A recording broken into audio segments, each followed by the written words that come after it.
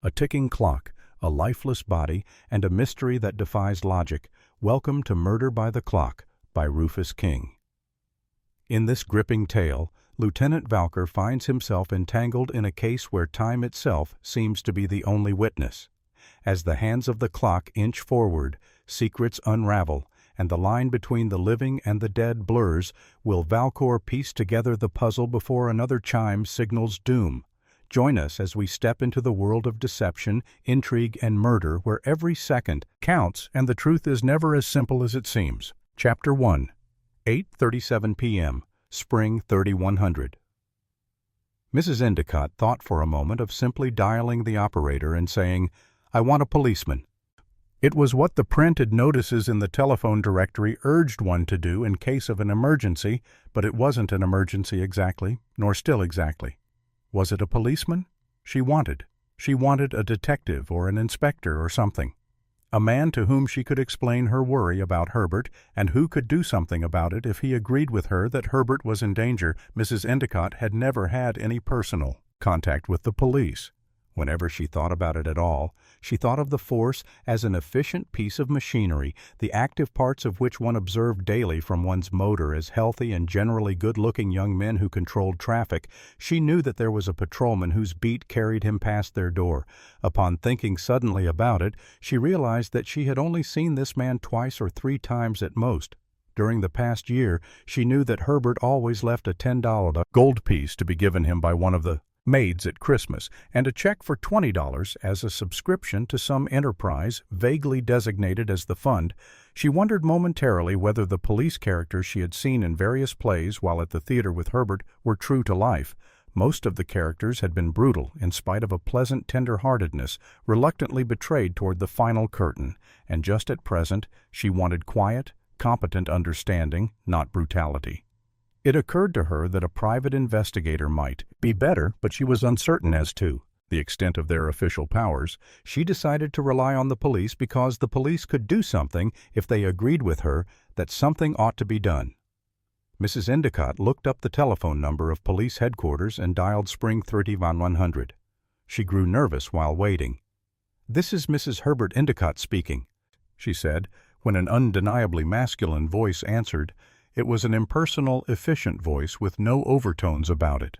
"Will you please connect me with your detective department? I beg your pardon." "Oh," she gave the number of her house on East 63rd Street between 5th and Madison Avenues. "This is Mrs. Herbert Endicott speaking." She began again upon a second voice's saying, "Hello, and I am worried about Mr. Endicott. I wonder whether you could send someone up to talk it over with me." "No, he hasn't disappeared. I know exactly where he has gone, but I have reason to believe that something might happen to him." "Yes, it's the Mr. Endicott who has been in the papers recently in connection with Wall Street around in a few minutes, but I thought—" Police headquarters were down on Center Street. They transferred the call to the precinct station. "Really? Oh, thank you." Mrs. Endicott replaced the receiver on its hook.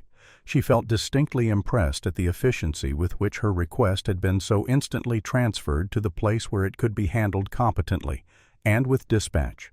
The living room where she had been telephoning was on the second floor of the house she left it, and went to her dressing room, which was toward the rear of a corridor on the same floor she gave her. Appearance: a preoccupied inspection before a pier glass.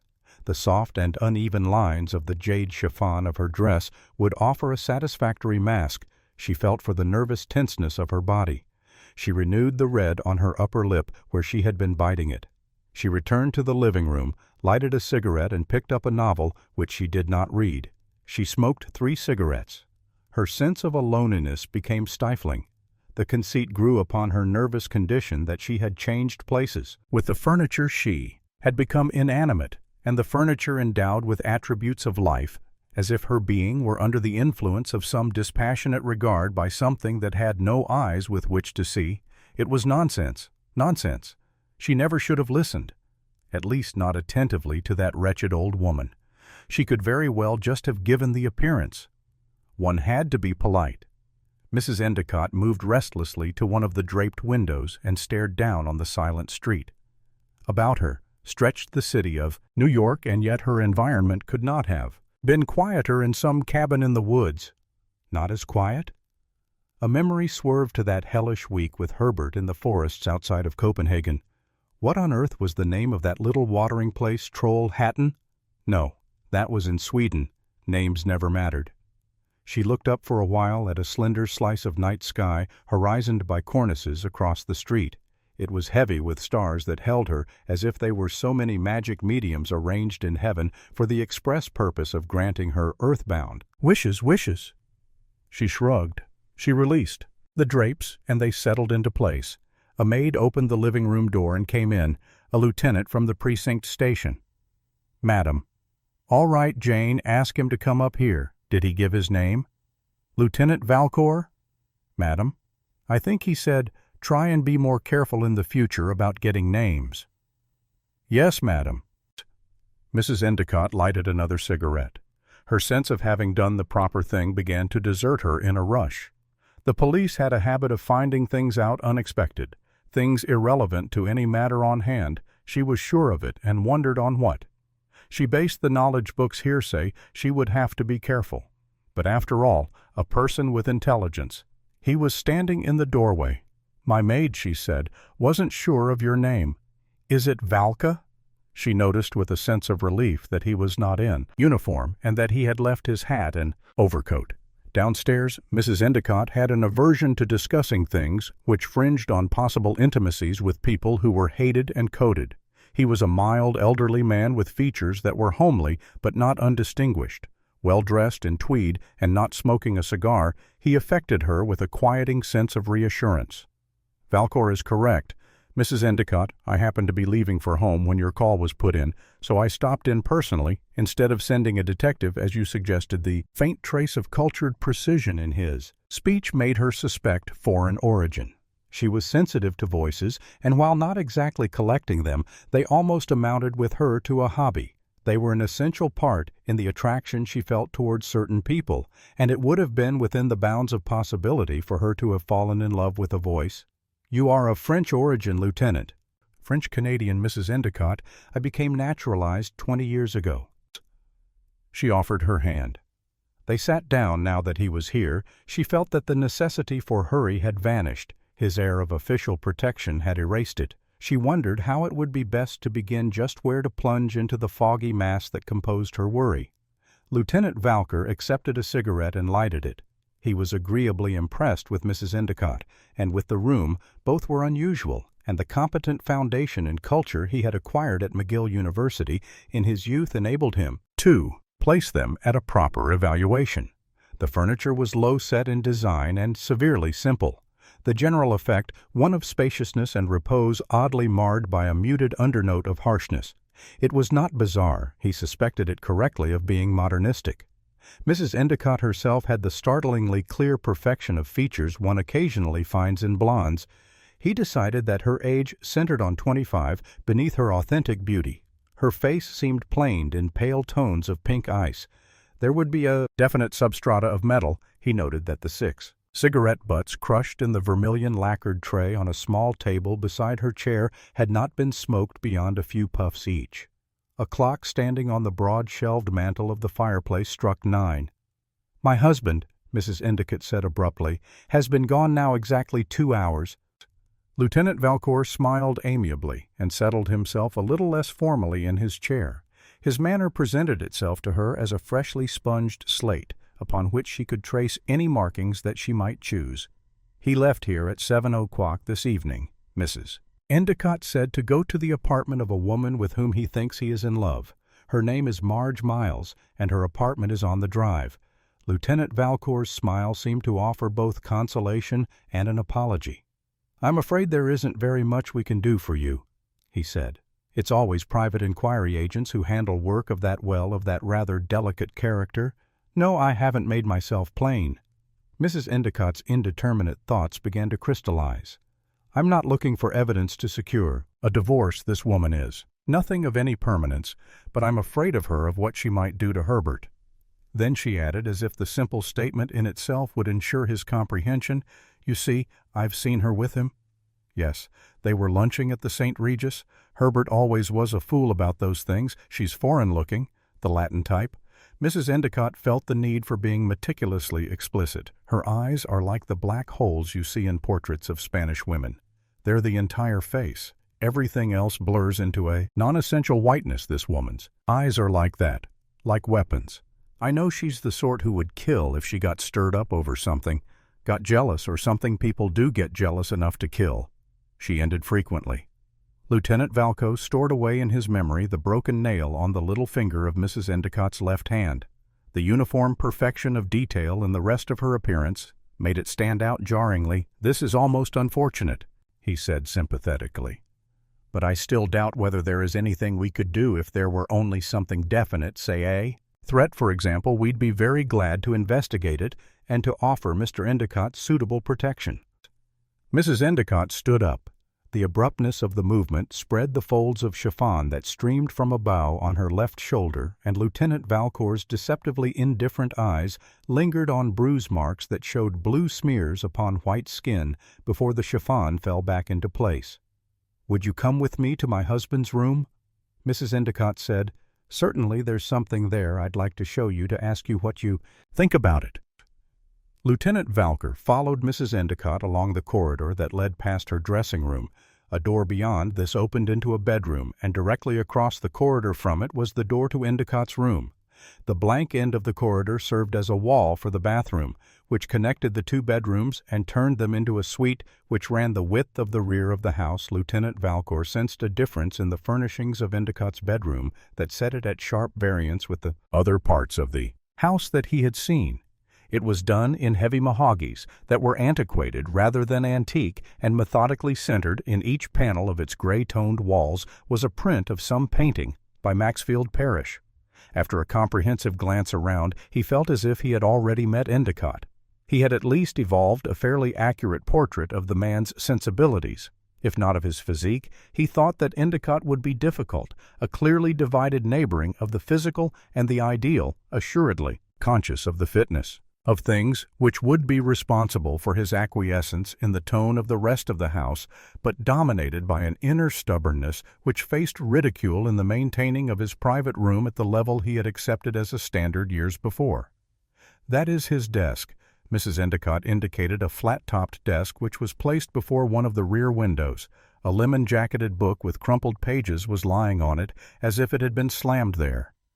Near the book was a scrap of paper. Lieutenant Valcour leaned down and stared at the paper, without picking it up on. It was printed in pencil. He looked at Mrs. Endicott. She was evidently waiting for him to speak. "Today is Thursday," he said. "Might it not be simply a memorandum? My husband doesn't print his memorandums, nor is it likely he would use a piece of paper torn from a paper bag," she added to clinch her belief. "I can't imagine Herbert ever having a paper bag. Perhaps he bought something at some haberdasher's. The paper is too cheap. It's more like the sort they use at grocerers or small stationers, so it is, and there's a crudeness about the printing. It's almost an intentional crudesse." Mrs. Endicott stared fixedly at Lieutenant Valcour. "It's the sort of printing you'd expect to find in a threat," she said. "I have learned to find almost any sort of writing or material used for purposes of conveying a threat." Lieutenant Valcour said, "People who threaten are invariably unbalanced emotionally, if not actually mentally, and there is never any telling just what they will do. There was a case that recently came to my attention where a woman received a threat which had been engraved on excellent paper and enclosed in the conventional inner envelope one uses for formal announcements or invitations. Really, I'm not by that questioning your judgment in the matter of this note. Mrs. Endicott, it might quite well be a threat, as you think there is nothing else apparent that it could be. When did you find it?" "Mrs. Endicott, after my husband had left lying just about where it is." "Now exactly where it is now, I see. You didn't touch it? Then just read." "Yet I wonder why your husband left it there." She looked at him almost impatiently. "I don't imagine he did leave it there. That is, purposely. It probably fell out from between the leaves when he slammed the book down, as it occurred to you that we might call up this Marge Miles, but that's foolish. Of course, you'd have thought of that." He observed her obliquely as she answered, "He'd never forgive me." Her gesture was faintly expressive of helplessness. "I'm not supposed to know anything about it, of course. This menace, Mrs. Endicott, this danger that you are fearing. Where do you think it lies?"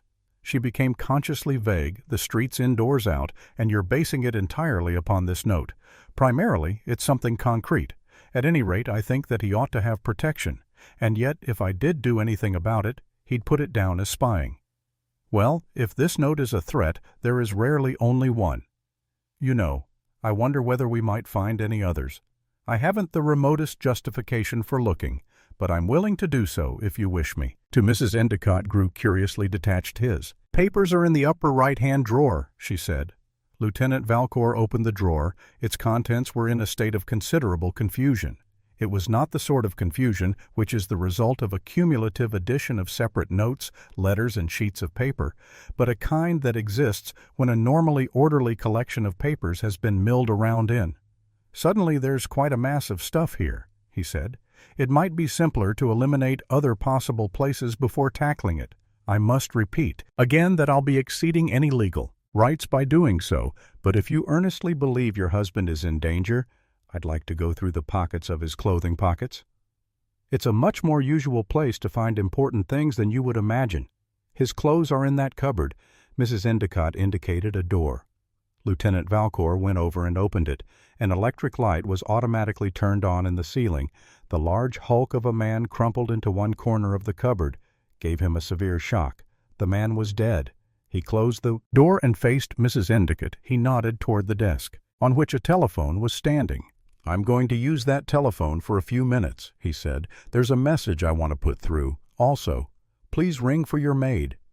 Mrs. Endicott's eyes widened a little. "There's something in the cupboard," she said. "Ring for your maid, please." She went past him and toward the cupboard door. He shrugged. The value of her reaction would offset the brutality of not stopping her. She opened the door and looked in. Her grip tightened on the knob. "Then he didn't go out at 7, she said. "No, Mrs. Endicott. He didn't go out at all." Chapter 2, 9:24 p. All marks of murder. Lieutenant Valcour felt that the utter stillness of the room would overwhelm him. Mrs. Endicott, everything seemed to be taking its cue from death. He reached past Mrs. Endicott and touched the body's cheek. It was quite cold. "Where is your room?" "Mrs. Endicott." He carefully pried her fingers from the knob of the cupboard door and then closed it. "But you can't leave him in that cupboard." Her voice held the toneless qualities of arrested emotion, as if the functioning of her nerve centers had stopped. "We must leave him in there, Mrs. Endicott, until someone from the medical examiner's office has seen him.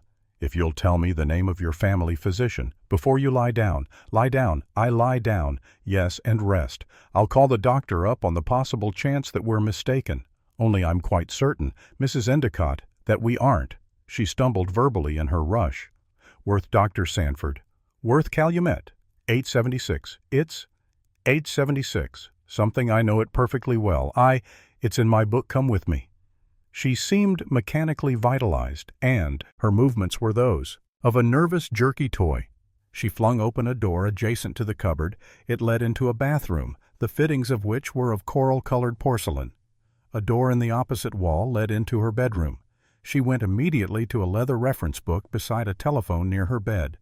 "It's Calumet 8, 769, she said. Her finger slipped in the dialing. "Lieutenant." Valka gently took the instrument from her hands and put through the call. "The office of Dr. Worth," he said, when a woman's voice answered him. "This is the home of Mr. Herbert Endicott. I am Lieutenant Valcour of the police department. Mr. Endicott is dead. I would appreciate it if Dr. Worth would come here at once and consult with the medical examiner and also attend to Mrs. Endicott." "Thank you." He replaced the receiver. "I haven't the slightest intention of collapsing, Lieutenant. We will need Dr. Worth anyway." Mrs. Endicott. Lieutenant Valcour dialed the central office and in a suddenly most efficient voice gave the requisite information. He then called his own precinct station and told the sergeant at the desk to send over a detail of 5 men in uniform. "The chief of the Homicide Bureau, the medical examiner, and some of my own men will be here presently," he said to Mrs. Endicott, "and my husband has to stay in that cupboard until they come. Unless Dr. Worth arrives first and disagrees with me that Mr. Endicott is dead, it's inhuman." "Very?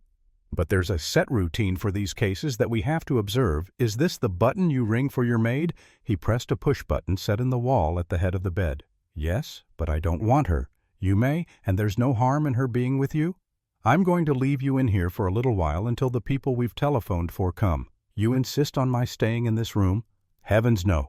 Do anything you like, Mrs. Endicott, or that you feel will help you as long," he added gently, "as you don't. Leave the house. Oh, you see, we'll have to talk such a lot of things over just as soon as the usual formalities are finished. It's rather terrible, isn't it?" "Pretty terrible, Mrs. Endicott." So she mentally groped for a satisfactory word, so conclusive it seemed a peculiar choice. Lieutenant Valcour sensed that it wasn't just Endicott's life alone which was concluded by death, but something else as well, such as an argument perhaps for a secret and bitter struggle. The precise significance was elusive, and he gave it up, or rather checked it within his memory in that compartment which already contained 6 barely smoked cigarette butts, a broken fingernail, bruise marks, and a note which, in view of the body, might safely be presumed to have been a threat. A maid knocked on the door and came in. She stared speculatively, for a curious second, at Lieutenant Valcour. Madame rang. No, Roberts. Lieutenant Valcour rang. Lieutenant Valcour is of the police. Any sudden announcing of the police is always shocking. It is a prelude to so many unpleasant possibilities, even in the lives of the most blameless. They are in a class with telegrams. Lieutenant Valcour noted that. Roberts accepted his identity with nothing further than an almost imperceptible catching of breath. Mrs. Endicott's attitude puzzled him. It wasn't resentment, certainly, or any stretching. At Rudis such emotion seemed so utterly inconsequential at this moment, when she must have been wrenched by a very severe shock. It reminded him of the aimless play of lightning clowning before the purposeful fury of a storm.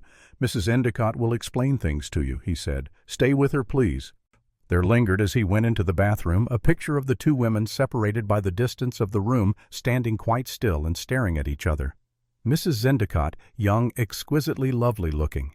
The other older, quite implacable.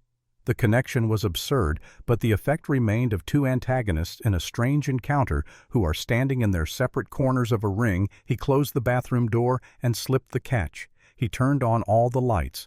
There was a single window. He parted muslin curtains and looked at a glazed lemon colored shade, especially along its hemmed bottom. There were some smudges at its center that interested him.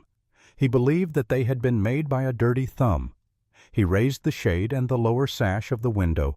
The night was clear and cold and windless. A shallow stone balcony ran the width of the rear of the house. It was for ornamentation rather than use, as to get onto it. One had to straddle the window-sill. Lieutenant Valcour did so, and stood looking down upon the dimly defined outlines of what in spring would bloom. Into a formal garden, he satisfied himself that there seemed no access to the balcony from the ground, unless one used a ladder or were endowed with those special and fortunately rare qualities which transform an otherwise normal person into a human fly.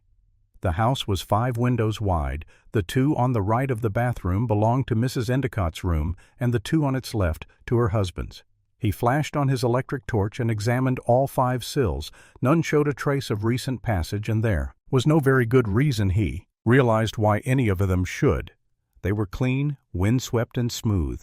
How pleasant it would be, he reflected, to come across the perfect imprint of a shoe or a rubber, or what was it that was so popular at the moment? Of course, the footprint of a gorilla. The case would then be what was technically known as an open and shut one. He'd simply take the train for California and arrest Lon Chaney and but enough. And the floor itself on the balcony was smugly lacking in clues. He relinquished the keen, sharp air the star-heavy night and returned to the bathroom by way of its window, which he closed, and again drew down its lemon-colored shade. A cake of soap in a container set in the wall above a basin attracted his attention. It was so incredibly dirty. Someone with exceptionally dirty hands had used it, and either hadn't bothered to rinse it off, or else hadn't had the time to. The dirt had dried on it. He couldn't vision such a condition of uncleanliness in connection with the hands of either Mr. or Mrs. Endicott, unless there had been some obscure reason he preferred to think for the moment that the hands had belonged, and presumably still did, to the murderer. That of course eliminated the gorilla. What a pity it was! He reflected that he was so constantly obsessed with infernal absurdities, even though he tried to keep them under triple lock and key when working with his associates on the force.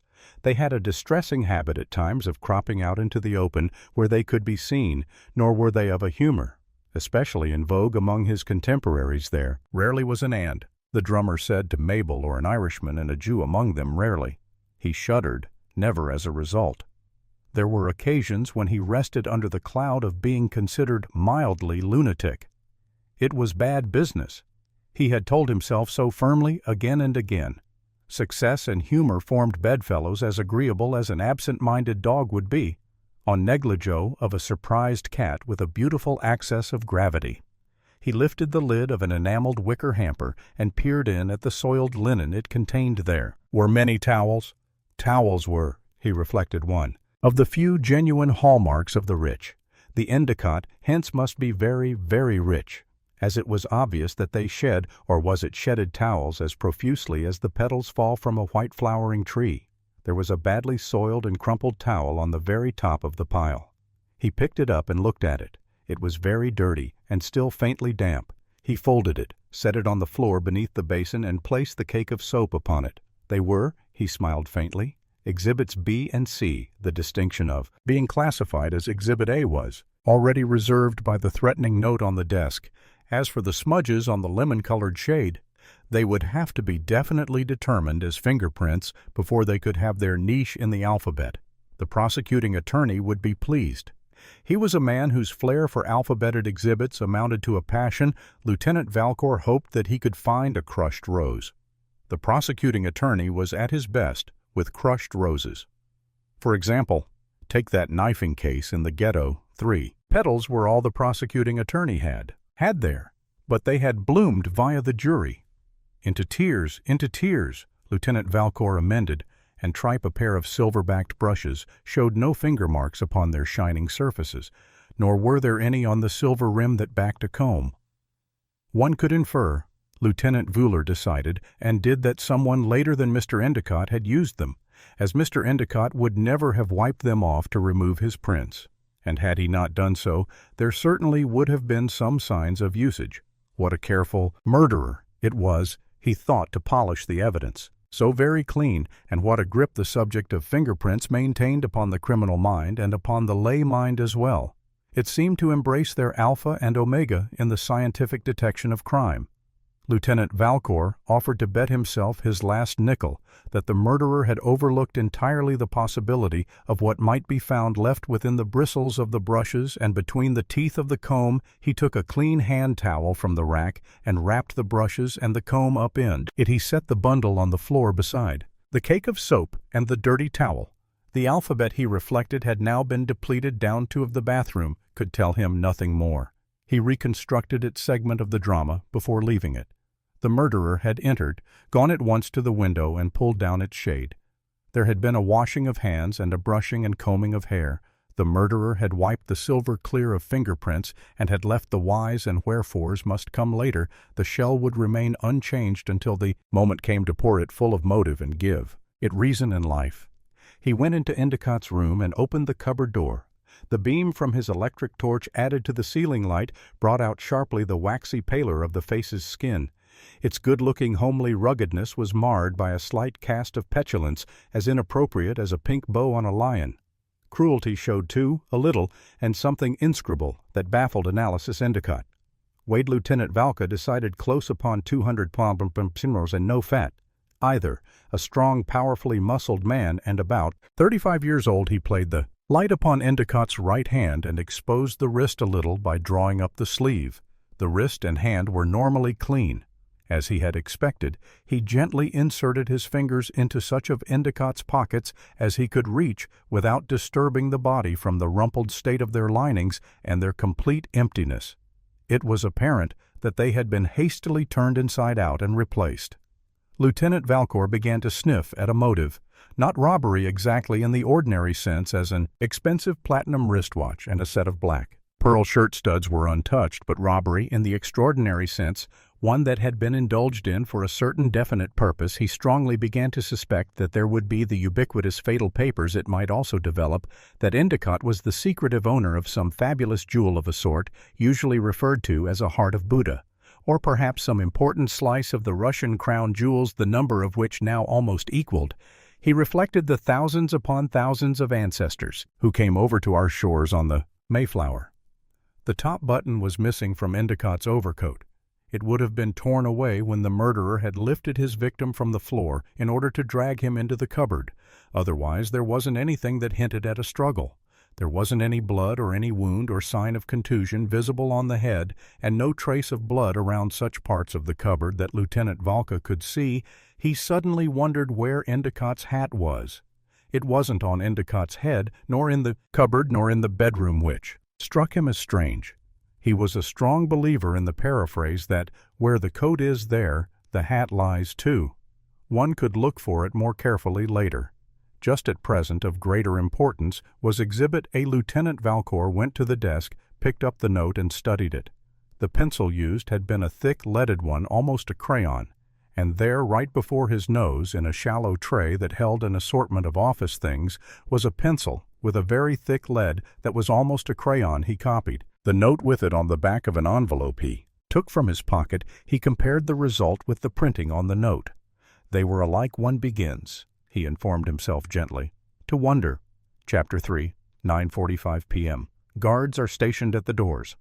There are knocks, Lieutenant Vueller believed, and knocks. He ranged them from gentle, careless rappings through sly, sinister taps to imperative demands, and finally thumps. He classified the ones at the moment being bestowed upon the hall door as official whacks. He was right. He put the scrap of paper and the crayon pencil in his pocket and turned to greet 5 men from the station house who flooded into the room on the heels of his come in. They were intelligent-looking young men, well-built, alert, and their uniforms were immaculate. 5 competent blue jays outlined sharply against gray walls. Lieutenant Valka knew each one of them, both by reputation and by name. He nodded to the starchiest and youngest-looking of them. "Cassidy," he said, "stay in here. O'Brien, stay by the front door and keep Hanson with you to carry messages. There's a servant's entrance at the front. McInnes, it's yours, and you Stump. Watch the door from the back of the house into the garden. If anyone wants to leave the house, send him to me first. You can let anyone in, with the exception of reporters, and find out their business now. In regard to the reporters, just be your natural, genial selves, and say that apart from the plain statement that Mr. Herbert Endicott, the owner of this house, is dead, and that Lieutenant Valcour choked slightly.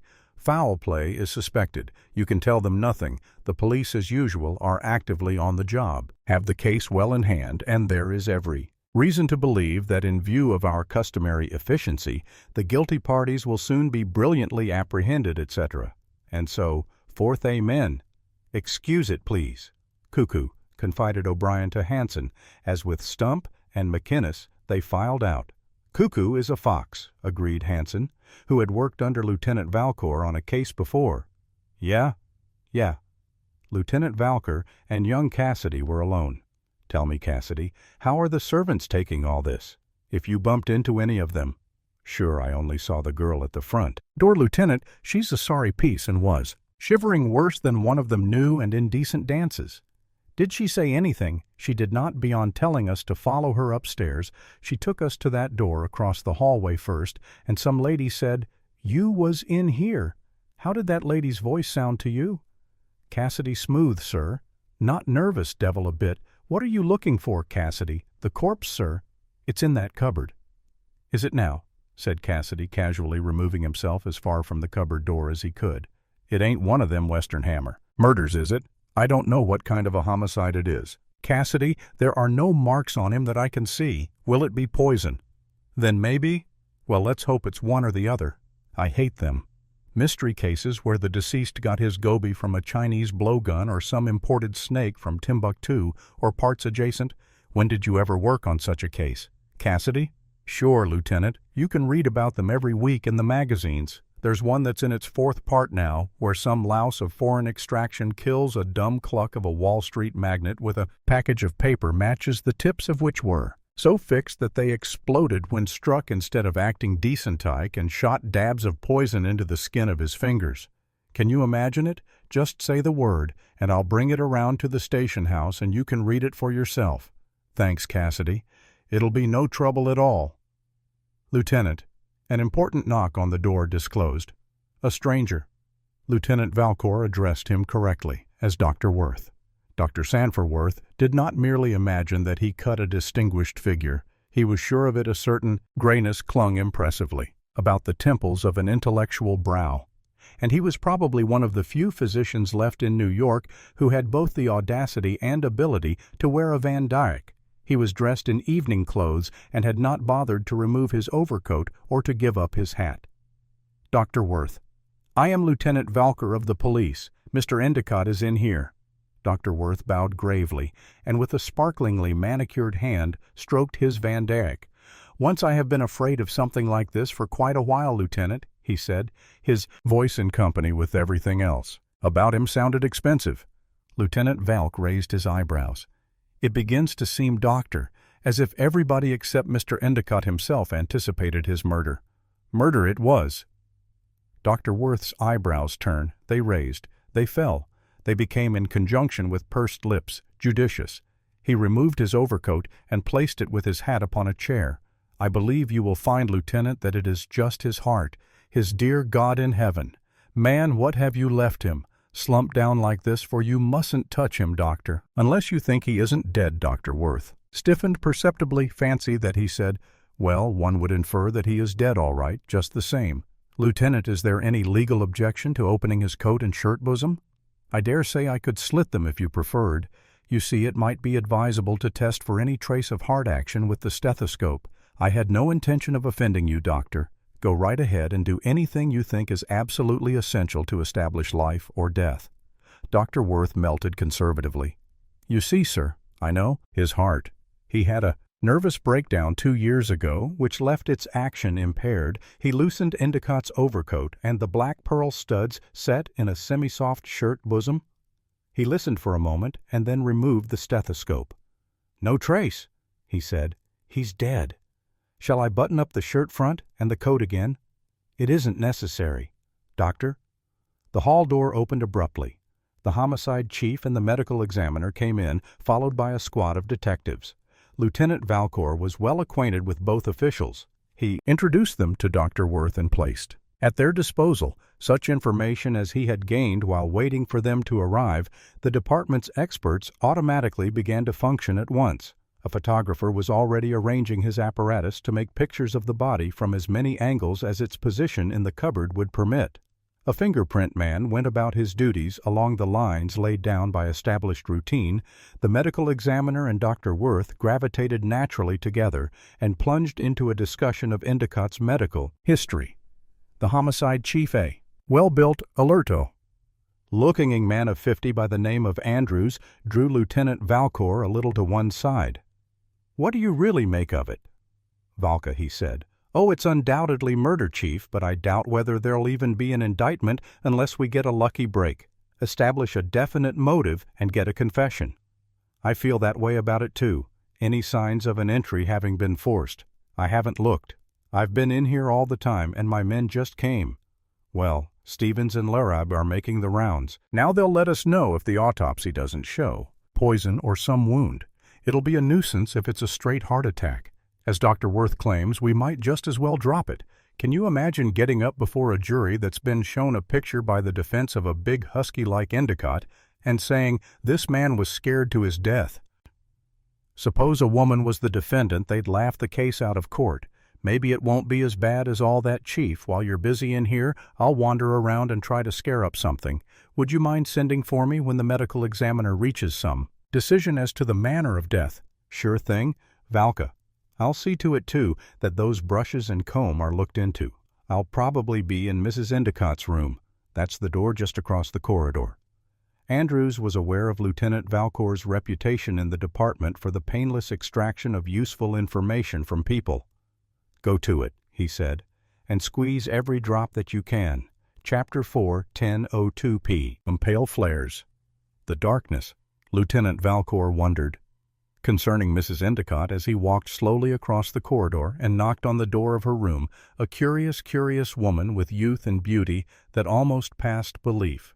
He knew her instinctively as one of life's misfits, complex to a note far beyond the common tune, essentially an individualist, essentially unhappy, from an inevitable loneliness, which is the lot of all who are banished within the narrow confines of their own complexity. Type he had seldom met, but of whose existence he was well aware.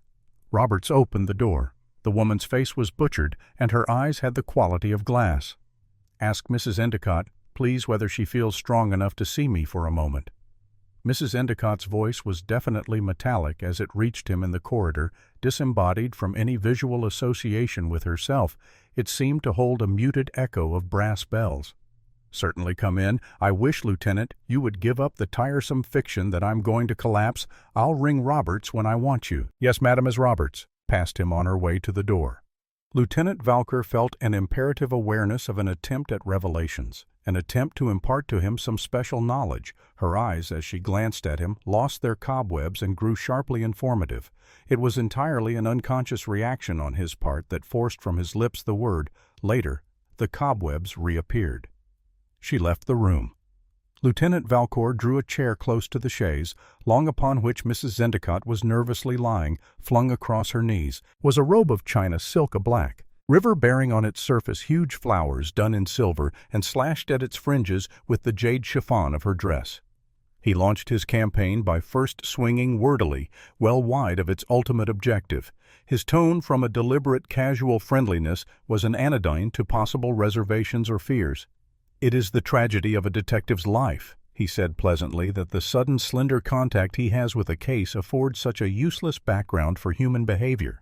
You can see what I mean, Mrs. Endicott, were I you or some intimate friend, either of yourself or of your husband, I would already be in possession of the countless little threads that have woven the pattern of Mr. Endicott's life for the past 5 or 10 years. You'll forgive me for outraging oratory. It's a nasty habit I've contracted in later years. Whenever dealing with the abstract, I'm not making a speech. Really what I'm trying to express is that in that background, that pattern of Mr. Endicott's life, one thread or series of interrelated threads would stand out pretty plainly as the reason why someone should wish to kill him," I said. "Mrs. Endicott have several times wished to kill him." Lieutenant Valka nodded. "There is nothing left for me but the trite. Things to say about marriage and trit things, after all, are the true things. Don't you think if they're just discovered, I mean by that to the person just discovering their deadly aptness, they're true, rather terribly so sometimes, but the aptness wears off with usage." Mrs. Endicott's slender hand and arm were models of quietness in motion as she reached for a cigarette. "Everything wears off with usage," she said. "Love quicker than anything else, but it doesn't wear off completely. Love doesn't ever." Mrs. Endicott looked at him sharply. "Why are you a detective?" she said. "The accident of birth, of environment, only geniuses, you know, ever quite escape those 2 fatalities. My parents immigrated from France to Canada, where my father held a certain reputation in my present profession. My parents died.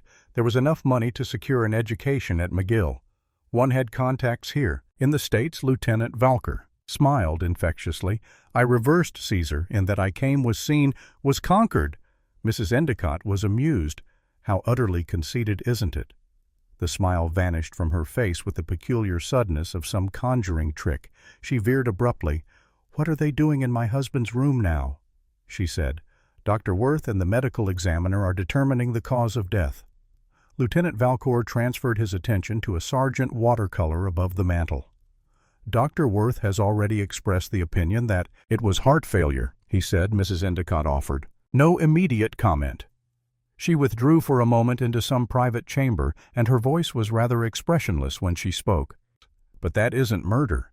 It could be if the disease itself were used as a weapon. I don't believe that I understand why, if some person who knew that Mr. Endicott was subject to heart attacks were deliberately to shock or scare him suddenly, or even give him a not especially forceful blow over the heart, and he were to die as a result of any one of those things that would be murder, it would have to be proved pretty conclusively, of course, that it had been done deliberately." Mrs. Endicott joined him in his continued inspection of the sergeant. "It would indicate a rather circumscribed field for suspects, too, don't you think?" Yes, one would confine one's suspicions to those who were intimate enough with him to know of his physical condition, but apart from all that phase, there are those things we technically speak of as attendant circumstances. They point to murder.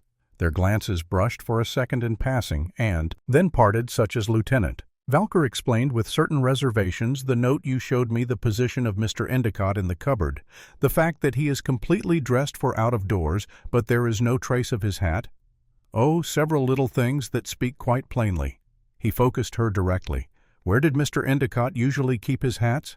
I've never noticed. Particularly, there's a cupboard downstairs in the entrance hall. And of course the one. Yes, I've looked for it up here. I wonder whether you'd care to tell me what happened, what you did, I mean, and what you remember of Mr. Endicott's movements from the time, say, of his reaching home this afternoon. Mrs. Endicott's face sought refuge in the very pith of candor. Why, nothing much. Nothing unusual. Lieutenant Valcor laughed pleasantly. That is where I fail in my background, he said. The things done were usual to both of you, and therefore of no importance to me. However, they would prove interesting because of their unfamiliarity. Did you talk at all? Elaborately? I beg your pardon, I said elaborately. Herbert makes a point of talking elaborately whenever. He's lying. I see he was lying then, about Marge Miles, and unoriginally. But Herbert never was original much in his emotions. He told me he was going to an impromptu reunion of some men in his class at the Yale Club. These reunions have occurred with astonishing regularity once a week for the past month, in spite of their impromptu character. I detest having my intelligence insulted. She ended not unfairly more than anything else in the world. You will forgive me for becoming personal, but I doubt whether Mr. Endicott understood you very well. He didn't understand me at all. And you him? Mrs. Endicott momentarily disarranged the perfect arch of her eyebrows. I could see through him perfectly, she said. A child could see through him, but understand him.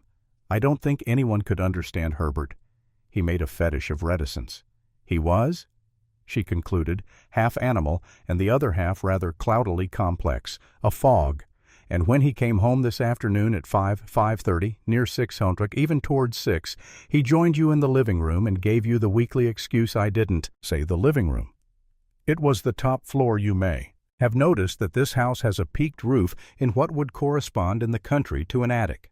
She stopped sharply, and her defensive veneer cracked for an instant, long enough to show that she was definitely startled.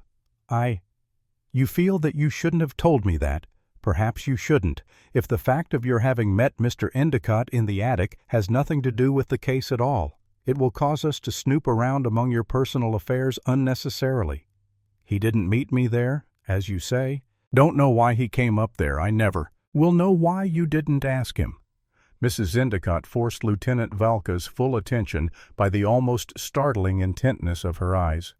There has never been a direct question put or answered between Herbert and me during the whole period of our married or unmarried life. She said my hold on him was the static perfection of my features and a running superficial smartness in attitude and mind that passed for intellect. His hold on me was that I loved him even when you wished to kill him. I suppose even then, mind you, I never wished him dead. There's a difference. Oh, quite. Lieutenant Valco smiled engagingly. You often felt like killing him, but you wanted it to stop right there. You know, I wish you'd come to tea sometime. Mrs. Endicott's eyes contracted sharply. Her voice became a definite apology, not to Lieutenant Valker, but as though its message were being sent along obscure and private channels to some port where it would find her husband. There are moments, she said, when you make me forget forgetting isn't a sin. That's natural. It's not loving being mentally hurtful. That's a sin. There isn't any word exactly for what I mean. Did you both stay in the attic and go through the trunk together, or whatever it was you were going through? Mrs. Endicott smiled as if at some secret knowledge. I wasn't going through a trunk, she said. No, I just mentioned it as 9 times out of 10. That's what people do in attics. And the 10th customary thing said, Mrs. Endicott reaching for a cigarette, is suicide. Chapter 5, 10:17 p. Living or dead? Lieutenant Valcor's eyes narrowed slightly. He had a habit of dividing suicides into 2 classes, those who talked about killing themselves and those who did so. He knew that the 2 rarely overlapped. He felt a shocking conviction that in Mrs. Endicott's case she might well have been the exception, which proved the rule. "I suppose an attic is the conventional place for suicide," he said, "or at least to think about it." Mrs. Zendecott's laugh was without humor. "One doesn't need an attic in order to think about it, that's true. And so you went downstairs with him, then he followed me in here. That is," she corrected herself with noticeable carelessness, "we went into the living room, and he wondered while he kissed me whether I'd mind very much being alone for dinner. I doubt whether you've ever experienced, Lieutenant, the rather perfect torture of an abstract kiss. Men don't. We're too self-centered, I'm afraid, or conceited or something, or else our sensibilities aren't refined enough to be hurt by it. But you could understand if you could. Vision the background. Everybody knows what love is." "Mrs. Endicott, that's just it. It's the comparison of what is with what has been. It's an indescribably vulgar subject. Kissing, but it's either very wonderful or very painful. People who claim it can be a combination talk nonsense. We can eliminate, of course. Of course, petting, they call it, or did you never know from 1 minute to the next just what a thing is being called, and then he went to his room to dress. Yes, alone. Certainly has he a valet? Herbert, heavens no, and you dressed, yes, Roberts helped you, of course. Then when Mr. Endicott said goodbye, he called it through the closed door." Lieutenant Valcour almost visibly showed his surprise. "He did say goodbye. Herbert insists upon saying goodbye."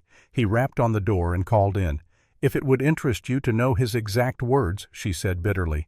"They were in the falsetto voice he uses when he thinks he's being especially funny, and were 'Don't be angry with her, wee boy sweetheart, goody bisky.' They're almost emotive in themselves," said Lieutenant Valka, smiling. "Which door did he rap on, Mrs. Endicott?" "The hall door, I see, and you heard him going down the stairs. One can't hear footsteps with the door closed, and that was at the clock over there. On my mantel was striking 7, and after that there is nothing further you can tell me about Mr. Endicott." "Nothing. You dined, you went to his room, you found the note, you began to worry, and then you called us up. That is it. Was it in this room here, or up in the attic, Mrs. Endicott, that you told him you were going to kill him here after he that wasn't exactly fair, was it? Heavens no. But awfully smart, Lieutenant." Valka's smile was the essence of pleasantness. "I do wish you'd continue with the after he did what, or was it something he said did?" "Yes, I told you." She blazed that he was half animal. "You can hardly expect me to become more explicit." Lieutenant Valcour was genuinely upset. "I do beg your pardon, Mrs. Endicott," he said. "About this afternoon, were you in the house?" "Partly. I had tea at the Ritz early about 4:30 with," she added defiantly, "a man." "Ah, exactly. So that will permit you to reverse another tradition, and gosh, Lieutenant Valcour found instant good humor. So you decided to fight fire with fire," he said, "if you care to call it that. Just who is Marge Mars?" And what Lieutenant Valcour said. "Suddenly there are several terms one might apply to her. They all mean the same thing." "I believe that recently, however," Mrs. Endicott said very distinctly, "she has lost her amateur standing." Recently, the past year or so. Mr. Endicott had known her as long as that until the past month or two. My husband had not known her at all. He'd heard of her, of course, and so had I. Then she is a woman who once had position. She was the wife of one of Herbert's friends, a man who died 2 years ago and left her penniless. They say, incidentally, that she killed him. Killed him. It was just gossip, of course. They had a camp near some obscure lake up in Maine. The canoe they were in one evening upset. Harry Miles couldn't swim, and Marge Miles was famous for her swimming. Then the inference is that she, neglected to save her husband and that she deliberately upset the canoe. I repeat, it's all gossip. People dropped him. You see, after he married her, that's a commentary for you." "You mean they still accepted him while he was?" "That is before the ceremony." "Yes, while he was living with her, it's thoroughly natural. Of course, people didn't have to recognize her. Then they could ignore her. But you can't ignore a man's wife. You either have to recognize her or not. The Knotts had it. If she had been a genuinely nice person, or an amusing one, I doubt whether the fact of their having lived together really would have mattered. But she wasn't. What was she? Before her marriage, a member of that much maligned group known as the Chorus, and recently she had got in touch with your husband. She looked up all of Harry's old friends. Don't you see, as a widow? She again had a standing a shade higher, but similar to the one she held before Harry married her. I don't know how many others she landed, but she certainly landed Herbert, and you were afraid she would do something to him. Well, she killed Harry then. You personally believe the gossip." Mrs. Endicott did not bother to give a direct reply. She shrugged and twisted a little on the chaise longue. "And do you associate her in any way, Mrs. Endicott, with what has happened here tonight?" She continued to evade further direct responsibility for an opinion. "Who else," she said, "but the actual mechanics of it? Mrs. Endicott, how could she have got into the house? It could be done. Herbert himself might have let her in. That's going a little far, isn't it? Yes, it was rotten of me to suggest it. I never really thought it, Lieutenant. I just said it. And after all, Mrs. Endicott, why should she want to kill your husband? You weren't trying to keep him from her. He might have been trying to keep himself from her. He might. It's stretching it a little, though, to think she'd deliberately kill him for that. She wouldn't do it deliberately. I don't know when a woman starts out to kill, she invariably chooses some weapon or a poison. Every case has proved it again and again, but we're only speculating, aren't we? Who was it who took you to tea? I haven't any intention of telling you, because it might involve him. He couldn't possibly be involved if I thought he were. I'd tell you in a minute. Someone knocked on the door, just the same. Mrs. Endicott, I wish you would tell me who he was. No. Lieutenant Valker was able not only to recognize finality, he could accept it. He considered Mrs. Endicott's very definite refusal to answer his question as of small consequence. There were so many more ways than one for frying an eel. He stood up and crossed to the door. He opened it and stepped into the corridor, closing the door behind him. Even in the dimmish light, young Cassid's normally ruddy face was the color of chalk. "What's happened?" "Cassidy, honest to God." "Lieutenant, I'm scared stiff. They're getting things ready in there to bring that corpse back to life." Chapter 6, 10:32 p.m. Pictures in dust. Lieutenant Valcour stared for a puzzled instant at the white face. "What do you mean, Cassidy?" he said. "Honest to God, Lieutenant, I mean just what I say, but that's impossible." Cassidy went even further. "It's sacrilege," he said. "Nonsense," Lieutenant Valcour said sharply. "You have simply misunderstood, Doctor. Worth it is possible that Mr. Endicott was not dead at all, but in some state of catalepsy. No one, Cassidy, can bring back the dead. I'm glad to hear you say so, sir." "Then let us go in." "Must I go back in there too?" "You must forget the fact that you're a superstitious Irishman, Cassidy, and remember that you're a cop. Cops, as you've been told, more times than one should be. Noble, firm, and perpetually cool, calm, and collected. Sure, now you're kidding. Tut well, and I'll try, Lieutenant, but cripes, but nothing," advised Lieutenant Valcour as he opened the door to Endiott's room. The effect was shockingly garish. All shades had been removed from their lamps, and the various details of the furnishings stood out in the painful white light, brightly clear. Andrews was alone. He stood near the bed upon which Endicott had been placed, looking in rather shocked bewilderment at the body. Lieutenant Valcour joined him. A blanket had been drawn up to Endicott's chin, and the face which remained exposed looked very wax-like, very still, very much like a dead man's. "Indeed, this is the damnedest thing, Valka. What is chief? They say there's a chance that this man isn't dead. Worth is going to operate, but Dr. Worth himself admitted that the heart had stopped beating after testing with a stethoscope. What sort of an operation worth going to inject adrenaline into the cardiac muscles? I wonder just how much value there is in that stuff." "Well, unless Endicott's been poisoned, the medical examiner and Worth both seem to think there's a chance. They feel there's no harm in trying. Anyway, it sounds silly to me, but they reminded me of that recent case in Queens. You probably read about it, where a man had been pronounced dead for 6 hours and was revived. Of course, they said he wasn't really dead, just as they now think that Endicott may not be really dead. No one can bring back the dead." Lieutenant Valka threw a bland look to Cassidy, who was standing in as convenient a position to the hall door as he could possibly get. "They say," Andrews went on, "that adrenaline's been used off and on for years' worth. Says they try quite often. When a baby is born dead, sometimes it starts the heart pumping, and the baby lives." Lieutenant Valker shrugged. "It will make things pretty simple for us. If it works with Endicott," he said, "he can make a statement and prefer charges himself. Where is everybody? The medical examiner and Worth are downstairs, teleoning and making arrangements for the operation. My men have finished and have gone back to headquarters. There wasn't any sign of forcing an entry, so it looks like an inside job. If there was any job. I tell you, Valka, if it wasn't for your suggestion that robbery was a motive or for that note that might have been a threat, I'd drop the whole thing. It's a different matter if the adrenaline doesn't work and an autopsy proves poison or something. Find out much from Mrs. Endicott, enough to be interested in learning more. Want the details later. If I have to get to work on the case, you want to keep on handling it. Yes, go ahead. Call for any outside stuff you want us to check up on for you. I'll send you a report on the brushes and comb as soon as they finish with them downtown you. Going chief, no use in my sticking around. Valker, we haven't a case yet, really, that calls for any central office work. Hell, according to those 2 six-syllable specialists downstairs, we haven't even got a corpse robbery. There may have been, and it's your precinct, so go to it. I'll find out from the medical examiner when he gets back how the operation turned out, and if there's going to be an autopsy, if poisoning is proved. And you haven't pinned it on anyone by then, I'll get on the job again.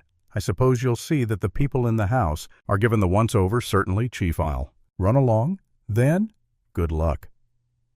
Valka. Thank you, Chief Andrews, left the room and closed the door. I bet he's got a date, said Cassidy. He'd stay here if he had 20 dates. If he thought it was necessary, said Lieutenant Valker. Well, I wish I had a date.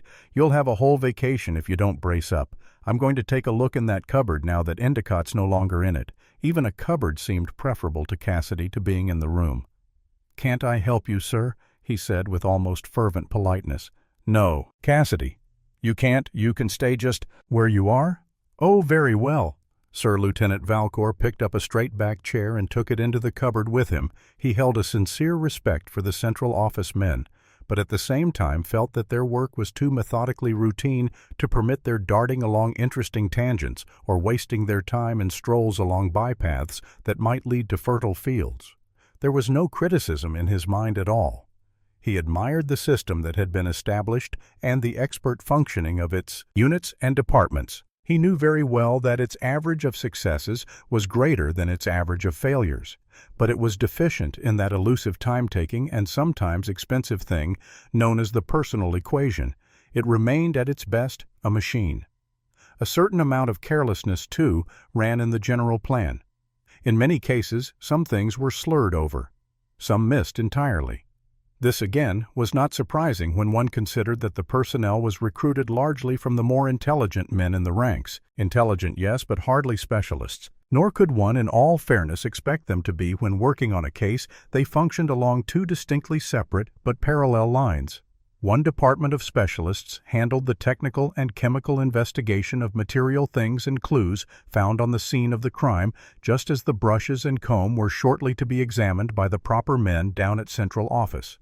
A second department dealt with the human aspect, examining witnesses, looking up all friends or connections of the victim, a large, competent organization that would stretch feelers, no matter how many were necessary, to every contact point of the victim's life within the city, and from whose findings some possible motive could be established and some possible suspect or group of suspects be evolved.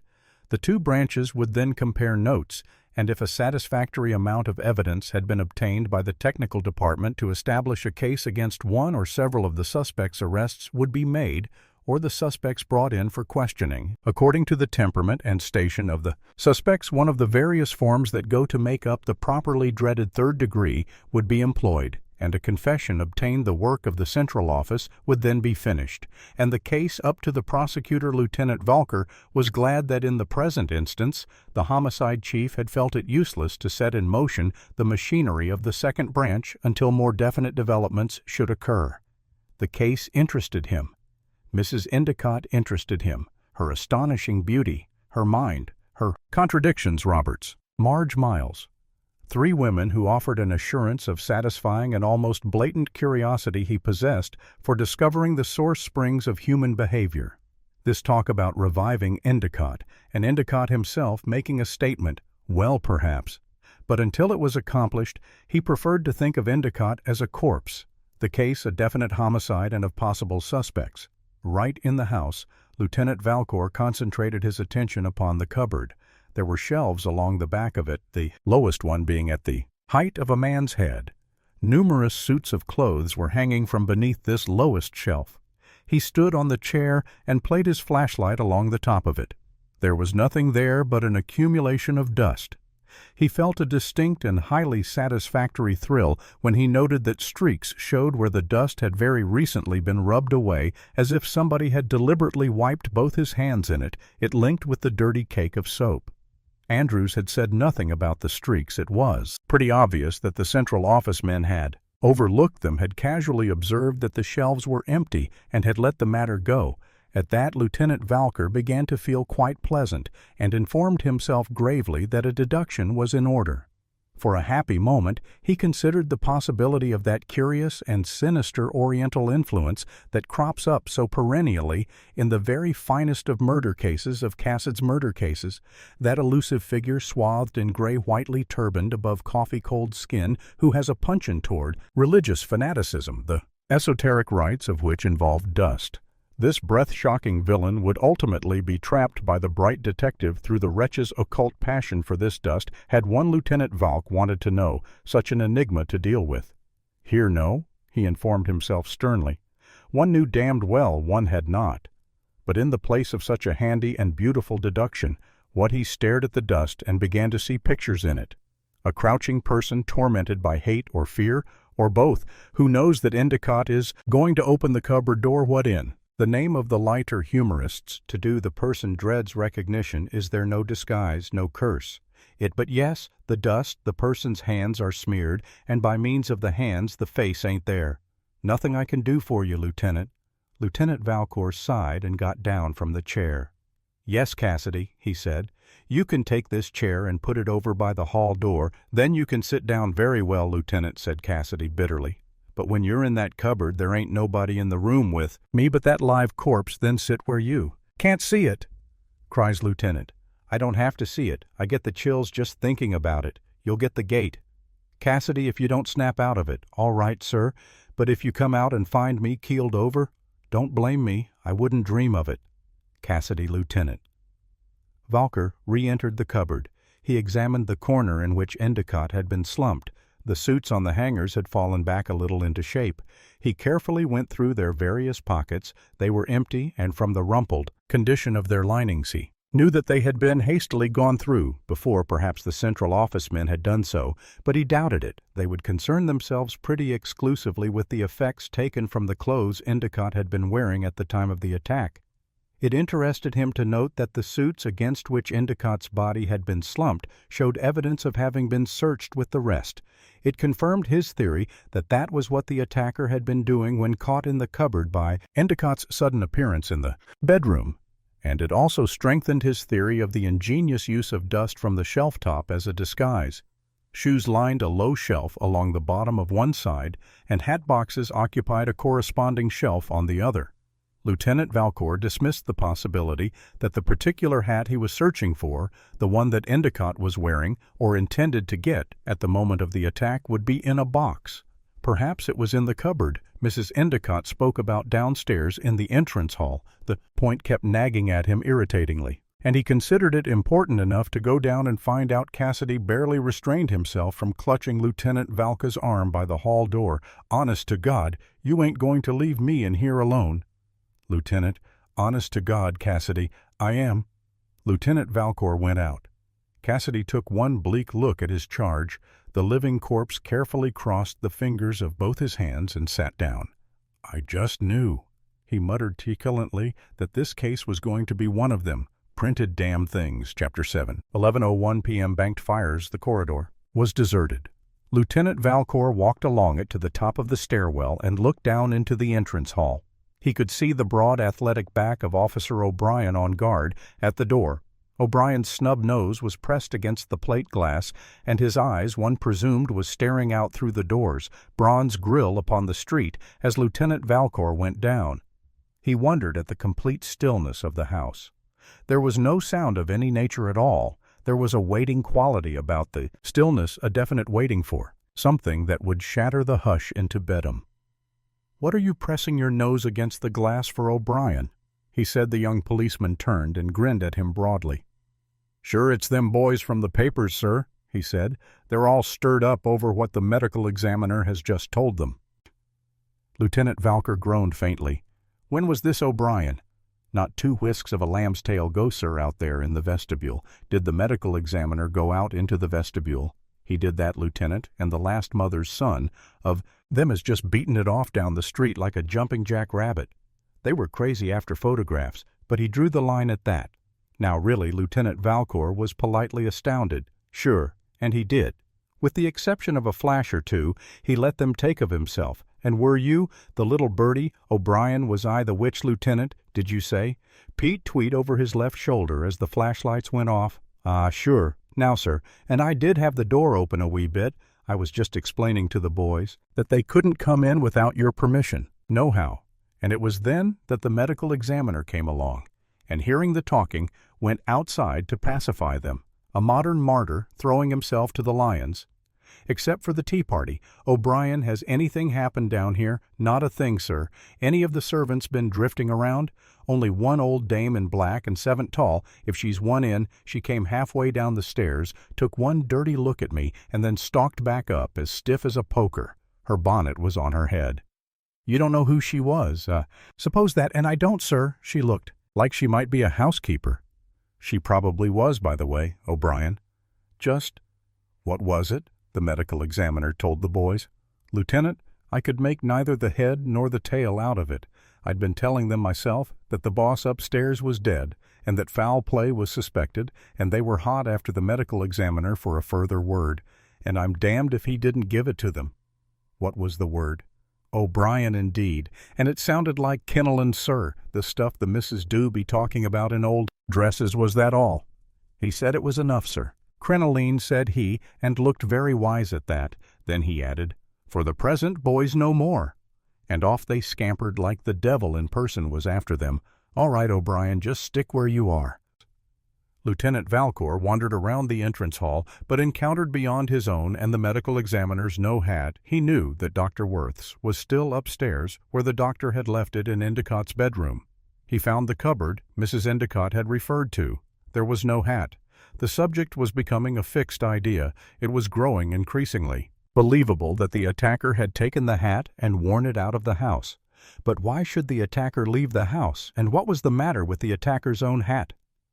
Time, if not Endicott himself, would have to tell. From a reception room opening off the entrance hall, he caught the murmur of Dr. Worth's and the medical examiner's voices in consultation. He passed the door indifferently and went upstairs. An old dame in black, 7 foot tall, if she was an inch. Her bonnet was on her head, and her bonnet, Lieutenant Valcour repeated softly, to himself, was on her head. He continued on up a second flight of stairs to the 3rd floor. A door toward the end of the hall was open, and light flooded out through the doorway. He walked to it and looked in. A tall, thin woman sat on a chair before a grate in which some coals burned bleakly. She was unbelievably gaunt, her silhouette of pencil rigidly supporting an austere face beneath a smooth, inverted cup of steel-gray hair.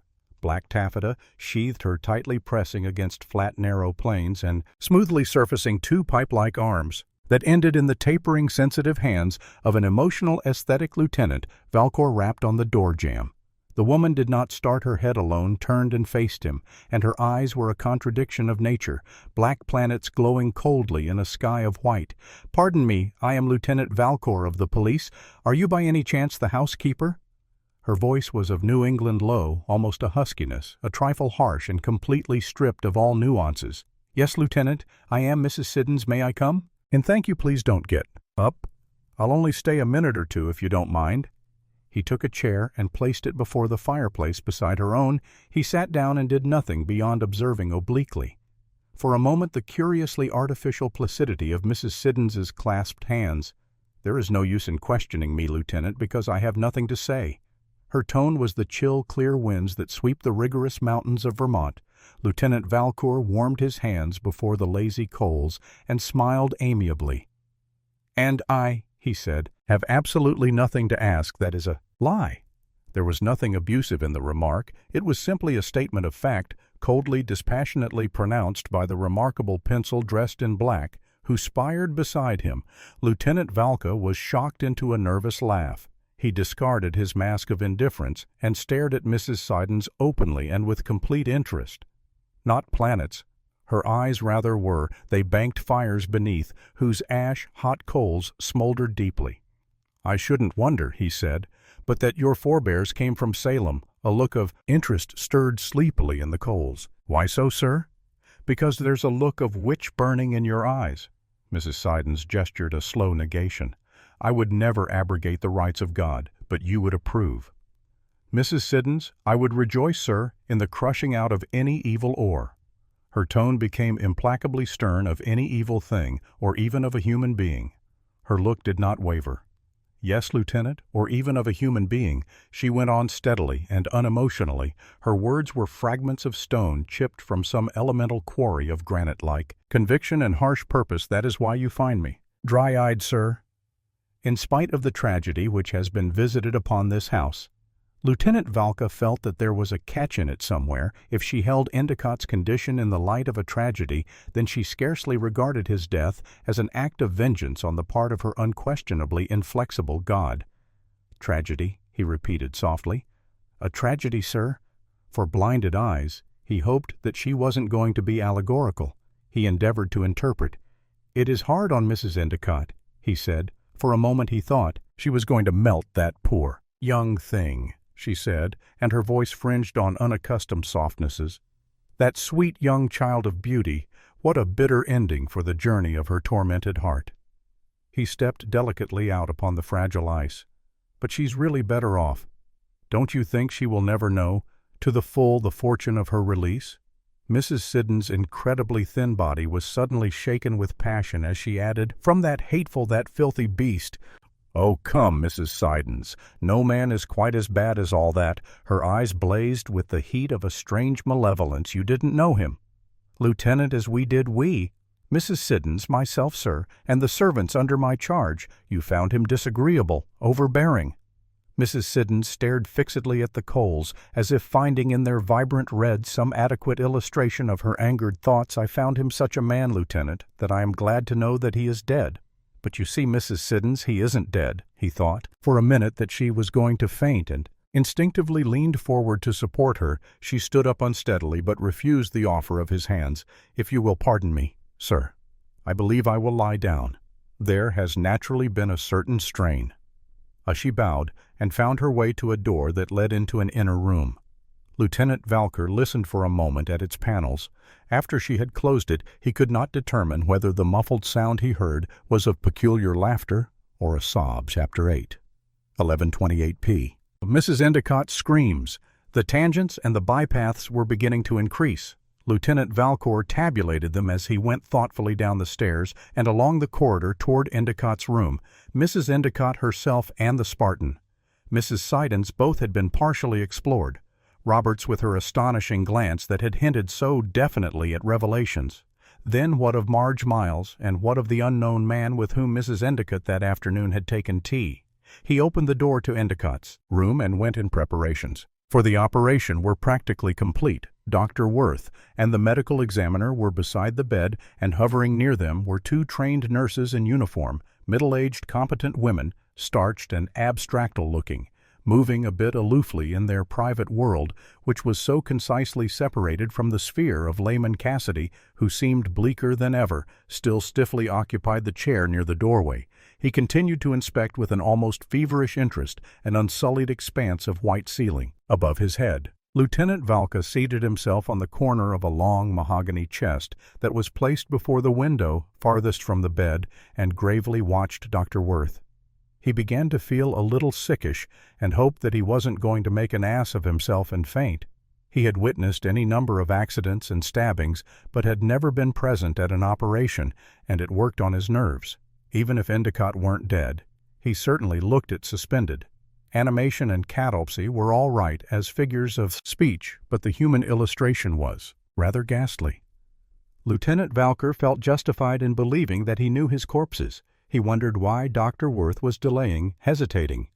No, bending over now and in his hand, ready to give the injection of adrenaline into the cardiac muscles, was the response, was immediate with the aid of the stethoscope. Dr. Worth heard. Endicott's heart throbbing again, growing steadily stronger. Quite noticeably beneath the bright white lights, a faint flush started to run through Endicott's skin. Lieutenant Valcour saw it, and he moistened with his tongue the dry, pressed surface of his lips. Dr. Worth straightened up and handed the stethoscope to the medical examiner. "Endicott lives."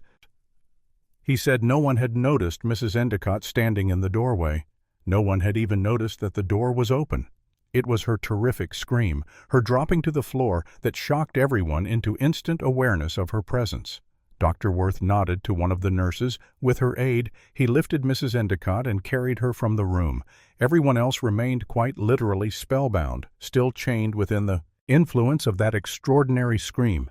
It didn't seem more than a second or two before Dr. Worth returned. He went directly to Lieutenant Valk. "I have given Mrs. Endicott a narcotic that will keep her quiet for the night," he said. "It was outrageous. Her being here, that guard at the door should have seen to it that it was kept closed. Most outrageous, Dr. Worth. I believe all of us were hypnotized by watching you, and I don't care what the law is. She can't be questioned or disturbed in any way at all. Until I say so, but that is the law, doctor. You are quite within your rights to dictate concerning your patient. I don't want to dictate. I'm just as willing as anybody to have the criminal side of this mess cleared up. If there is a criminal side, Endicott would hardly have crawled into a cupboard to have a stroke. Would he, doctor?" "No." Dr. Worth's intelligent eyes stared speculatively at Lieutenant Valka for a minute. "Not unless he'd hidden in there to overhear something, and did overhear something, that gave him a stroke," he said. The cesspool Lieutenant Valka decided was beginning to show strange depths within its depth. The medical examiner came over and joined them. He complimented Dr. Worth briefly on the success of his operation, assured Lieutenant Valker that the homicide chief would be given a full report of Endicott's recovery, and presumed that from now on the case would be left in Lieutenant Valcour's hands. Lieutenant Valcour would deal with whatever charges of robbery or assault might develop from it. He said goodbye and left the room with the fullest intention of going right straight home to bed, and so he promptly did as soon as he had made the promised report to Andrews. Dr. Worth pointedly raised his eyebrows. "Then there will be charges. Lieutenant, that will depend largely upon Endicott. Doctor, as he is now revived, he will tell us himself who attacked him, or the nature of the circumstance that gave him the shock, I trust. So there isn't any doubt." "Is there?" Dr. Worth grew expansive. "Certainly there is a doubt," he said. "While it is true that Endicott has been revived, it is impossible to state definitely that he will recover consciousness, and even granting that he should recover consciousness, there is also a chance that he might prefer not to make any statement at all. What would you do then?" "Lieutenant, fold my tense doctor and fade away." Dr. Worth looked down a long, straight nose for a minute at tips of low patent leather shoes. "And if Endicott does not recover consciousness," he said softly, "what will you do then? You'll be surprised at the number of things I will do. Then—" Dr. Worth's eyes, surfeited with patent leather, snapped up sharply. "I must impress on you that Mrs. Endicott is not to be disturbed," he said. "She won't be, doctor. Nurse Vickers, who helped me into her room with her, is going to stay with Mrs. Endicott all night. 2-day nurses will come in the morning, one for her if necessary, and surely one for Endicott. I need scarcely impress upon you the seriousness of his condition." Dr. Worth made a gesture of irritated bewilderment. "I wish I knew him more intimately, who his friends are. I mean, he never talked with you about them. Never. He seems an unusually reticent man with an almost abnormally developed feeling for privacy concerning his intimate affairs." Dr. Worth's manner grew definitely severe. Mentally, he wagged a finger under Lieutenant Valker's nose. He mustn't have any further shock. There must be nothing, absolutely nothing, that will shock him. When and if he regains consciousness, he directed his attention momentarily to the nurse.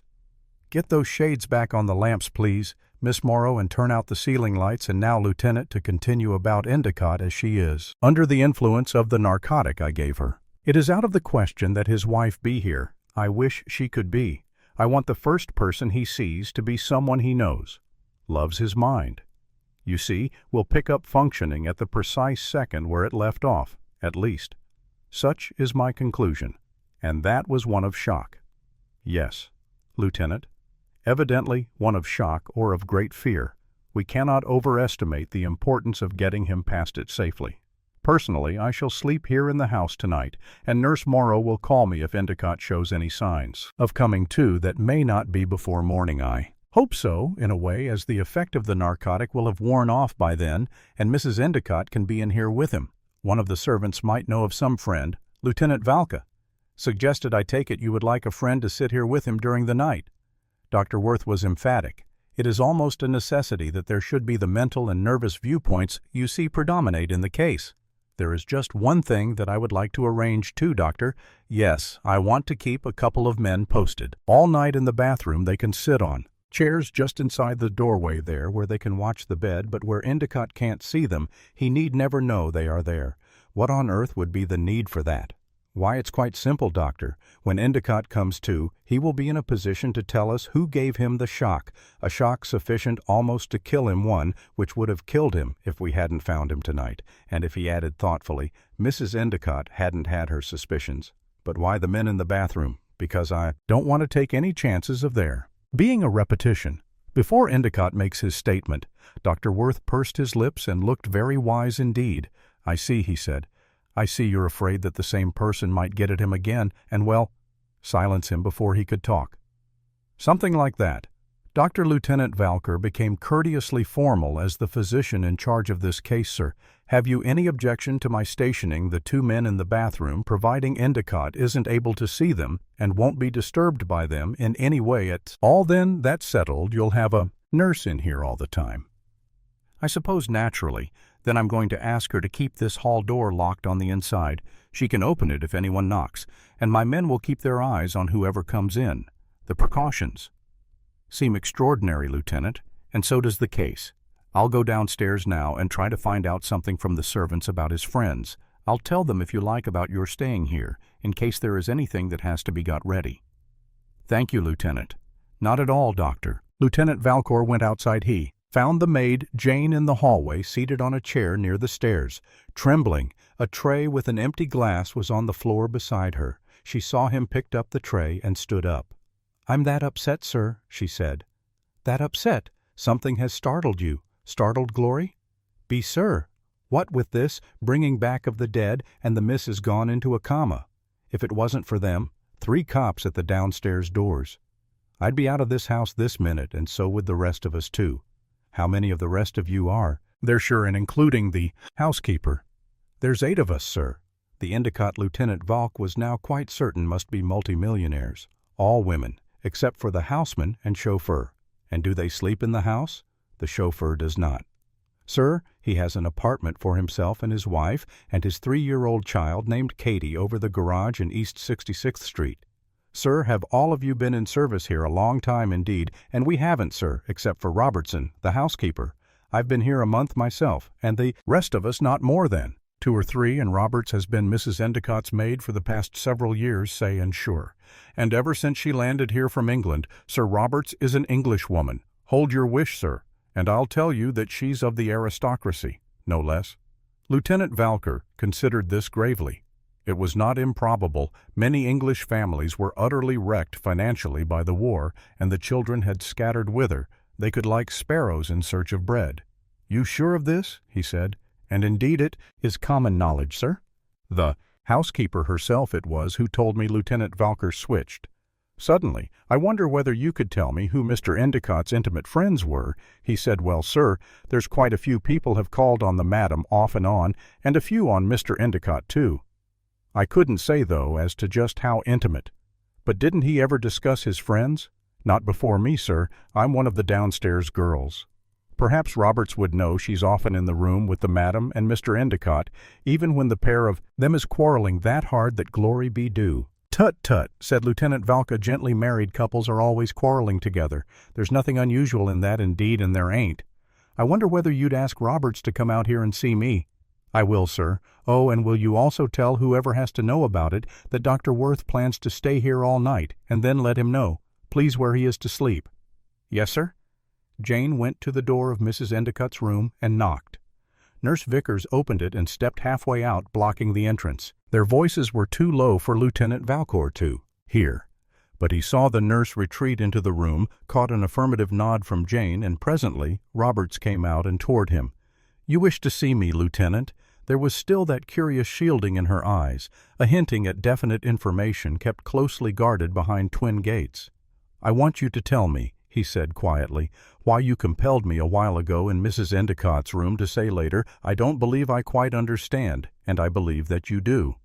Roberts became cruelly detached. One is justified in having one's beliefs. Just why do you hate Mrs. Endicott? So she flinched as if he had struck her physically. "Is that why you sent for me?" she said. Lieutenant Valka himself indulged in a veiling of eyes. "I wish," he said, "that you would sit down." Chapter 9, 11:55 p. MQ Deeps. Roberts went indifferently to the chair that Jane had been using and sat down. Lieutenant Valcour drew another up beside her. He began with the usual distant skirmishing before launching the main body of his attack. "I will explain why I wanted to see you," he said. "It's concerning Mr. Endicott, concerning his condition. He—" noted the sudden reflex from tension on the part of her hands as he summed up concisely the statement made to him by Dr. Worth. "I understand. He concluded that Mrs. Endicott is under the influence of a narcotic and will not be available before tomorrow morning at the earliest. Dr. Worth naturally wants to prevent all risk, and so we've turned to you." He felt her staring through him as if by some fourth-dimensional process his being had been erased from her vision. "Mr. Endicott has very few friends," she said. "You are taking the word at its literal meaning." "Oh, quite. His acquaintances are numerous and transient." She focused him into an entity again. "They are mostly women. I don't suppose one of them would do." Lieutenant Valcour smiled slightly. "Not if their status is so uncertain. Their emotional status, I mean." "Exactly." The masked effect of her attitude remained unchanged as she asked with almost perfunctory detachment, "Would a man do? Why not?"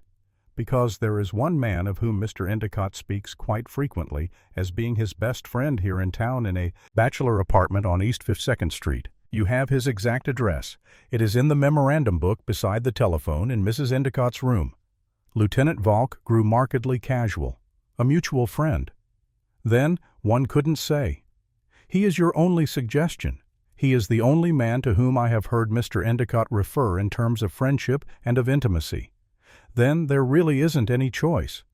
Roberts's smile signified nothing. "No choice. Have you ever seen this man?" "His name is Mr. Thomas Hollander. I have never seen him. Has anyone in the household ever seen him? To your knowledge, I dare say I don't know one." Could inquire. Lieutenant Valcour recognized the rising inflection at each period mark, a habit so much in vogue among certain types of English people when they wish to be mildly disagreeable. He felt a jick insistence to retaliate, even at the expense of chivalry.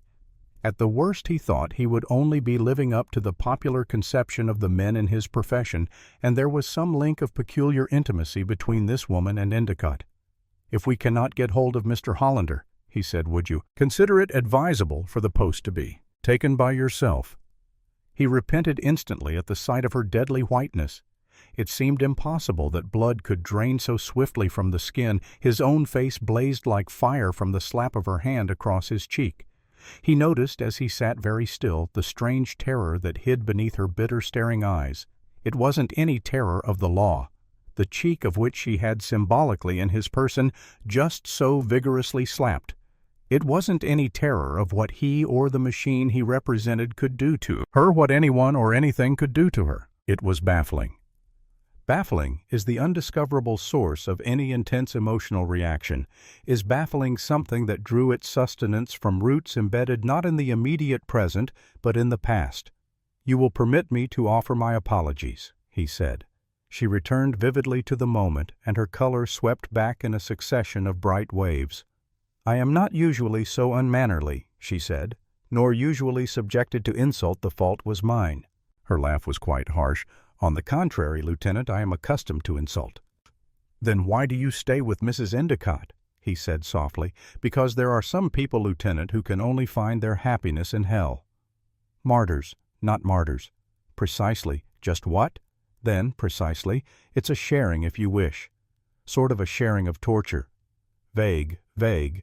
Lieutenant Valcour felt quite convinced that he would shortly begin to gibber if the mysteries of hearts of minds that he had dipped into during the past few hours did not soon coalesce within the mold of reason. He began to envy his sterner compatriots on the force who confined their processes to the comfortable fields of hard, cold facts. The "Did you at 5:45 this afternoon place the silver teaspoon on the pantry shelf? Or did you not?" sort of facts. He conceded that their wholesome plear tactics were quite right, and that his own, in spite of their usually successful results, were hopelessly wrong. They at least were never called liars, or slapped in the face, or found themselves helplessly swirling in a sea of metaphysics with a splendid chance of being thoroughly drowned. He forced himself to concentrate. What was it that slash of pale lips had been saying? A sharing of something. Of course, of torture. "You mean," he said, "a sharing that is now going on perhaps, but especially in the past. Do you believe, Lieutenant, that the dead remain in emotional touch with the living? And that my poor fish," he told himself severely, "is what your interminable probing into people's souls has got you into? I have never thought about it, but I should. Like to believe that it is true. I should like to believe in anything that offers corroborative proof of immortality. You are convinced of the finality of death. It is a dread, not a conviction." Roberts nodded her head swiftly. "And with me. If I could only, so that you would be quite certain that your sacrifice is not being made in vain." Lieutenant Valcke spoke very softly. He was approaching. He felt, no matter how grandiloquently, that goal toward which he had been aiming, the answer to the amazing look she had given him in Mrs. Endicott's room. The mood broke. She stood up abruptly. "You wish?" "That address book," she said. "It was of no great matter. Moods at least did not die. They were always there somewhere waiting to be recaptured. If you will be so kind," he said. She went to the door of Mrs. Endicott's room. Opened. It was swallowed up. Lieutenant Valcour waited outside the case, was becoming mired in evasions. That was the trouble with cases whose milieu arose beyond a certain social and mental level. They invariably grew kaleidoscopic with overtones. Crime in the lower strata was noteworthy for its crudenesses rather than its subtleties, and intrigue among animals, with the general patternness of some jackal filching its prey, but breeding an intellect generally presupposed, masks the inbred defensiveness of manner and social combativeness with the world which offered barriers most difficult to pierce. Roberts opened the door and handed him the small leather reference book Mrs. Endicott had used when verifying the telephone number of Dr. Worth Thomas Hollander. She said, "The names are listed alphabetically." The door closed even, in that short second which preceded his thanks. It was a gesture of retreat from hinted intimacies. It wasn't so much the door of the room she had closed, as it was the door guarding her secrets. He felt that she wanted to show him she had already repented of having gone so far. Not that she had gone any distance, really, but there were beacons, faint pinpoints of light toward which he would chart a course over the surface of her troubled seas. He took the reference book and sat down. He began with A and started to go. Systematically through it at H he fixed in his memory the street and telephone number of Hollander's house. He continued without interest to turn the pages at the end of the M's. He came to his marked bewilderment upon the address and telephone number of Marge Miles. Chapter 10, 12:06 a.m. The stillness of a grave Lieutenant Valcour went to the head of the stairs. "O'Brien," he called down. O'Brien looked up at him from below. "Yes, Lieutenant, send Hanson up here, please." "Yes, sir." A painting on the wall held Lieutenant Valcour's attention while he waited. "A go," he thought, and going closer confirmed it. His eye drifted over the entire corridor. Everywhere were the details of great wealth, and the young owner of it all. Not a happy child of kind fortune, but a detested, a passionately hated, and a passionately loved man. There flashed again before him in brief review Mrs. Endicott, a storehouse of mountain storms in summer. Mrs. Siddons, spiritual Ash Roberts, the shortest step this side of some fervor. Bred in the swamps of lunacy, Hollander Marge. Miles, who knew, and would one ever know, suppose, as Dr. Worth had more than hinted Endicott should refuse to speak, if that strange reticence harped upon so insistently, both by his wife and his physician, should resist Lieutenant Sir Officer Hanson reporting. Lieutenant Valcour dragged his eyes from the goin, unwillingly. "All right, Hanson," he said. "Come with me." They went down the corridor and stopped before the door to Endicott's room. "Do you know what's gone on?" "Here tonight, Hanson, from what I've heard, sir. The man who was thought dead is now alive." "That is correct." Lieutenant Valcour opened the door and beckoned to Cassidy. Cassidy came out and joined them. "When you two men go back into that room," Lieutenant Valcour said, I want you to get a couple of chairs and sit down just inside the bathroom doorway. Put the chairs where you can watch the bed and this whole door if you talk. Use a low voice that won't disturb either the patient or the nurse. And from the moment when she indicates that he's returning to consciousness, say nothing at all and sit still. The shock of knowing that you were there might disturb his heart again. Is that clear?" They assured him in unison that it was this whole door, Lieutenant Valka went on, is going to be kept locked on the inside by the nurse every time she opens it. Watch carefully. Keep your eye on anyone who comes into the room, especially if they offer some excuse for wanting to be there. And when I say anyone, I mean just that, for instance, the nurse might want some coffee and ring for a servant. Watch that. Servant every second until she goes and the door is locked again, while I never drink coffee. Left. Tenant, said Cassidy. Now, if it was a cup of tea. If you get thirsty, said Lieutenant Valka, severely, take some water from the tap and eat nothing at all. I don't want to have to come back here and find you both groggy with knockout drops and with heaven knows what happened to Endicott. Mind you, I'm not suggesting that anything like this will happen, but it might clear. Again in unison they assured him it was almost clear. Keep in mind, Lieutenant Valk went on, that primarily you are in a sick room over which Dr. Worth has absolute charge. You are not to interfere with anything he may do or with any arrangements he may make during the night. You are only to step in if you see that Endicott's life is threatened through the action of some person who may approach him. Try to prevent this by physically overpowering the attacker if you can, but if there is no time for that, do not hesitate to shoot. Even if it's a woman, Lieutenant, said Hansen quietly. Lieutenant Valka shrugged. There are no such things, he said evenly, as sex or chivalry in murder. Yes, sir. I am painting incidentally the darkest prospect of the picture. In all probability, nothing will happen at all. You'll spend a sleepless and tiresome night, get six in your necks, and damn the day you ever join the force. Now then, there is one thing more, and that concerns a man by the name of Thomas Hollander. Dr. Worth believes it advisable that an intimate friend of Endicott be near him and be the first person whom Endicott sees when he recovers consciousness. Mr. Hollander is that friend.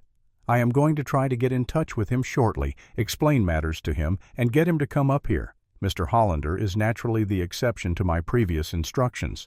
Let him alone. Don't interfere with him. But Lieutenant Valqua's pause was significantly impressive. Watch him. Watch him. My good young men, as two harmonious cats, might watch a promenading and nearsighted mouse. Shall I repeat? I get you, Lieutenant, said Cassidy and Hansen. He was. Assured had got him too, then we will. Go in, and you will establish yourselves for the night. At once, he opened the door, and they went inside. Dr. Worth's arrangements were complete, and he was ready to turn in. Nurse Morrow had received her instructions and was to call Dr. Worth should Endicott show any symptoms of returning consciousness. Dr. Worth joined Lieutenant Valcor at the door. There is nothing further we can do for the present, Lieutenant, except wait, he said. All right, Doctor. I've told my men how things stand. He nodded toward Cassidy and Hansen, who on tiptoe were vanishing into the bathroom with two chairs. I've told them you're in charge here and that there's not to be an unnecessary sound or move out of them. Dr. Worth continued to remain politely incredulous. Well, I dare say you know what you are doing, but it still seems an extraordinary precaution to me, and it probably is. I spoke to one of the maids about your staying here, Doctor? Yes. Thank you. They've told me where my room is. It's the one directly above this one. I've also lined up one of Endicott's friends. I'm getting in touch with him directly, and when he comes, I'll have him sent up to you. You can tell him just what you want him to do, and then see that he gets in here all right, if you will, please, by all means. Who is he, Lieutenant? Mr. Thomas Hollander. Lives on East 52nd Street. Never heard of him.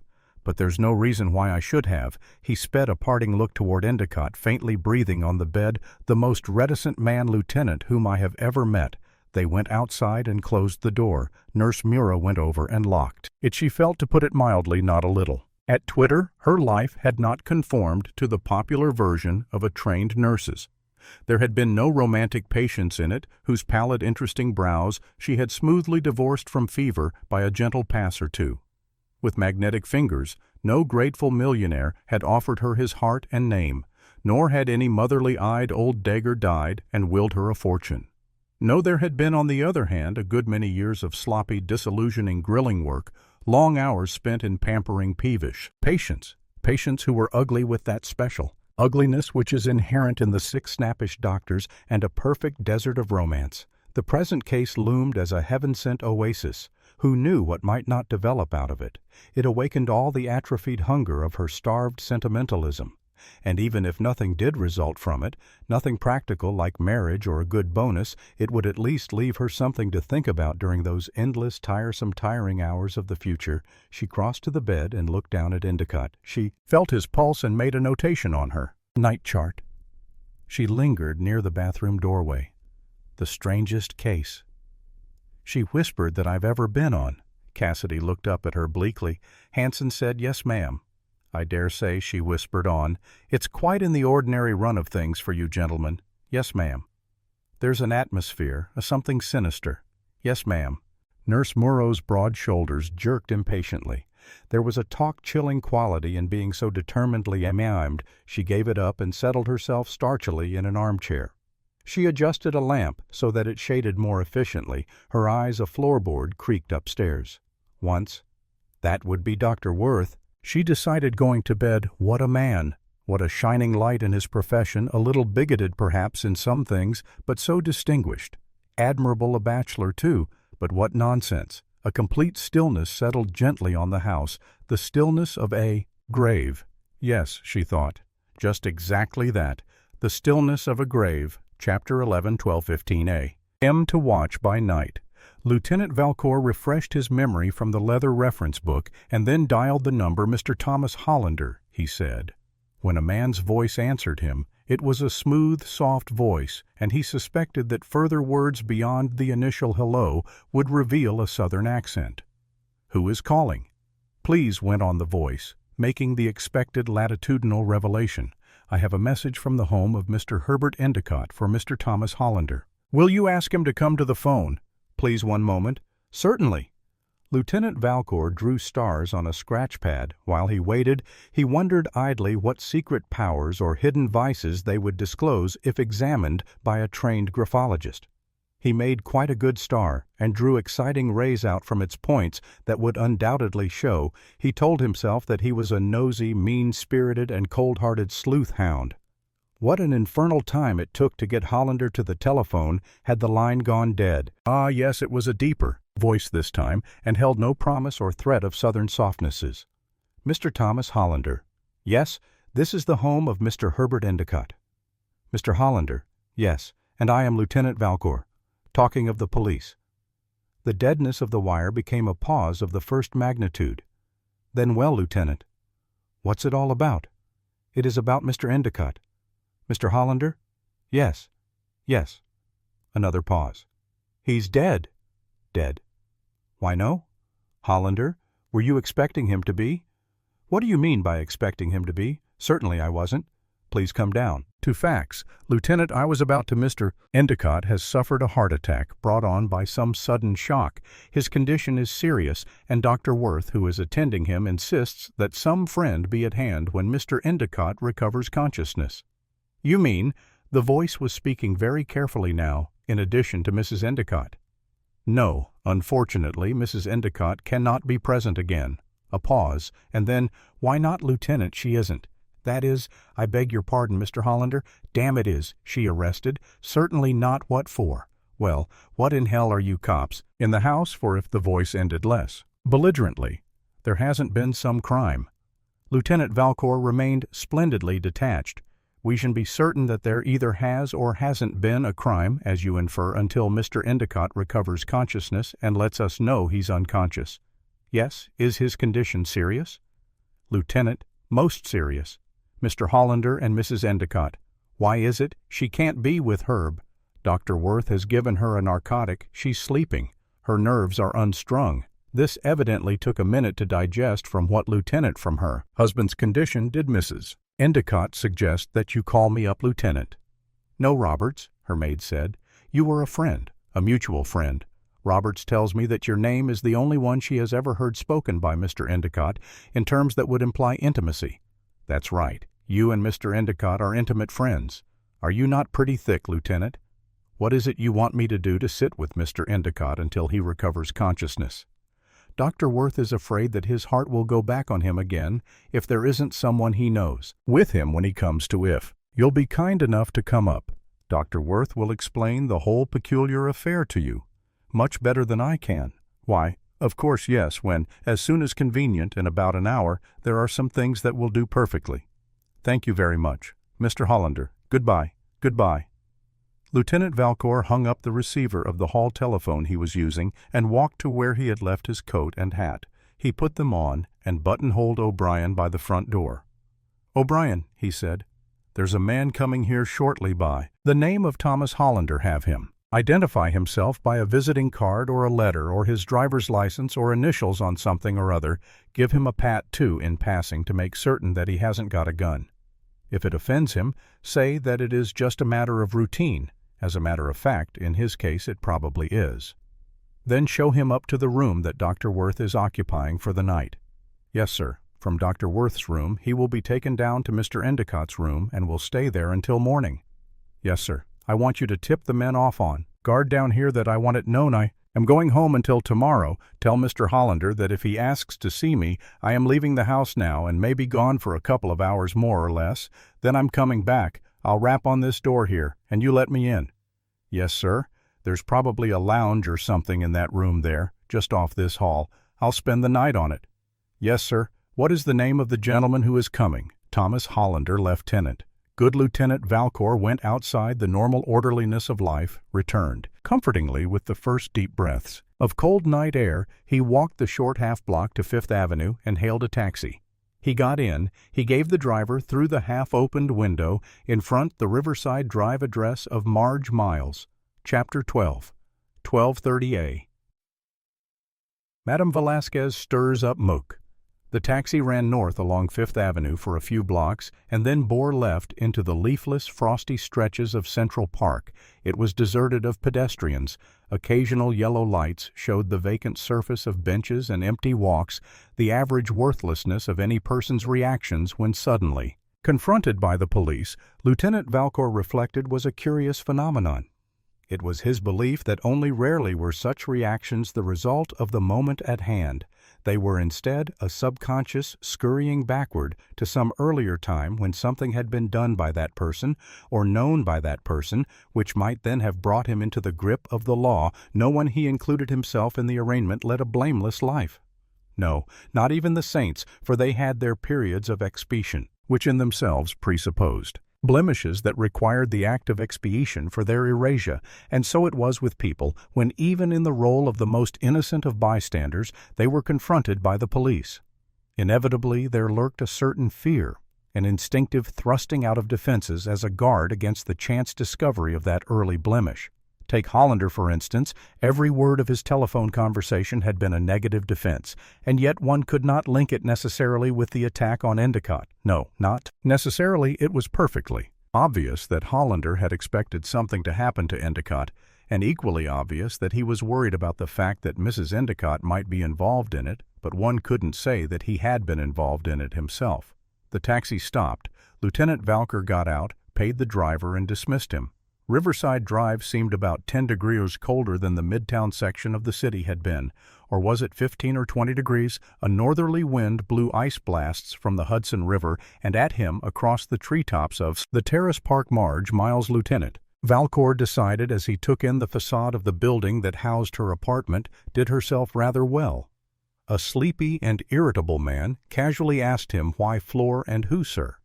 As he entered the overheated lobby, the boy was smartly snapped into full consciousness by the view offered him of Lieutenant Valk's gold badge. The proper floor proved to be the 14th. As the hour was hovering about 1:00 in the morning, Lieutenant Valcour was considerably surprised at the promptness with which the door swung open in response to his ring, and considerably more surprised by the querulous voice that emerged from beneath a wig dimly seen in the poor light of a foyer, and said, "Well, I must say you took your own time in coming. Put your coat and hat on that table there, and then come into the parlor." Lieutenant Valka complied. He followed a dimmish mass of jet bugles into the more accurate light of a room heavily cluttered with gold-leafed furniture and bouquets. "I'm Madame Velasquez Marge's ma. I ain't Spanish myself. but if there ever was a Spaniard, my late husband Alvarez. Was the wig on Madame Velasquez's head offered no anachronism to the bugles of her low-cut dress. Its reddish russet strands were pompadoured and puffed, and showed at unexpected places little sprays of determined curls. The face beneath it bore an odd resemblance to an enameled nut to which nature in a moment of freakish humor had added features. "Now I want you to tell me at once, Mr. Endicott, what you have done with my little Marge." Lieutenant Valcour, with curious eyes, tried to probe a closed door at the other end of the room. "I expected to find her here." "Madame Velasquez," he said quietly. "Isn't she?" "She ain't. And what is furthermore, Mr. Herbert Endicott, you know." "She ain't."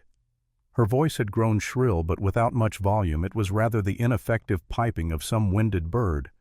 "What makes you say that?" Madame Velasquez, the bunched strands of artificial jewelry that were recklessly clasped about Madame Velasquez's thin neck, quivered defiantly. "And you never met her here at 7 o'clock. She said, 'I suppose you'll say you wasn't to meet her here at 7. Well, I got this note to prove it there."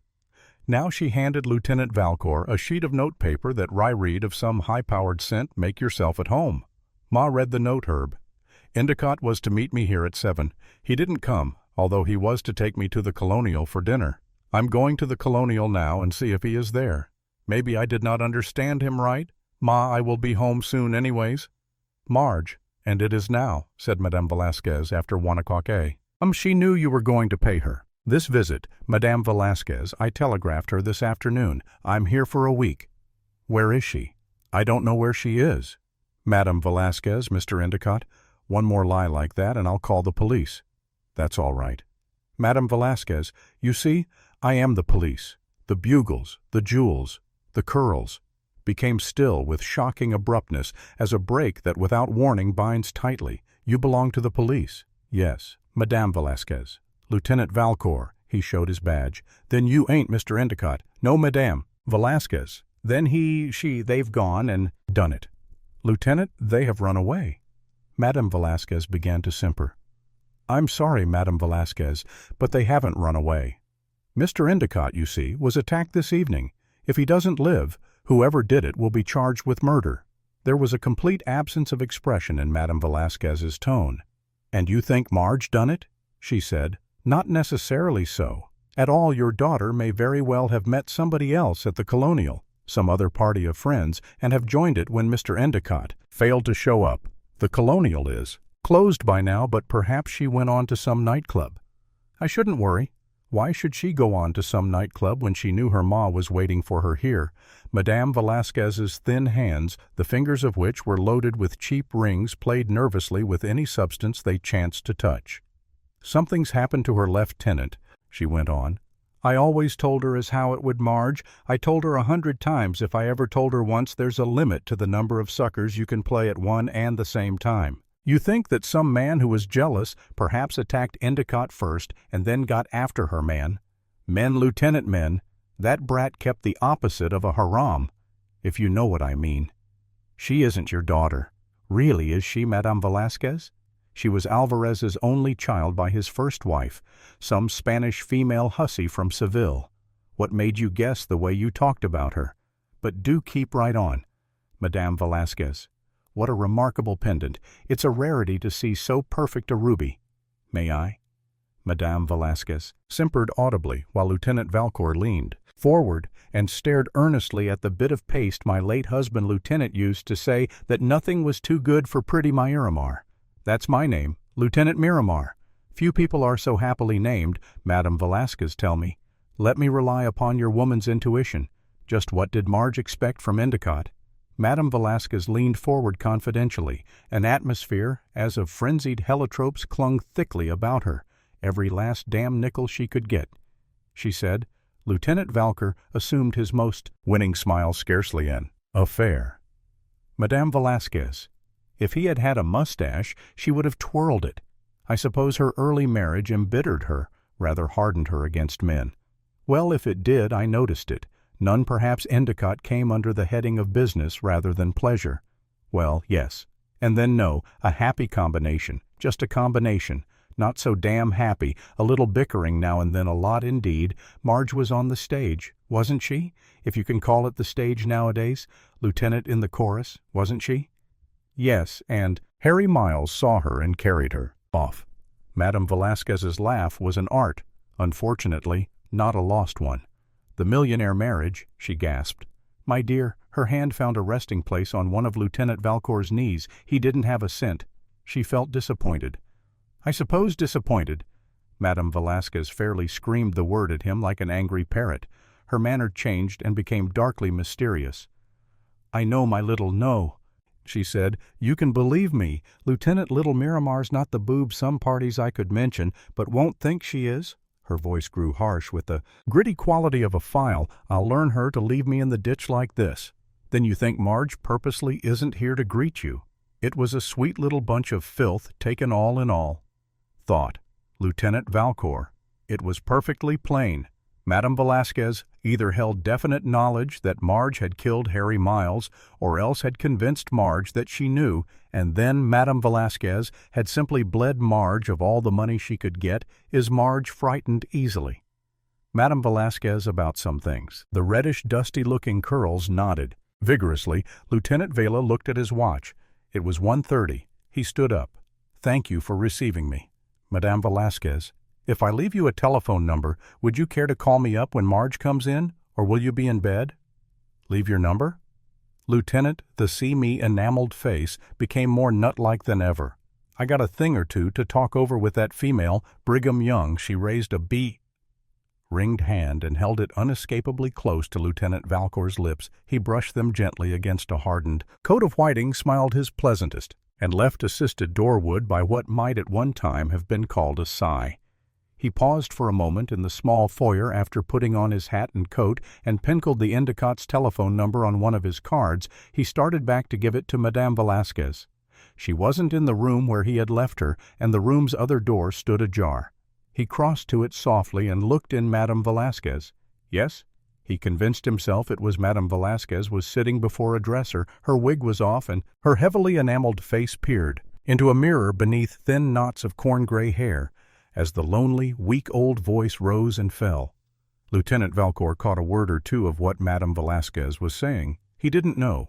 If I went and told her once, I told her 1,000 times he didn't. There followed a short, dreadful noise that passed as laughter. But I know Miramar knows. Darling, you little lousy lieutenant. Valk retreated softly. He left the card lying on a table. He went outside and closed the door. He rang for the elevator and shut his eyes while waiting for it to come up. There were times when they grew a little weary from looking too intimately upon life down in the lobby. He used the house telephone and called up the Endicott Lieutenant Valcour. Talking, he said, "O'Brien, sir. Everything quiet indeed, and it is, sir. Mr. Hollander, get there, yet he's just this minute after arriving, sir. He's upstairs with Dr. Worth. Now, did he identify himself all right? He did that. Lieutenant with cards and a driver's license. Good. I'll be along in about an hour now. Goodbye." He was helped by the bitter wind. As he walked east to Broadway, he found a taxi and gave the driver Hollander's address on East 52nd Street. He settled back and closed his eyes. He went to sleep. Chapter 13, 2:01 a.m. Glittering eyes. Nurse. Morrow didn't slumber exactly. It was much too slender a lapse from consciousness for that. But it was not until the second gentle rapping that she stood up. Someone was rapping on the hall door. She glanced at her wristwatch as she crossed the room, and was glad to note that it was just after 2 3 or 4 hours now, and it would be dawn she'd get. Some coffee then, and her work for the night would be almost over. As she turned the key in the lock, she noticed with a sharp thrill of interest that the 2 policemen, very quiet, very alert, but still sitting on their chairs in the bathroom doorway, had each drawn a gun from its holster and was holding it by his side. She opened the door. Dr. Worth, his dignity considerably muffled in camel's hair, stood in the corridor with a stranger. "Miss Morrow," he said, "this is Mr. Thomas Hollander, the friend who is going to sit up with Mr. Endicott. He understands everything about the situation, and I have advised him just what to do." "Yes, doctor." Dr. Worth failed futilely in suppressing a yawn. "Are there any reports?" "No, doctor." "Then I'll return to my room. Call me at the slightest indication." Yes, Dr. Hollander came inside. Miss Maroro closed the door and locked it again. She stood watching Hollander as he went an uncertain step or two toward the bed with that natural hesitation with which one approaches the very ill.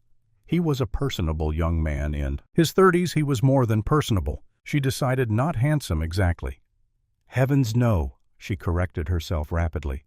The features weren't molded in the tiresome regularity of handsomeness, engaging perhaps a body perfectly proportioned with the broad shoulders and slim hips of a fighter a prize fighter, an amateur sportsman Hollander had finished with, staring down at Endicott. His walk, as he came over to where she was standing, caused Miss Maroro to change her opinion as to his vocation.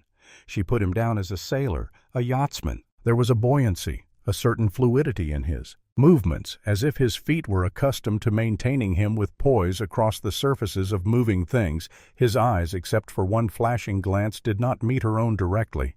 "Is it all right to smoke?" he said. Miss Morrow smiled apologetically. "I'm afraid not. Mr. Hollander, Mr. Endicott's lungs require as clear air as possible. I've even opened that window a little to keep the atmosphere in the room quite fresh." She nodded toward the window above the large mahogany chest. The sash was up about 6 or 7 in from the bottom.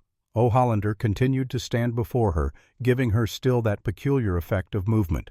There was nothing perceptible about it. His body was like a stalled field, motionless beneath drifting shadows of the clouds. "Will Dr. Worth be here when Herb comes?" to Nurse Morrow felt a professional stiffening. "I will inform Dr. Worth at the first sign of returning consciousness. How I beg your pardon. How will you inform him? By going up to his room, of course." "Oh." Hollander's gaze wavered about at the line of her chin. "Then I'll just baby Herb along until you get back down here with the doctor. The doctor and I will undoubtedly be back before Mr. Endicott actually does come to." "Uh-huh. Good kid, Herb." She threw out a tentative feeler. "You and he are great friends. Mr. Hollander. Buddies, war buddies." Miss Maroro's thoughts fled back along old trails. How splendid so few war friendships have really lasted. "Mr. Hollander, I know it's been so in my case and with so many others." A faint flush crept over her palish cheeks and made her look rather young again. "There was a girl with me in hospital at Shaman, and we just knew we were going to be friends for life, but she lives out in Akron, Ohio." "Uh-huh.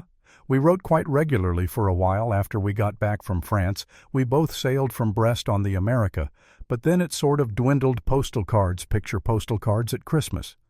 Last year we didn't even send any. I wonder what she'd be like if I saw her again.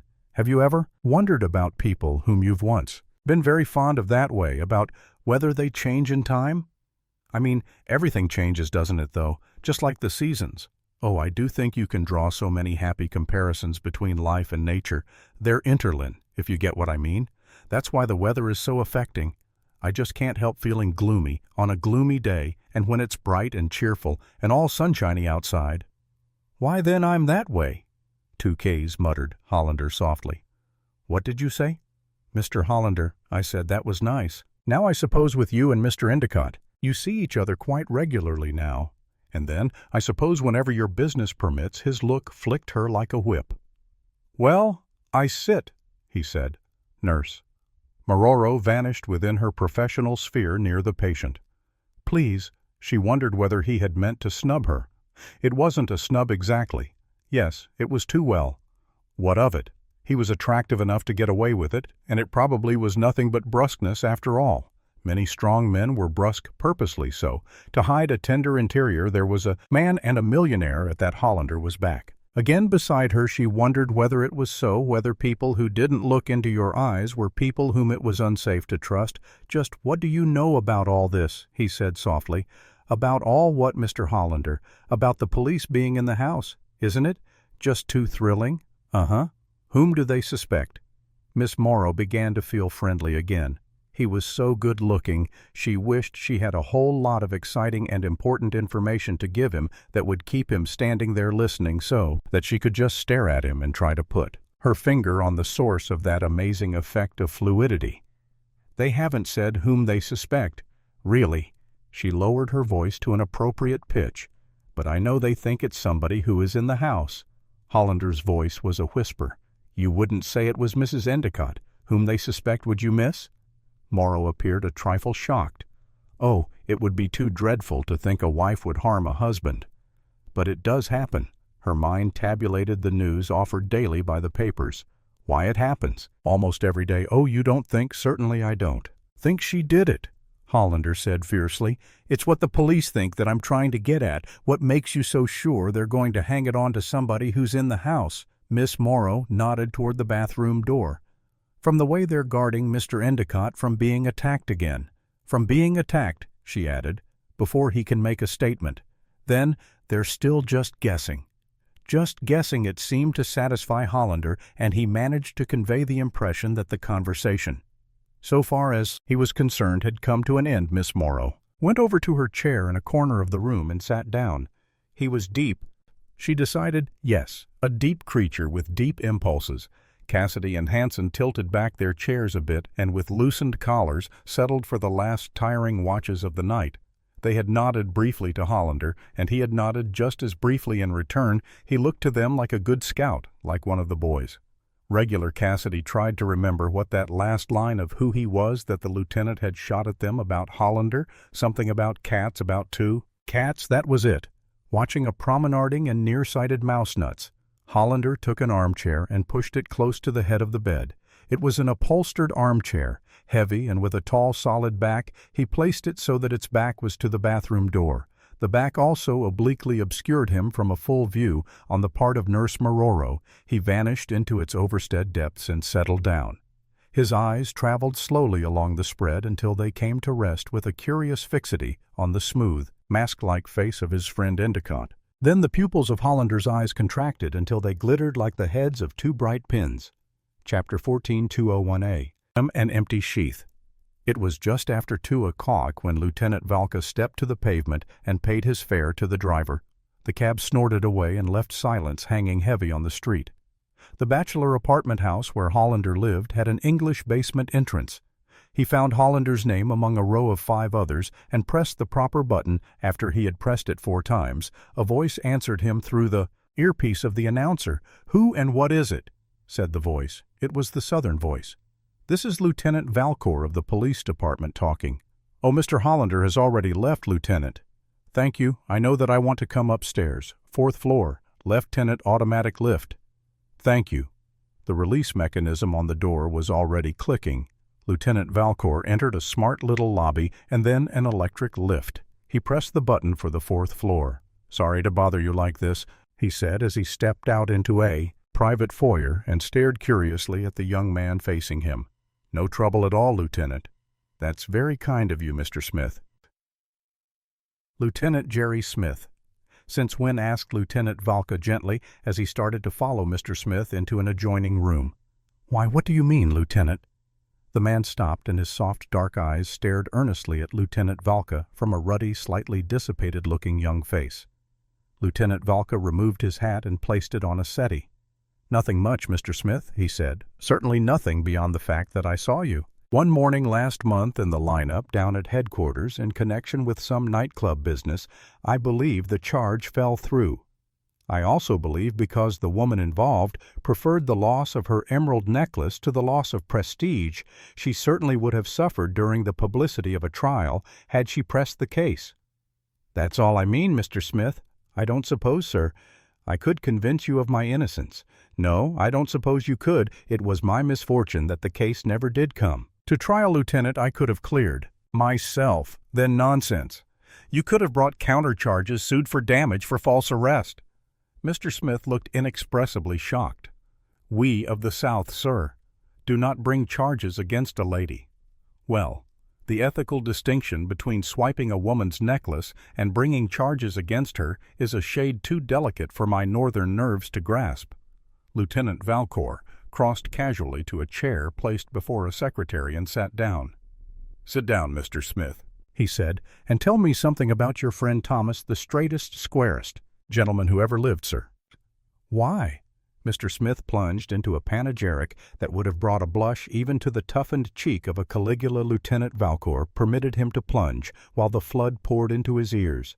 His eyes were inconspicuously busied with such papers as were on view in the secretary. Tom Darling, he read on the folded half of a sheet of notepaper. Let's tea on Thursday at the Ritz. 4:30, as Herbert Lieutenant Valcour did not consider it essential to reach out and turn the page. His fingers absently busied themselves with the leather sheath for presumably a metal paper cutter or perhaps a stiletto. Yes, he is an honorable and an upright gentleman, sir, and if you think there is anything wrong with him in the Endicott business, Mr. Smith temporarily moved north of the Mason and Dixon line. You're all wet. Mr. Smith was through for... How long has he known Endicott? Mr. Smith, as I've been telling you, Lieutenant, ever since that night he saved Endicott's life. Lieutenant Valcour became almost embarrassing in the sudden focusing of his attention. Would it bother you very much, Mr. Smith, to tell me of that occurrence again? Why, it's just as I've been saying. Lieutenant, in the war. Oh, of course, Endicott and Hollander were in the same outfit, and Hollander saved Endicott's life. You can prove it, sir, if you wish. Just call up the Bronx Armory and ask for the adjutant in the morning, of course. As he wouldn't be there now, he'll make it official. Oh, I believe it all right, Mr. Smith. It's a very reasonable explanation of why Endicott should be so intimate with one of your friends. I swear you have me. Wrong, Lieutenant. I had no more to do with that gilt-knuckles job than Mr. Smith sought desperately for a convincing simile than a babe unborn. It isn't any of my business anyway. Mr. Smith? Even if you had, said Lieutenant Valcour soothingly, he tapped the leather sheath he was holding against his fingers. I suppose Hollander was even quite prominent at the wedding when Endicott was married. Prominent. He was the best man, really. Well, Mrs. Endicott is indeed a very beautiful woman, and from all that, she has told me a much misunderstood. 1. Mr. Smith poised himself delicately upon the fence and remained watchful. It must have been rather a problem for Hollander. Lieutenant Valcour went on reflectively when she told him this afternoon during their tea at the Ritz that she was faced with one of two things. What do you mean, Lieutenant? Didn't he tell you?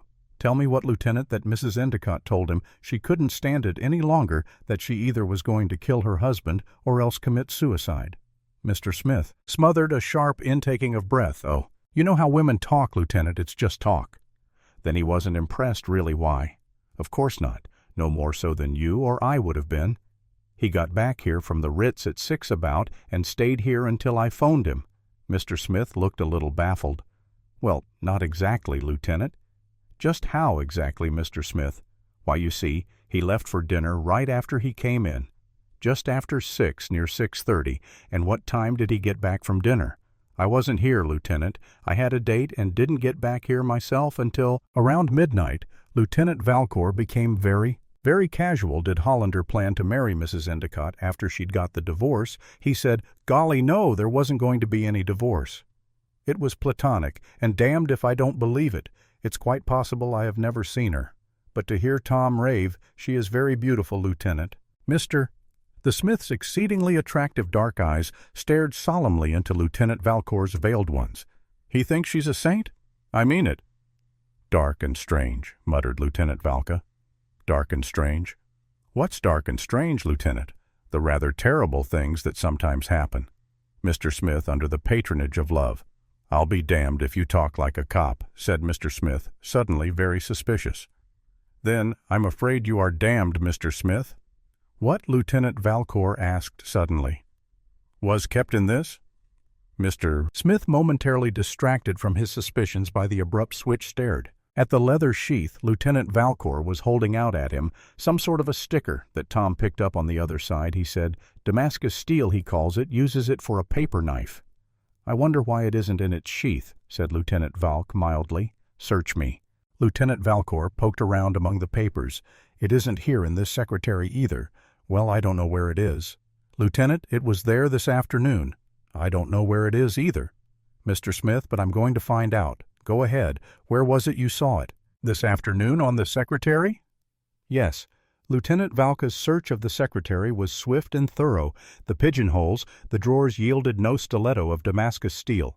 Hidden in one of the drawers was a copy of the Oxford Book of English Verse that interested him. Momentarily, he gave it sufficient attention to note that the most used portion included the sonnets of Shakespeare, but there was no time now. No time. I'm going through the rooms here, he said. And look for that stiletto. You'll be exceeding your authority if you do. Lieutenant, have you any objections? Lieutenant Valcour asked quietly.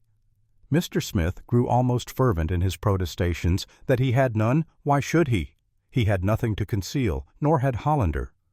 Of course, there were a bottle or two of gin and a quart of scotch, but he didn't imagine the lieutenant would be interested in anything along that line. No, the lieutenant assured him he wouldn't be. Liquor was not in his province. Then it would be all right to go ahead and search. Lieutenant Valk wanted to know, quite in spite of his verbal acquiescence. Mr. Smith followed Lieutenant Valka through the two other rooms of the apartment with a gradually growing air of coolness. He stood near and a little behind him. When after the search yielded nothing, Lieutenant Valcour went to a telephone and dialed the Endicott's number.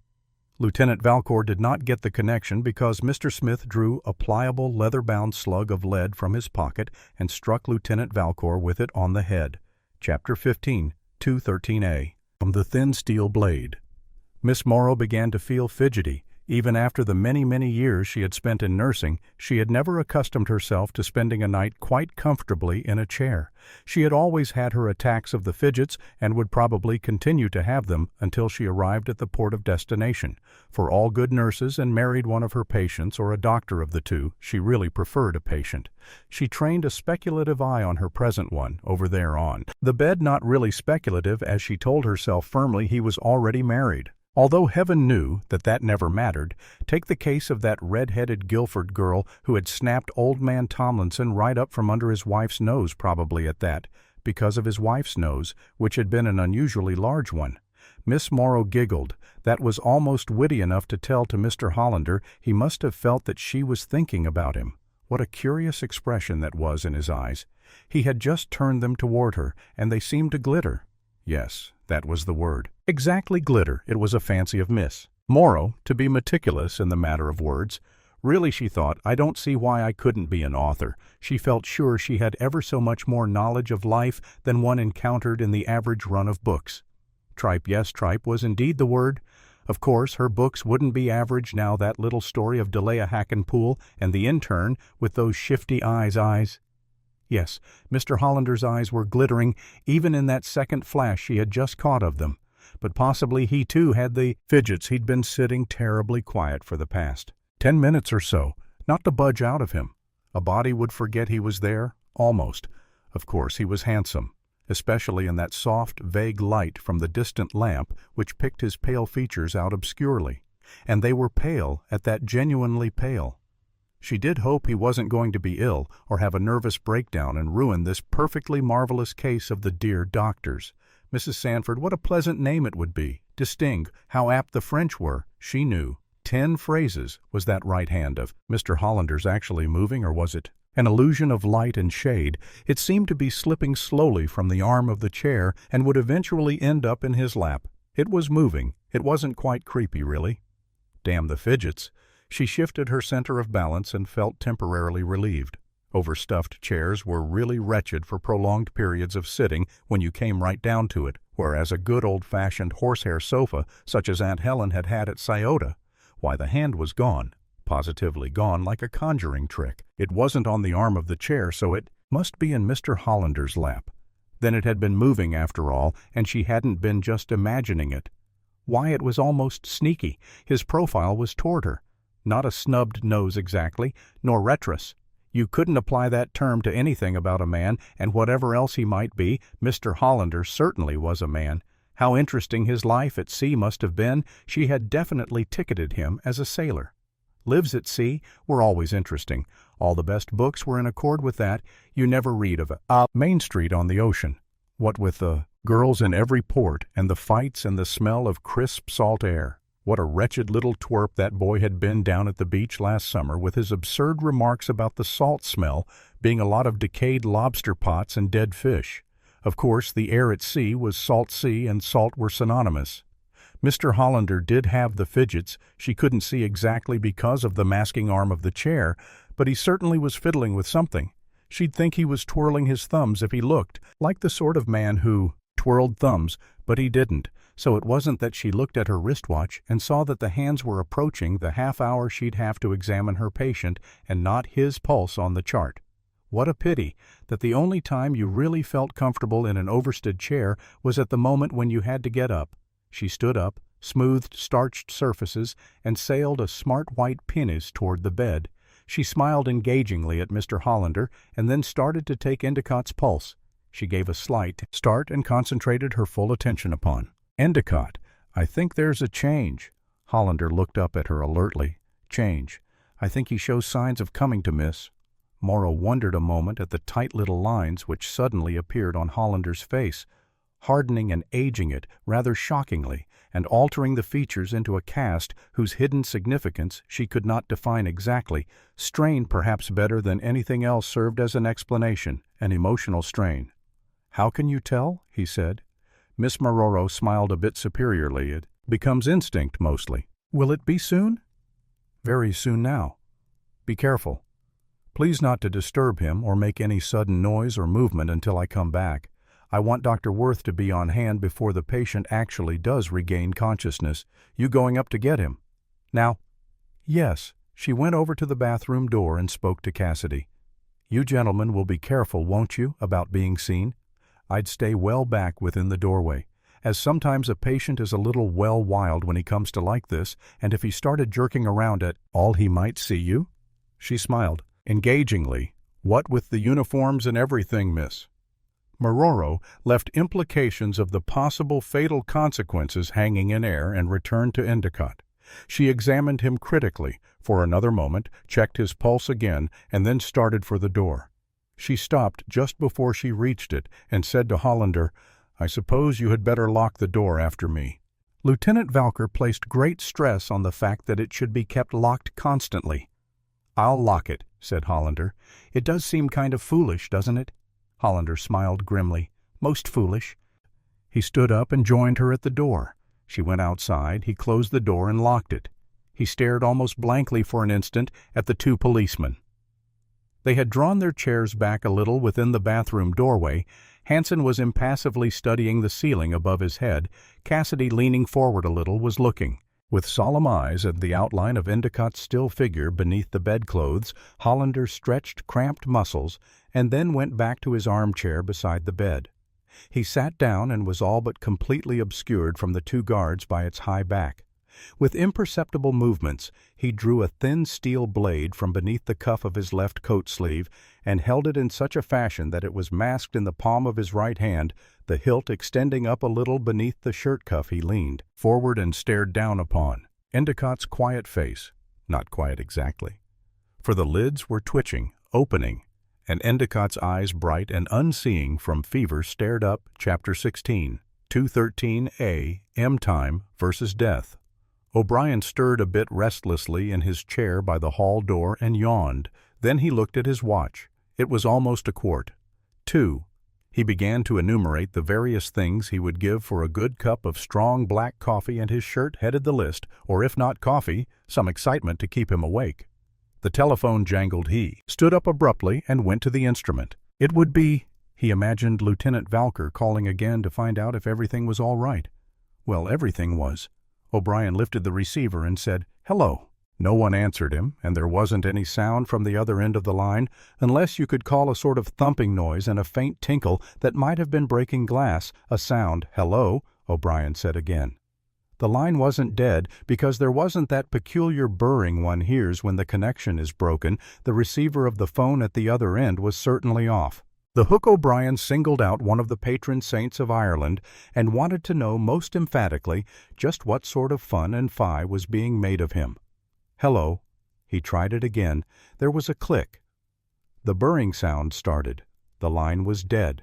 Whoever had been calling from the other end had hung up. O'Brien very thoughtfully did likewise. Then he began to wonder what he ought to do. It didn't take him very long to decide, especially as the thumping noise and tinkle of breaking glass grew louder in retrospect.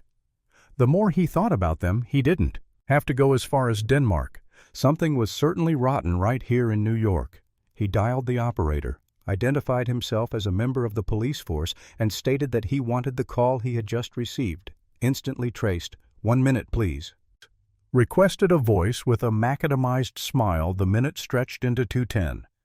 But eventually he was informed that the call had come from the apartment of a Mr. Thomas Hollander, whose phone number and address were there. Upon given, O'Brien jotted them down. He then dialed the telephone number of Hollander, who was, as he very well knew, right upstairs. Several persistent dialings failed to awaken any response. The complexion of the worker foot grew dirtier. O'Brien felt certain that it was connected with the terrain activities of Lieutenant Valker. If it had just been some occupant of Hollander's apartment who had wanted to call Hollander up about something, there would have been an answer, and there wouldn't have been that thumping noise and the tinkle of breaking glass. It seemed a matter that required investigation at once. O'Brien telephoned his precinct station and reported the occurrence and his beliefs about it to the sergeant in charge. He was assured that a raiding squad would be dispatched within a matter of minutes to the address he had given. They found Lieutenant Valcour helplessly bound, very dazed, very weak, lying on the floor beneath a table when the men crashed the door to Hollander's apartment and broke in cold water, a glass of whiskey from a convenient decanter, and intelligence and strength began to return. Lieutenant Valcour pushed away the hands that were supporting him and, going to the telephone, called the Endicott. O'Brien. "Yes, Lieutenant." "You all right, sir?" "Yes, yes. Pay attention to every word I say and follow my instructions to a letter. Endicott's life depends upon it." "Yes, sir. Go upstairs to Dr. Worth and wake him. Tell him, I believe that Hollander is armed with a knife and that he is probably just waiting for a chance to use it when he won't be observed by the nurse or Cassidy.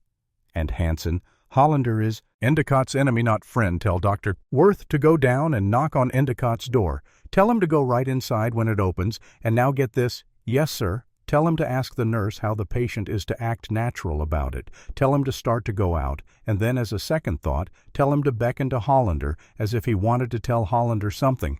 Hollander will get up and go to him. Tell him to whisper to Hollander that there's something he wants to tell him privately. If Hollander will step outside for a minute into the corridor, you'll be in the corridor when Hollander comes out. Jump him, put the cuffs on him, and keep him quiet until I get there. I'll be right on up. Okay?" "Yes, sir." Lieutenant Valker rang off. He turned to the sergeant in charge of the detail. "Leave one man here, Sergeant," he said. "The rest of you men can go back to the station after you've dropped me at the Endicotts. Anything you want. The man who's left here to do lieutenant, not unless a dark-haired youngster comes back, which he won't. But if he should just have him kept for me, please, on ice down on the street." Lieutenant Velo jumped in beside the driver of the department car and said, "Step on it, Clancy. It's only 11 blocks up and 3 west. The car shot forward, swept to the right at the corner, and lunged up Lexington Avenue. There was little traffic, and what little there was so scattered that nothing impeded its way. Something going to break on that Endiott business. Lieutenant either going to or has a homicide. Ain't it possibly by now? Nurse Morrow smoothed the last wrinkles from her uniform while waiting for Dr. Worth to open the door. It paid to look one's best always at any time at all. One never could tell. "Oh, doctor, I'm sorry to get you up again so soon, but Mr. Endicott shows symptoms of coming to." Dr. Worth, who was no longer the eager-eyed practitioner he once had been, did his best to shake off the puffy chains of sleep. "I'll come right down." "Miss Maroro." "I'll wait, doctor. Just want to dash some cold water on my face. No hurry, doctor." He vanished into the room again. "Ah," dreamed Miss Maroro, "what a man, and he'd never been snappy with her. Either so many were snappy. Someone was coming up the stairs quickly, 2 at a time. A policeman. "Where's the doctor, miss?" said O'Brien, a little winded. "He's coming right out, officer." "I got to see him at once." O'Brien brushed her aside and opened the door. Dr. Worth met him, astonished and glistening on the threshold. "Say, listen, doctor." The lieutenant just called up, and he said. O'Brien thereupon repeated all that the lieutenant had said. "But, my dear man, this is the most extraordinary thing I have ever heard in my life." Dr. Worth's slightly damp eyebrows indulged in a series of gyrations. "Sure, there ain't no time for astonishments, doctor," said O'Brien. "Let's go easy and quiet, like now we're not to put this birdwise." With O'Brien leading, they started down the stairs. "Hello, Herb," Hollander said softly. Endicott's voice was so weak that it scarcely carried to Hollander's ears. "Who is it?" he said. "What?" The voice dribbled off. "It's your friend Herb." Sullen, petulant lines clung suddenly to Endicott's mouth, making the thickish lips look almost viciously weak. He made a curious noise that might have been intended for a laugh. "Have no friend." The voice was the ghost of dead whispers. "What happened to you, Herb, happened?" Endicott's eyes made a strong effort to get through the fog shrouding. Something did happen. I want the police. I'll teach that rotten." That there wasn't any sound for a while, you'll teach whom Herb Endicott was staring very fixedly up at Hollander now, and Hollander's right hand, the fingers of which were unnaturally rigid, was gently moving to that spot on the spread which would lie above Endicott's heart. "Who is it you're going to teach, Herb?" Hollander said again. The mists were clearing, and Endicott could see things almost plainly. He fixed Hollander's face into definite focus. "God damn you," he said for a now. "Herb, that isn't nice, and you don't know what you're saying." Hollander's right hand had found the spot. It hung above it, motionless, very rigid, and the fingers very stiff. "I'm going to call a policeman." And Endicott's voice was so weak as to be almost inaudible. His lips seemed as motionless as the rest of his body, which was completely inert. "No, you're not Herb," whispered Hollander, "and you're not going to tell either." Endicott got tired of looking up at Hollander. His eyes traveled fretfully along Hollander's right arm. "Neither you nor all the devils in hell," he whispered faintly, "can stop me from telling." And then he saw the knife. "Can't I?" Herb, it was the slenderest knife Endicott had ever seen. He wondered where on earth Hollander had got it. No hilt. Or perhaps the hilt was cupped in Hollander's hand. A stiletto. That's what it was, and its point was pressing through the white spread at a point that lay just above his heart. Why, if the pressure kept on it, sure, would go right into his heart. Crack, crack, crack, crack, crack, crack. A bullet from Cassid's gun shattered Hollander's right wrist. Hansen's shot caught him in the right shoulder. 2 bullets out of the fusillade that followed lodged one in his right hip and the other one farther down in the leg. Both officers, in spite of Nurse Morrow's orders, had moved into the room and were crouched on the floor where they would still be concealed from Endicott's line of vision, but where they could better and more closely observe what had been the faintly suspicious movements on the part of Hollander. They were within 4 or 5 feet of him and still crouched below him as blood stained the white spread in a sick smear when Hollander dragged his mangled wrist across it to the floor. Chapter 17, 240A. The angle of death's path. The pounding on the door became hysterical, and Cassidy, who for 2 cents would have become hysterical himself, went over and unlocked it. He found Dr. Worth backed by scandalously excited servants and flanked by Nurse Morrow and O'Brien pressing across the sill. "Is it Endicott?" Dr. Worth demanded breathlessly. "No, sir, it's Hollander. We shot the knife from his hand before he could stick it into Endicott, and then we shot him down close." "This door, officer, and keep these people out. Come in with me." "Miss Morrow," Dr. Worth came into the room with Nurse Morrow. Cassidy closed the door, and the shrill clatter of excited whisperings ebbed like a tide. "Thank God. Officer, you saved Endicott." "What a mess." Dr. Worth glanced critically at Hollander, huddled on the floor by the bed. "In a blood-soaked heap, you 2 men. Help Nurse Morrow stretch him out on that chest over there by the window. Do what you can for him. Miss Morrow, until I've taken care of Endicott." Cassidy and Hansen lifted Hollander and carried him to the improvised cot Miss Morrow arranged with blankets and a pillow on top of the mahogany chest by the window nurse. Morrow then became the acme, the pink of proficiency. She dressed and bound Hollander's wounds and applied the proper torriset above his shattered wrist. In her opinion, his condition was not fatally serious when one considered his obvious physique and his probably excellent constitution of iron, and yes, he was distinctly handsome. What a pity they'd arrest him. Or perhaps he was under arrest already, although she usually associated handcuffings with arrests, but there surely wouldn't be any handcuffs now. In spite of her long familiarity with dreadful injuries, she shuddered a little at that shattered wrist, and they couldn't be so soulless as to move him to prison. Dr. Worth would never permit any patient of his to be treated like that, and after all, Hollander was the doctor's patient. Dr. Worth himself was standing beside her. There was a bewildered, curiously grave look on his face. She sensed intuitively what had happened. Mr. Endicott. Dr. Worth shrugged helplessly. "He's dead, but I swear that knife never went in, sir." Cassidy said. Hansen. "Here and me was watching Hollander like cats. Sure, we saw the knife even before it touched the bedclothes." "Didn't Hollander have a gun too?"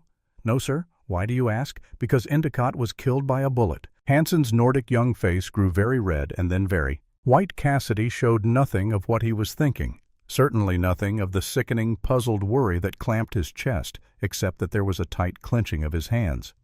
Too bad, Cassidy said. Yes, agreed. Dr. Worth, it is too bad. You're sure, sir? Dr. Worth grew icily formal. Quite, he said. He was also getting good and mad. This was the sort of thing, he told himself angrily, that taxpayers shelled out their money for protection. It was enough to make anybody laugh. A lot of protection the police force of New York City had been for Endicott. They'd shot him. That's what. But I don't see how, officer. There is no mistaking the difference between a bullet wound and one made by a knife in this case. Especially, it is perfectly obvious. I dare say the charge against you two men will be just technical, accidental homicide, in line of duty. Dr. Worth did permit himself one short laugh. I guess so, Dr. Cassidy said. And is there anything that has to be done, officer? In what way, sir? Why a report made to the medical examiner? Dr. Worth became almost airy. In his mounting anger, this sort of starts the whole thing over again, doesn't it? I mean, won't the medical examiner have to come back up and investigate before we can move the body and, oh, well, you know the line may be so, sir. Cassid's face was the color of a red tile brick. Cries, but I wish the lieutenant was here. I understand that he will be here any minute. You've heard from him? Sir, Dr. Worth felt that if he didn't apply the brakes, he would become positively lightated. Oh, yes, indeed, officer. He called up to warn me that my patient was going to be murdered and suggested that I run downstairs and stop it. Murder fiddlesticks. It's beginning to graduate into a catastrophe. What has happened here, Lieutenant Valcour? Very pale, still, very weak, and with an improvised bandage around his head, had come unobserved into the room. You can see, Dr. Worth said with almost insulting distinctness. For yourself, Dr. Worth then went on to expand. He related in detail his version of the battle. He insisted that it was a battle which had just taken place entirely apart from the natural discomfort of his. Head Lieutenant Valcour was feeling desperately glum under no light. No matter how favorable could his handling of the case be considered a success, he had to his credit one slap on the face, a good crack on the head from a laid slug. And now it seemed that the very man whom they had been ordered to guard had been shot and killed by his own men. That at least was the impression the angry bee talking to him was obviously trying to give. Oh, it would be a cause célèbre all right. But he shuddered to think of just what it would be celebrated for. This he said is nonsense. Dr. Worth was by now thoroughly acid. I am glad that you are able to find in the miserable situation some element of humor, Lieutenant humor, not humor. Doctor, I am just trying to say that the probability of Endicott having been shot by one of my men is nonsense. Would it convince you, sir, were I to remove the bullet and let it speak for itself? Imperfections in the barrel leave their markings, don't they? You can then doubtless determine which one of these two young men fired the unhappy shot. Please don't get irritated, Doctor. I'm not trying to annoy you or to be funny. It's simply that I cannot see just where is the wound located. Doctor, in the chest, Cassidy. Where were you and Hanson standing? We was crouched on the floor just inside the room, sir, not over 5 feet off from Hollander, Cassidy said. Then consider your angles, Doctor. There's Endicott. There's about where my men were crouched. It would take pretty wild shooting for either of them to hit Endicott in the chest. In fact, one might almost consider it impossible. Dr. Worth still hovered around 0 from the number of innocent bystanders whom one reads about in the newspapers as having been shot down by the police. That is an unfair comparison. Doctor, those cases you refer to have all involved a chase of some sort. Rapid motion streets cluttered up with people. There was nothing like that here. I'm going to call up Central Office and ask permission for you to remove the bullet and determine the angle of its path. Permission, sir. And do you think it is my business or my pleasure to go probing about for bullets and determining the angles of their paths? I happen to be a specialist. Sir? Yes, Doctor. But right now it is your business to do just that. We must have the information immediately. And why so, sir? Because if the caliber of the bullet that killed Endicott differs from the ones in the guns of my men, or if the angle of its course proves conclusively that it could not have been fired by one of them, then the murderer is still loose about the house. He couldn't have escaped. You see, as the guards are still on duty down below, then the murderer is still Loose about the house, the chilling possibilities of the statement served a good deal to cool Dr. Worth's steaming indignation. He was getting tired with being angry anyway. "I'm sorry, I've been impatient.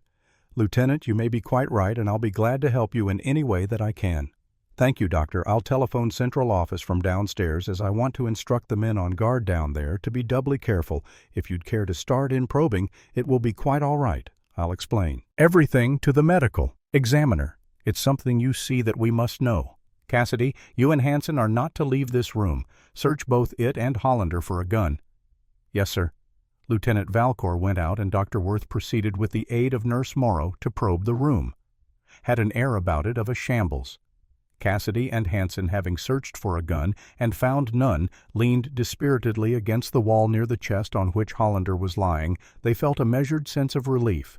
Had felt it, in fact, from the moment when Lieutenant Valcour had come into the room. Each knew he could never have fired that shot which had killed Endicott, and each was reasonably certain that the other couldn't have either. They could determine nothing from Dr. Worth's face as to how the examination was going.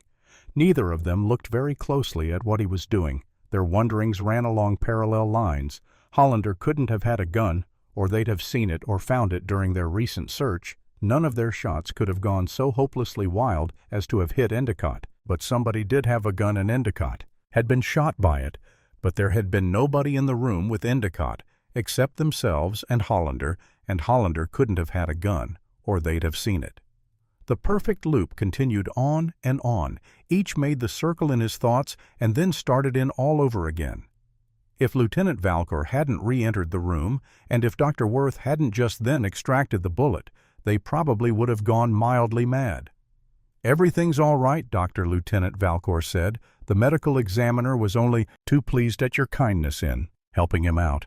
He won't be up again tonight unless I send for him. He asked me to thank you, not at all." Lieutenant Dr. Worth showed considerable excitement.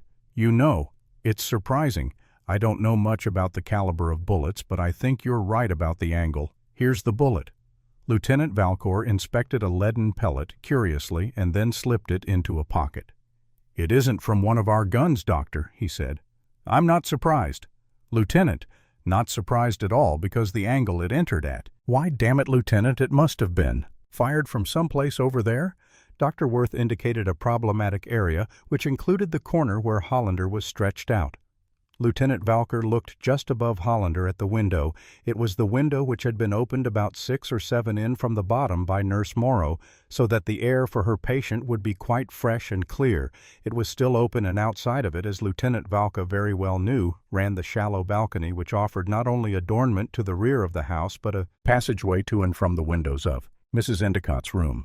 But Mrs. Endicott was under the influence of a narcotic, and a nurse and a maid were both in the room with her. But were they? Chapter 18, 3a. Some thin haze of dread, Dr. Worth, too, was staring at the black, impenetrable rectangle left by the opened window. It was a passageway for air, but infinitely more so was it a passageway leading to obscure recesses of the night recesses that seemed to offer a maleficent sanctuary to hell-born secrets of distorted souls who had crept along that balcony and fired that shot. The apparent improbability of anyone from Mrs. Endicott's room having done so transplanted the problem from clear fields of logic and of simple facts into vague regions of absurd conjecturings which stared one out at Lieutenant Valcour through baffling curtains of darkness and of fog. He felt a definite sense of uncertainty, and as one does when confronted by a suggestion of the unknown, an impalpable dread, it was nothing that he could put his finger on. It seemed absurdly some emanation from the outer night, creeping in through that rectangle of black to hang in thin hazes about the room. "What would you suggest doing with Hollander, Doctor?" he said. Dr. Worth, whose own thoughts had been wearily browsing in disagreeable pastures, sought relief in professional preciseness. "He would be better off in a hospital, Lieutenant. I consider his constitution to be more than sufficiently strong to obviate any danger in moving him." "Are you going to arrest him?" Lieutenant Valcour smiled faintly. "He is under arrest now, Doctor. I should like to get a few things straightened out, though, before booking him on any definite charge. Would it hurt him very much to talk with me before he is taken to the hospital?" Not if it weren't for too long." "Could you give him something to revive him, to brace him up?" "Certainly. Then I will have a man send for an ambulance, and I'll just talk with Hollander until he gets here." That will be all right. And if you don't mind, Doctor, I should like to be alone with him, just he and I and Endicott." Dr. Worth was already busied with restoratives. "Certainly," he said. "Miss Marrero, and I will be outside if you want to call us, Cassidy." Lieutenant Valk said, "Wait outside in the hall, and you, Hanson, go downstairs and telephone for an ambulance. Let me know as soon as it gets here." And in a moment, Lieutenant Valcor found himself alone in the room with Endicott, with Hollander, and with those curious mists that hinted at unnamed dreads. The restoratives were effective, and Hollander opened his eyes upon a stranger who was sitting on a chair beside the mahogany chest. He wondered idly who the stranger was. The drug which Dr. Worth had given him made him feel rather alert and smart. Any sense of pain was completely deadened. His eyes traveled leisurely about the room and hesitated at a sheet-covered object on the bed that would be his friend called Endicott. His lids closed sharply as a reaction to some wound that was not physical. Lieutenant Valka stared thoughtfully down at Hollander's pale face. "What did you do with Endicott's hat?" he said. Hollander opened his eyes again in bewilderment. "I don't know what you're talking about," he said. "And who are you anyhow?" "I'm Lieutenant Valcor." "Mr. Hollander, we've talked together over the telephone. The hat I'm referring to is the one that Endicott must have been wearing or carrying in his hand, or that was someplace near him when you attacked him shortly after 7 this evening." "I didn't attack him." Lieutenant Hollander's lips were peaked, looking, and didn't move very much when he talked. "I wasn't in this house until a little after 1:30 this morning, after you had called me up." "Which did you think Mrs. Endicott would really do, Mr. Hollander?" Hollander tried painfully to concentrate. He felt the need of being very careful of his footing. They were on dangerous ground. Yes. When she told you during tea at the Ritz that she had about reached the end and was either going to kill Mr. Endicott or commit suicide. Or didn't you really believe either? It seemed impossible that Hollander's face could grow any paler. "You're crazy, Lieutenant. All sorts of people tell me. So lots of times, Mr. Hollander? Did you have to wear Endicott's hat when you went out because you had lost your own?" Hollander sighed. "Fretfully, you must think I'm awfully dumb," he said. "Oh, not at all. Well, in a few things. Yes, your choice of friends, for example, and I don't mean the Endicott." "Whom do you mean?" "Lieutenant, that dark-eyed child, for one." "Mr. Smith? But perhaps you don't know that his name is not Smith. I imagine that when you left him in the apartment, he was still either Jack Perry or Larry Neens. He shows great versatility, really, in his adoption of names. I was just a little surprised and disappointed at his present selection of Smith." "You've been to my apartment, Lieutenant?" "Yes, I had quite an enlightening talk with the present." "Mr. Smith, where did you leave Endicott's hat?" Hollander, after one peevish glare, shut his eyes. "I can tell you pretty well what happened. You see, except for that Lieutenant Valcor went on. You did believe Mrs. Endicott this afternoon when she told you her intention. That much is fact. And now for a little fiction, either at the Ritz or just as you were handing her into her car, you stole her purse."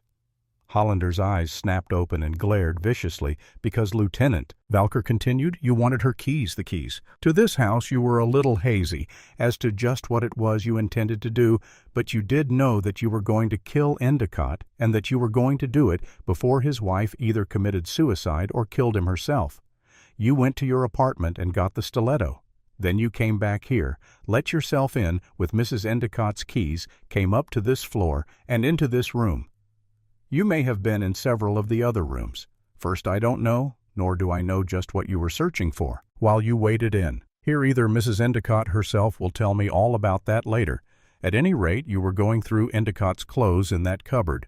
When you heard him coming, you closed the cupboard door. You were naturally nervous and upset. Everyone is when contemplating or committing a crime. You were afraid there would be some slip, so you disguised yourself with dust smeared on your face. Then either because you made some noise, or else because he wanted to get something. Endicott opened the cupboard door and saw you. You must have had the stiletto already in your hand and have looked pretty horrible altogether, because the shock of seeing you stopped his heart and he crumpled to the floor. Hollander's eyes began to look feverish. His falling like that startled you," went on Lieutenant Valcor. "You felt his heart, and in pulling open his overcoat so that you could get your hand inside, you ripped off the top button." "What did you do with it?" Hollander grinned faintly. "Swallowed it," he said. Lieutenant Valcor flushed a little. You probably put it in your pocket. You were satisfied that Endicott was dead, miraculously dead, and that you hadn't had to stab him, but he was dead, and you experienced the natural panic of all murderers. I don't mean that you went wild or anything, but your mind didn't function correctly. You may have been quite calm, but it wasn't a calmness based on intelligence.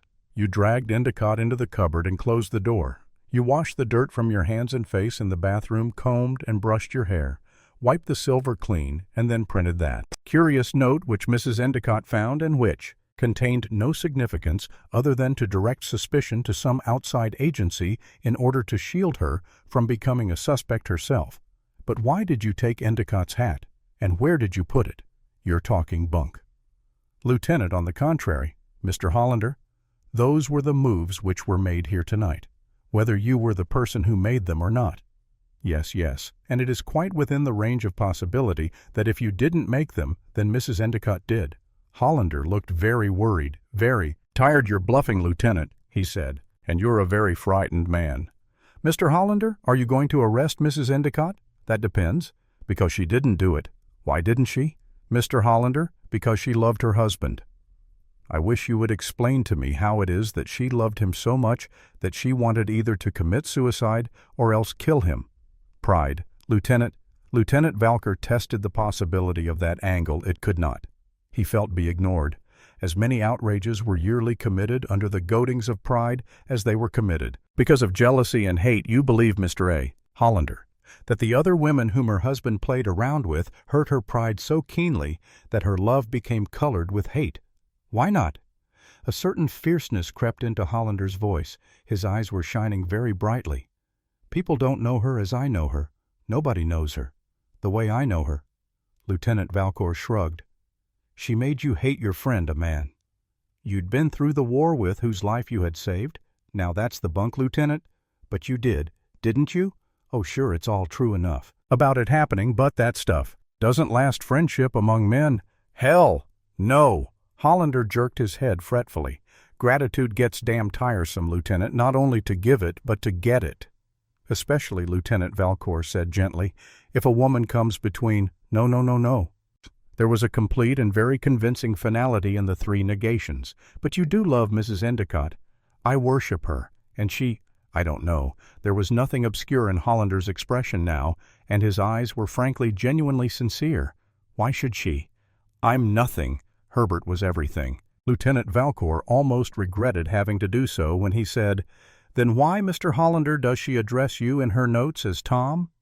Darling Hollander didn't answer. For a minute he considered the question quite seriously. I guess it's just because she's sorry for me, he said, and I personally think that that's a pretty bum guess. No, listen here. Lieutenant Hollander's voice began to wander. His sentences became broken, meaningless. It was with a sense of relief that Lieutenant Vela saw the door open. 2 stretcher carriers come in, followed by Dr. Worth, and the ambulance surgeon. Hollander, as they carried him out, was unconscious again. Lieutenant Valcour detained Dr. Worth at the door. There is something I should like to ask you, he said. Chapter 19, 3:15 a.m. The properties of horror. Dr. Lieutenant Valka said, our immediate concern is to find out who fired that shot. The principal reason is quite academic. We want to catch and arrest the person who did it. A secondary reason is that many people who reach the state of mental unbalance where they are impelled to commit murder don't stop with the crime. They've tasted blood. They are in a state of abnormal acuteness and are driven by a new fear, that of discovery and capture, to prevent being captured. They reason, why not kill again? There is nothing to be lost. You see, they can only be electrocuted once. I am presupposing, of course, that the criminal is an outsider, some person at present hidden in the house who will make some desperate effort at escape. It is a supposition. That must be entertained, even though it is not a very good one. I believe that the facts will eventually prove the criminal to be a legitimate inmate that narrows the field. Doesn't it, Lieutenant, to whoever was in Mrs. Endicott's room? It does, unless somebody dropped a rope ladder from an upstairs window and got onto the balcony in that way. But I don't put much stock in those tricks, Doctor, any more than I do in sliding panels and trapdoors outside of the Badger game. I've never come across a sliding panel in my life, and I don't ever expect to. Either Dr. Worth was inclined to take the idea more seriously, but a rope ladder there might very well be one around the house for an emergency fire escape. All right, who was in the room just above this one? You did. You come down a rope ladder and shoot Endicott. God's truth, my dear man. Oh, be sensible, doctor. Of course you didn't. And who had the room across the hall from you, which also is above the balcony? Mrs. Siddons, the housekeeper. If you saw her, you'd scarcely picture her as hurrying up and down a rope ladder. No doctor, whoever was on that balcony, came from Mrs. Endicott's room. We're back to the same three people, Mrs. Endicott, her maid, and her nurse. But Mrs. Endicott is out of the question. Lieutenant, she is still under the influence of the narcotic I gave her. How about the nurse, doctor? Have you known her long? Known her only for the several cases she has worked on with me, but she comes from the most reputable agency in the city. How about the maid? I don't know, she is just as good a candidate for suspicion as Miss Vickers, isn't she? Why, under the sun should Miss Vickers want to shoot Endicott? I'm not seriously considering Miss Vickers at all. It's perfectly obvious that whoever did shoot Endicott was either directly responsible for the earlier attack during the evening or else involved in it as an accomplice that might still include the maid. It certainly might. I wonder if you'd mind asking Miss Vickers to come in here. I'd like to question her first. Dr. Worth nodded toward Endicott's body covered with a sheet on the bed. Miss Vickers, Lieutenant, being a nurse, is naturally accustomed to seeing the dead. But it will be rather gruesome for the maid if you question her in here, too. Very gruesome, doctor. Well, you know best. You're liable to have a fine case of hysterics on your hands. I'll risk it. Dr. Worth left and closed the door. There again swept over Lieutenant Valk with the solitude that indefinable feeling of some lurking dread. There were voices crying out to him from the subconscious, warning him of dangers that were very real, very close at hand. But the messages were indecisive, as are all instinctive things which fall beyond the charted seas of any human knowledge. Nurse Vickers came in without the formality of knocking her glance toward the bed, was professional, and not colored by any sign of nervousness. Thank you for coming. Miss Vickers, I'll only bother you for a minute. No bother at all. Lieutenant, there is just one thing I want to know: who was in the room with you and your patient at the time of the shooting? Why I couldn't say Lieutenant, exactly why not Miss Vickers, because I wasn't there myself. I was down in the kitchen, making some coffee. I left Roberts with Mrs. Endicott. You see, there wasn't anything that had to be done, except just to be there. I'm sure it was quite all right. Of course it was. I'm not suggesting for a minute, Miss Vickers, that I thought otherwise. Lieutenant Valker studied the woman for a second and then said, I just wanted to know if you could help me check up on the number of shots that were fired. I didn't hear any shots at all, Lieutenant, way down there in that kitchen. Lieutenant Valcor wondered at this. The sound of one shot might well have been heard down in the kitchen, the shot which had killed Endicott and which had been fired from the balcony. The sound would surely have traveled clearly in the still night air and to the kitchen from outside, and yet he believed Nurse Vickers implicitly in her statement that she had heard no shot. There was no earthly reason why she should lie about it.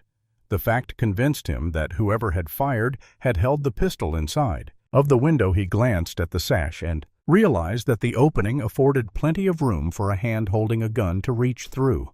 No, he said. I suppose you couldn't have heard anything at all. Maybe Roberts can help me. She was in the room, wasn't she, when you came back? Oh, yes, Lieutenant, and terribly excited about the shooting. She seemed so upset, in fact, that if there hadn't been so many, much more important things for Dr. Worth to attend to, I'd have asked him to give her something to quiet her. One can hardly blame Roberts, Lieutenant. Valk said the fusillade must have been quite a shock, you know, and then everyone's nerves are on edge tonight. Anyway, in just what fashion was she upset, Miss Vickers, from your professional experience? I mean, you probably could diagnose her actions. Was it fright? Nervous? Shock? Oh, fright. Of course, Lieutenant. I've seen lots of nervous and hysterical people during my work, but never one as badly off as she was. I'm not exaggerating one bit when I say that she was gripped with an hysterical sort of terror, really as bad as that. Why, I was almost afraid even to let her stay. In the room with the patient, the poor creature actually seemed to blame Mrs. Endicott in some fashion for what had happened. Just imagine this, Lieutenant, when I came in. She was literally leaning over the bed and shaking her fist at Mrs. Endicott. You are quite certain of this? Miss Vicers, I saw it with my own eyes, Lieutenant, and was—" Robert saying anything. "Just the jumble that people go in for when they're hysterical. You couldn't catch anything connected." "I didn't try, Lieutenant. I had to get her away from the bed and calm her down. You were able to." "I was." "She calmed down quite suddenly and became perfectly normal again. I persuaded her to run downstairs and make herself a good bracing cup of tea, possibly carrying the pistol with her." Lieutenant Valk thought bitterly to hide it in some place where it might never be found. "Did she come back into the room afterward?" he said. "Well, not really, Lieutenant. I know how particular you police officers are about the littlest details. She just stopped at the door to tell me she was feeling all right again. She said she was going upstairs to her room to take a little rest." "And you're quite sure, Miss Vicers, that you can't recall any of the words that Roberts was saying when you found her leaning over the bed?" "I would if I could. Lieutenant, it was just a jumble something about ice and human hearts. Then she switched to searing flames, and I don't know what all else. Would it bother you very much to go up to her room and see whether she's in condition to come down here for a few minutes?" "Why not at all? I'd be glad to. Thank you, Miss Vicers. You've helped me tremendously. Oh, there's just one thing. Miss Vickers." Miss Vickers paused at the doorway. "Yes, Lieutenant. When you came back upstairs from the kitchen, did you notice anything about the atmosphere of Mrs. Endicott's room?" "Why, I don't know." "You mean a sense of tension or something?" "No, I don't. I mean, was it as warm as when you left it, or cooler, or what?" "Yes, I do too. It was cooler much because I remember after I quieted Roberts, I went over to one of the radiators to see if the heat was still turned on. I thought Roberts must have turned it off, although I couldn't, for the life of me, see why. But the radiator was quite hot, so I realized it must have been just the change from the kitchen. It's a hot kitchen, that is probably just what it was. Would you send Roberts to me now?" "Please, I will." "Lieutenant?" "Thank you." Miss Vickers went out and closed the door. Lieutenant Valcour then did a rather horrible thing. He went over to the bed and pulled down enough of the sheet so that Endicott's face was exposed, and then he sat down and waited for Roberts. Chapter 20:24a. "Come on, Private Heights. You wanted to see me, Lieutenant." She had been under a strain, and a rather terrible one. There wasn't any doubt about that. It was emotion, after all. "That brought age, not years," thought Lieutenant Valcour, as he glanced at the dark rings so clearly visible beneath her tragic eyes. Roberts hadn't looked toward the bed yet, but then he hadn't really expected that she would. Perhaps she wouldn't look for some time, but eventually she would lose some portion of that really splendid self-control that she was exerting in. Then instead of the expansive white sheet she had been expecting, there would be Endicott's face. "I wonder if you could tell me, Miss Roberts, the number of shots that were fired during the shooting?" I'm sure I couldn't. She was pointedly on guard, her eyes held at a level that included his cravat, but went no higher. "The question isn't as silly a one as it seems," Lieutenant Valcour said. "I don't suggest for a minute that you counted the shots as they were being fired, actually, but it's quite within possibility that your subconscious mind really did that very thing, and that unconsciously thinking about it, the number might come to you. It's something along the principle of visualizing sound. I'm sorry, I'm sure that no amount of thinking about it would clear the rather terrible confusion of that moment. Won't you sit down? I prefer to stand. Thank you. Just as you wish you were with Mrs. Endicott, weren't you, when it happened?" Yes, Lieutenant Valcour admired the accomplished ease with which the word had so unhesitatingly been brought out. But then most women, in his estimation, were natural-born liars.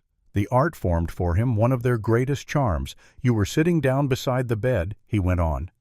"Yes. Reading. Splendid. Splendid. She was a Bernard of Dews, and Miss Vickers, she was down in the kitchen making some coffee. Did the shooting upset you?" "Miss Roberts, I'm naturally nervous. The sound of firing has always disturbed me terribly." Then she flung at him abruptly. "My brother was killed in the war." Lieutenant Valcour both looked and felt genuinely consoling. He also felt a selfish measure of irritation. The statement was such a perfect period mark when a young woman, no matter how great a criminal, potentially announces flatly that her brother has been killed during the war. One can't ride over the fact. Roughshod, was there anyone whom you loved killed in the war?" "Lieutenant?" She was determined to hammer at the point. It seemed he wished that she would stop. There wasn't Miss Roberts. "Then you don't know much about soldiers?" "No, not much, really." I don't mean soldiers, or the war itself either. It's a state of being a sort of lucid abnormality. It's hard to tell you just what I do mean, but it's the thing," she ended fiercely, "that made me understand Mr. Endicott. He never quite recovered, you see, from being a soldier, and perhaps it also made you understand why Mrs. Endicott misunderstood him.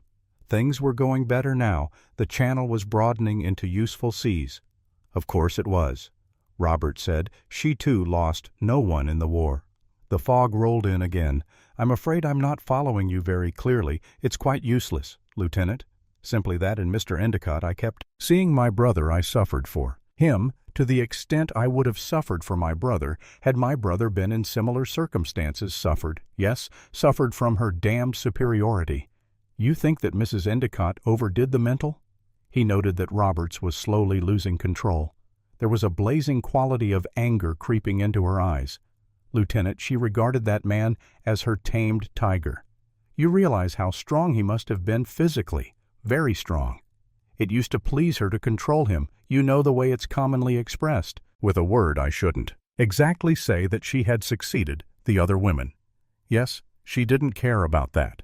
If anything, it satisfied her sense of power. She looked on them as a pack of shoddy substitutes that he could fool with, kick around, and treat terribly if he liked, but she still remained the original, the unapproachable, the happy possessor of a tamed tiger. He was always hers, you see, no matter what it was he had done. She's had him crying. That's a little hard to believe, it's the truth.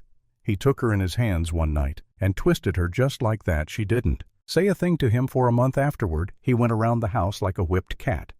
Then she said something kind to him, and he cried, 'I wish she was in hell. Perhaps she is, Miss Roberts, just that she won't stay in it long. Her kind doesn't.'" Lieutenant Valcour held his eyes thoughtfully directed toward the bed. "Tell me, Miss Roberts, do you think that Mr. Endicott is happier dead? Let me put it in this fashion. If Mr. Endicott had really been your brother, would you rather have seen him dead than living in the emotional hell? You picture Mr. Endicott as having lived, and his gaze retained its determined fixity. "No," she said. "There is always a way out." It was irresistible. She found herself having to look too. Against every advice of instinct, her eyes were drawn toward the bed, in company with Lieutenant Valcour's peace. There was peace greater than she had ever seen when he had been living. Peace to a tired heart, a plain, normal, happy human heart that had been broken on the wheel of too much complexity. "Oh, I'm lying, Lieutenant. I would a million times." Rather, he worked very fast. Now, having captured the mood, "Were you thinking of all that when you stood outside on the balcony and watched him through the window?" Her eyes clung immovably to the cold, closed lids, the mouth carved in gentle shadows. Her very being seemed withdrawn on private heights. "I wasn't on the balcony, and I'd like to know what you did with the gun." Perhaps he was laughing at it all now. If people laugh in heaven, he and her brother, they would have met and be laughing at it all together. But they wouldn't be. Laughing at her, there wasn't any need to use the gun, Lieutenant. "Then, what did you do with it?" "Put it back in the bottom of my trunk." He'd know now the exact reason why she had done the things that she had done. People know everything in heaven. Sort of an enveloping awareness, like lightning darting brilliantly to immediate comprehension at its target, gun. Her face was bleak ivory. "What did you say?" "Lieutenant, I had just asked you, Miss Roberts, what you did with the gun, and you told me that you put it back again in the bottom of your trunk." Her eyes, as she looked at him, were strangely devoid of fear. "Then if I told you that you'll find it there, it wasn't the wisest place to put it, Miss Roberts. It doesn't matter much." "You mean you don't care?" "Not just that I'm speaking about the gun. I never fired it then. Why did you hide it? Because it's illegal to have a gun. Then why did you have one?" "Miss Roberts, it's one my brother gave me over 12 years ago. I've always kept it with me." "What caliber is it?" "A Colt 38.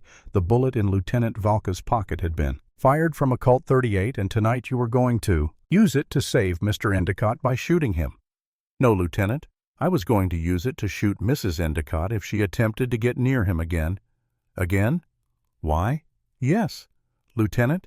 She went out of the room last night right after he had knocked and said goodbye out into the hallway." "Yes. When did she come back?" "She didn't come back then." "When was the next time you saw her?" "When you rang for me after you had found Mr. Endicott in the cupboard, and you think it was Mrs. Endicott who put him there?" Lieutenant Valka thought, for a moment of the broken fingernail of Mrs. Endicott's otherwise immaculate hand. But why Miss Roberts? Should she kill her tiger? Perhaps Mr. Hollander could tell you that better than I, and why did you get a gun to prevent Mrs. Endicott from going again to her husband when you knew she was under the influence of a narcotic, that she was unconscious and couldn't possibly move because, Lieutenant, she never drank the narcotic, Chapter 21, 351A. A woman's slipper. Lieutenant Valcor felt a distinct shock, and his eyes became predatorily alert. If this astonishing thing was true and Mrs. Endicott had not taken the narcotic prepared for her by Dr. Worth, then the bypaths one might dart along were numerous and alarming. Indeed, "How do you know Miss Roberts?" he said. "Because when the nurse went downstairs to make that coffee, I went over to the bed. I wanted to take a close look at Mrs. Endicott. Have you ever felt that desire to look closely at something that you hate very much? It's the curiosity of hate, I suppose. I put my hand on the spread at the edge so that I could lean down. The spread was damp. Something had been poured on it. There wasn't anything that could have been poured on it except the narcotic she'd recovered. Consciousness, you see, when the nurse and Dr. Worth brought her in from here and put her to bed. But wouldn't he or the nurse have seen her pour it out? None of us saw it, Lieutenant, because she said, just after the doctor had handed her the glass, "There's blood on that dresser." We all looked at the dresser. Of course, naturally, there wasn't any blood on it. The doctor thought she was delirious. She was just finishing drinking when we turned around. Didn't you accuse her? When you felt the damp spot on the spread, what was the use? She never would have admitted it. I believe, Robert said fiercely, that I could have stuck pins in her and that she'd have endured the pain rather than admit it. And suddenly I began to feel afraid, not so much of her as of what she might do to Mr. Endicott. She was playing a trick, and I didn't know just what the purpose of it was. I ran upstairs and got my gun, then came right back. She was still in bed. Yes, but the shooting was over and the room was cold. The room was cold. Roberts's voice was very intense as she drove her points home, and her skin was cold and her breathing was heavy from recent exertion. I think I was going to kill her. I would have killed her if the nurse hadn't come in just then. Why didn't you tell someone of this at once? Miss Roberts, would anyone have? I don't quite understand there. Had just been that. Shooting, and I had a gun. I wanted to get rid of it. By the time I had got rid of it, it was too late. I couldn't say anything then without practically accusing myself of a murder I didn't commit. You'll stay here in the house, Miss Roberts, naturally, since I'm to be accused of having killed Mr. Endicott. Not as yet. Miss Roberts, it won't bother me, she added bitterly as she started for the door.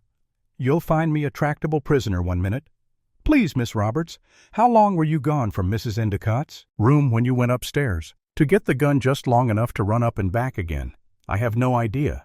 Really, where is your room on the upper floor? The room to the left of the corridor in the front of the house, and whereabouts? Did you keep the gun in my trunk, where it is now? Was the trunk locked? Yes, I keep it locked and the keys for it in a purse. The purse was in a dresser drawer.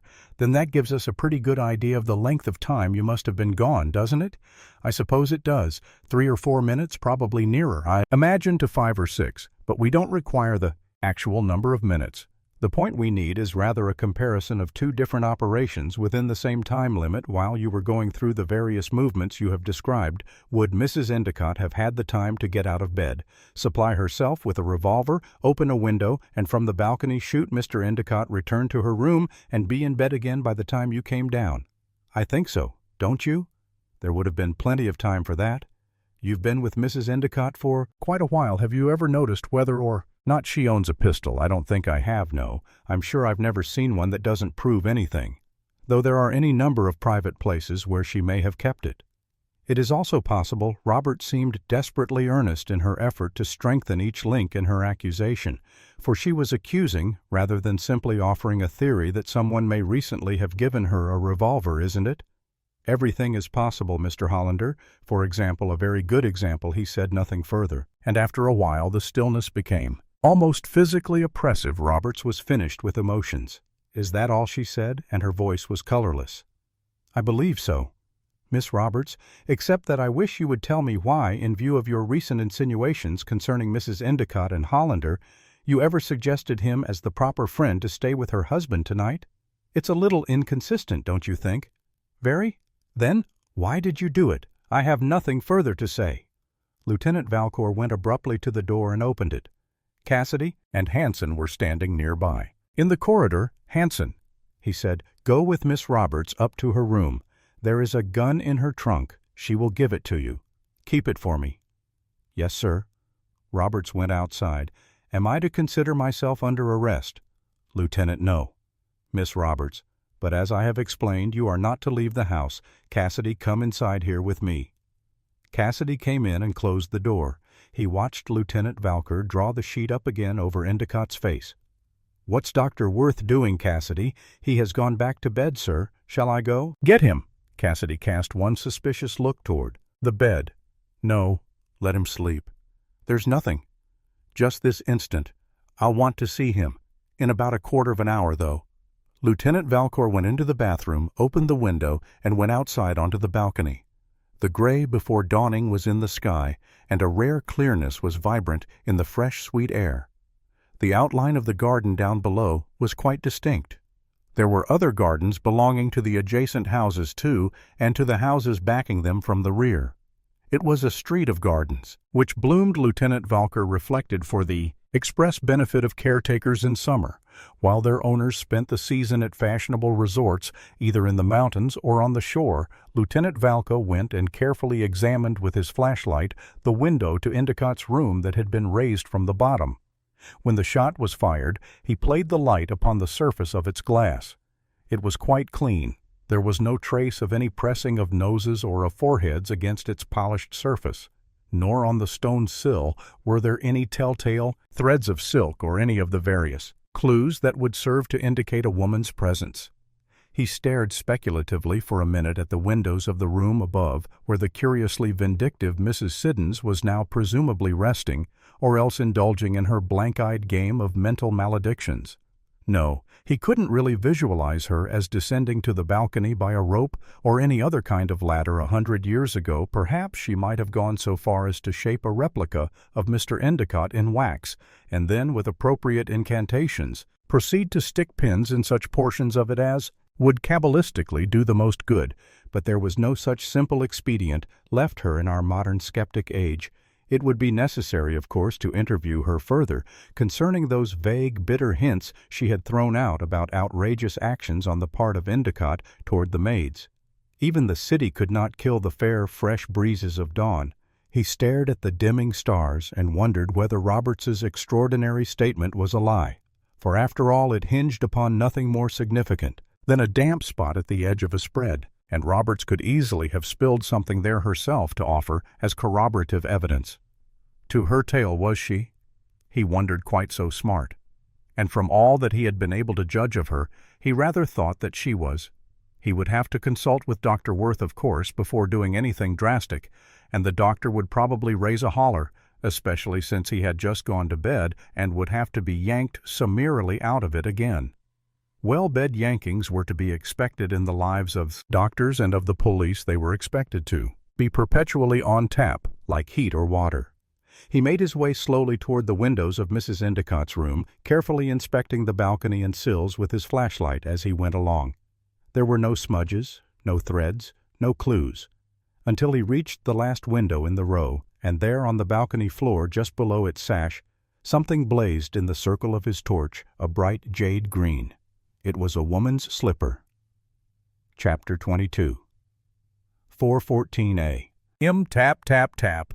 Lieutenant Valk picked the slipper up and sighed. It was a distressingly leading and decisive clue, but it did not lead in a direction he cared to follow, nor did it decide things as he thought they ought to be decided on the surface of it. The case seemed blatantly plain. Hollander had come to the house at 7 to save Mrs. Endicott from committing murder or suicide and had shocked Endicott almost to death.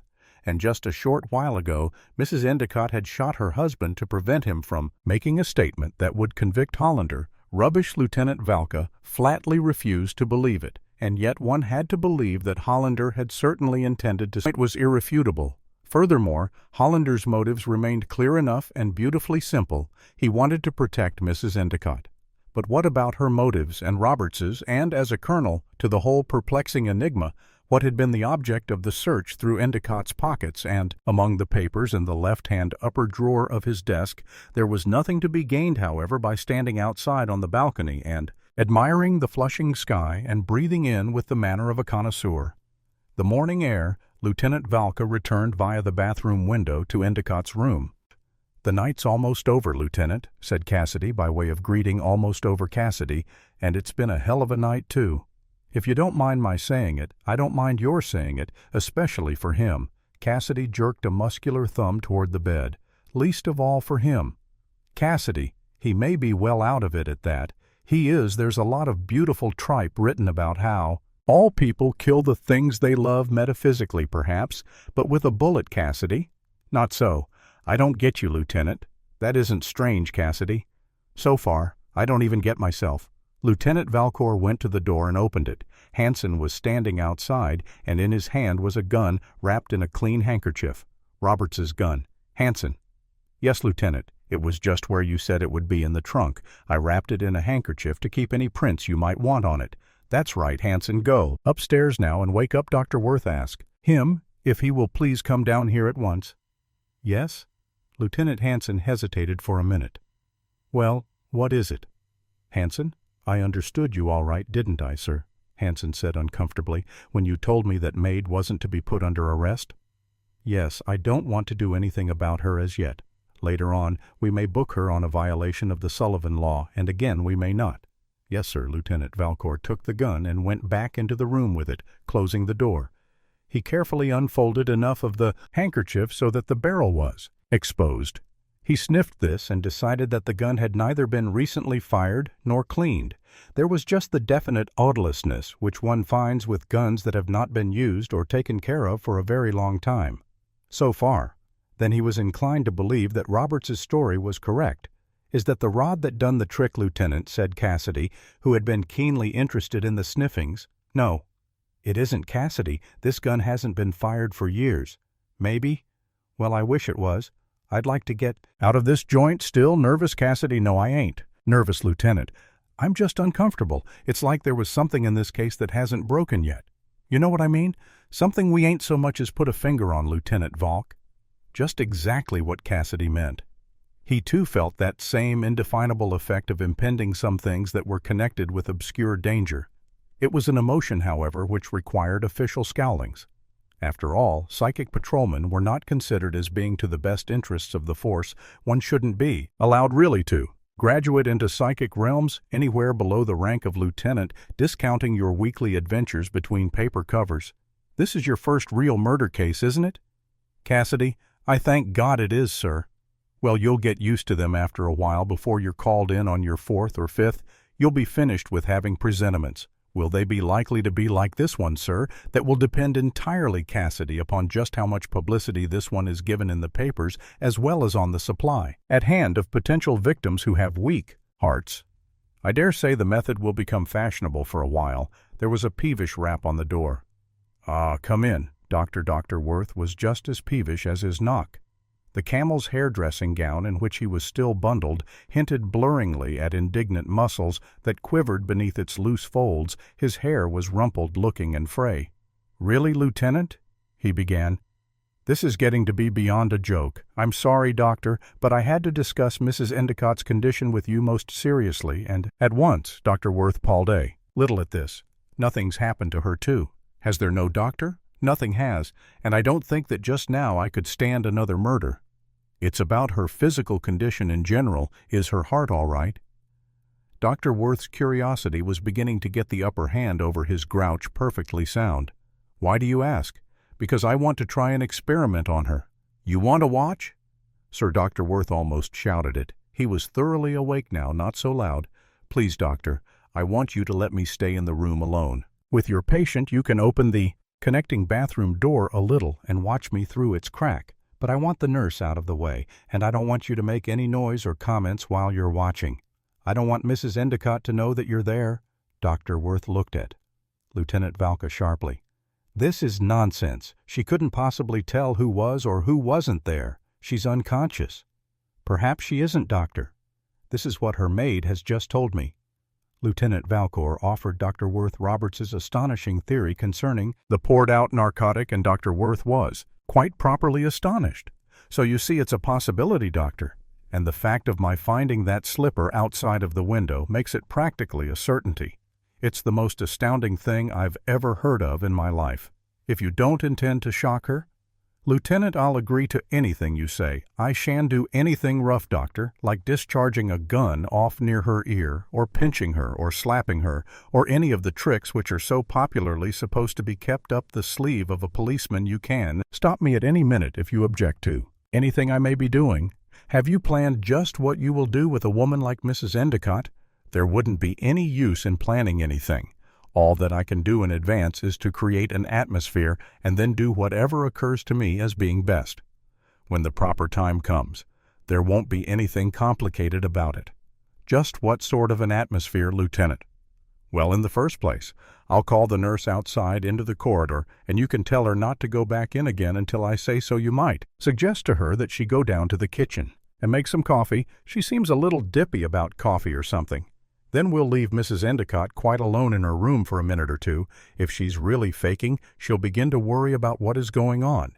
Then the door will open again, and instead of the nurse, I'll come in. She'll be pretty certain to suspect that I found the slipper, but will be all the more careful to keep up her pretense of being under the influence of the narcotic. If she gets away with that, you know, she can always claim that Roberts herself must have dropped the slipper onto the balcony as a plant. The main thing is that Mrs. Endicott won't know just what's up, and when a woman of her temperament can't figure a thing out mentally, it about drives her crazy. Then I suppose, Lieutenant, that when you get her into this receptive state, you'll speak to her, Lieutenant?" Valcor laughed. "On the contrary, Doctor, I haven't the slightest intention of saying a single word. Shall we go now after you've arranged things with Nurse Vickers?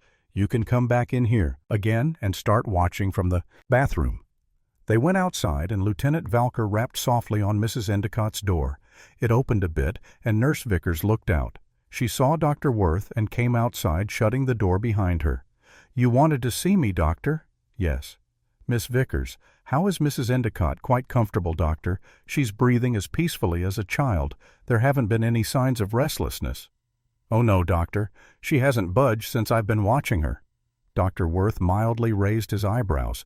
"That in itself is rather curious." He said, "Curious, Doctor? Oh, nothing to be alarmed at. Miss Vickers, you look a little tired. Run downstairs and drink some coffee. The lieutenant here will stay with Mrs. Endicott, and you're not to go back into her room again until he says so." Help, thought Lieutenant Valcor as a detective. Dr. Worth was a darned fine doctor. Miss Vickers, as he had expected, was instantly curious. Something more wrong. "Doctor, no."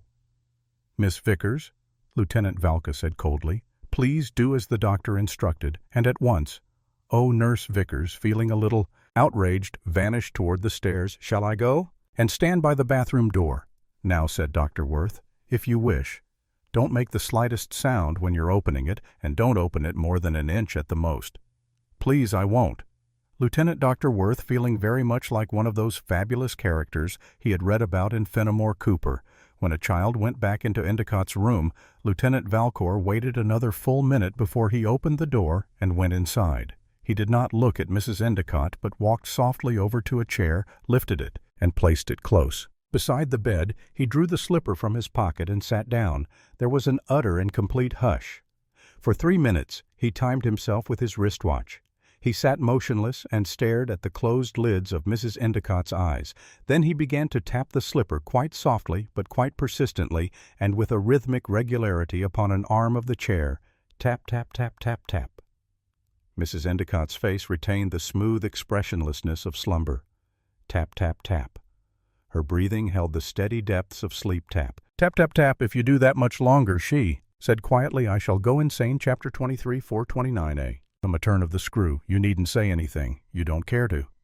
Mrs. Endicott, I'm glad you didn't use the stereotyped formula. Lieutenant, it would have disappointed me if you had.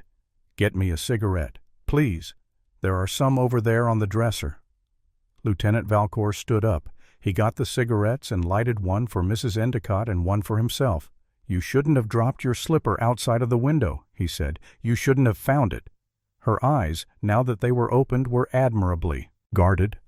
and her fingers, as they held the cigarette, showed no trace of nervousness. "The slipper is of no great consequence." "Mrs. Endicott, there are so many other things, too. You see, sort of a wholesale strewing of clues. I never imagined you as bothering very much with clues. It's people you're more interested in reading, their minds." Her eyes offered an almost impudent invitation that he read hers. "Whom were you aiming at when you fired Mrs. Endicott, at your husband or at Mr. Hollander?" Mrs. Endicott blew smoke rings elaborately at neither lieutenant. "I didn't have a gun. Then it was just curiosity." "What was your going out on the balcony?" "I didn't go out on the balcony. I've never been on it in my life. I am not stupid." Mrs. Endicott, nor very credulous either. No, nor credulous. That's the trouble with truth. It often sounds so silly. Surely you realize how things look against you, Mrs. Endicott. Black. The worst of all is your not having taken the narcotic and then having pretended to be in a state of unconsciousness. Her eyes became stupefyingly innocent. "Is it illegal to decide not to take medicine?" "Lieutenant."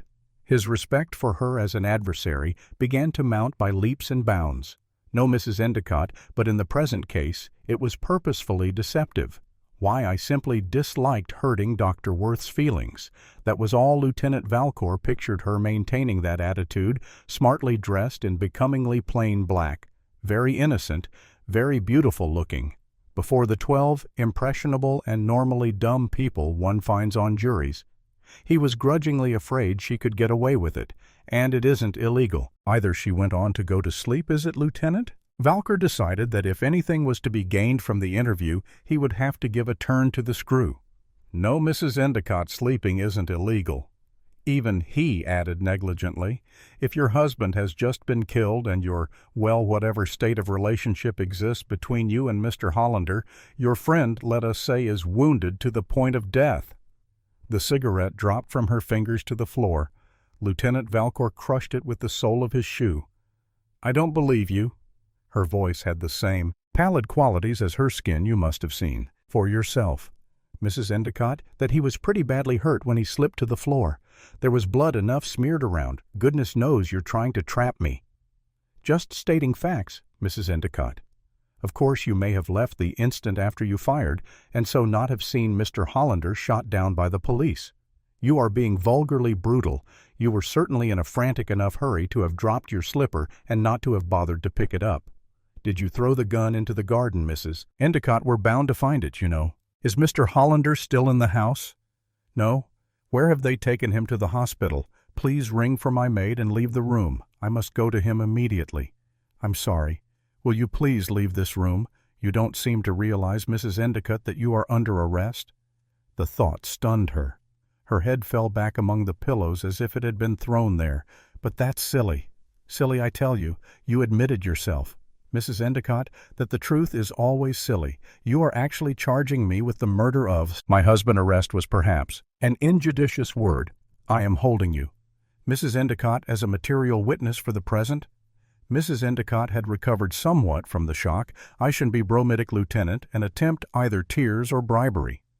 I'm not stupid enough to think that either would affect you in the slightest from the performance of duty.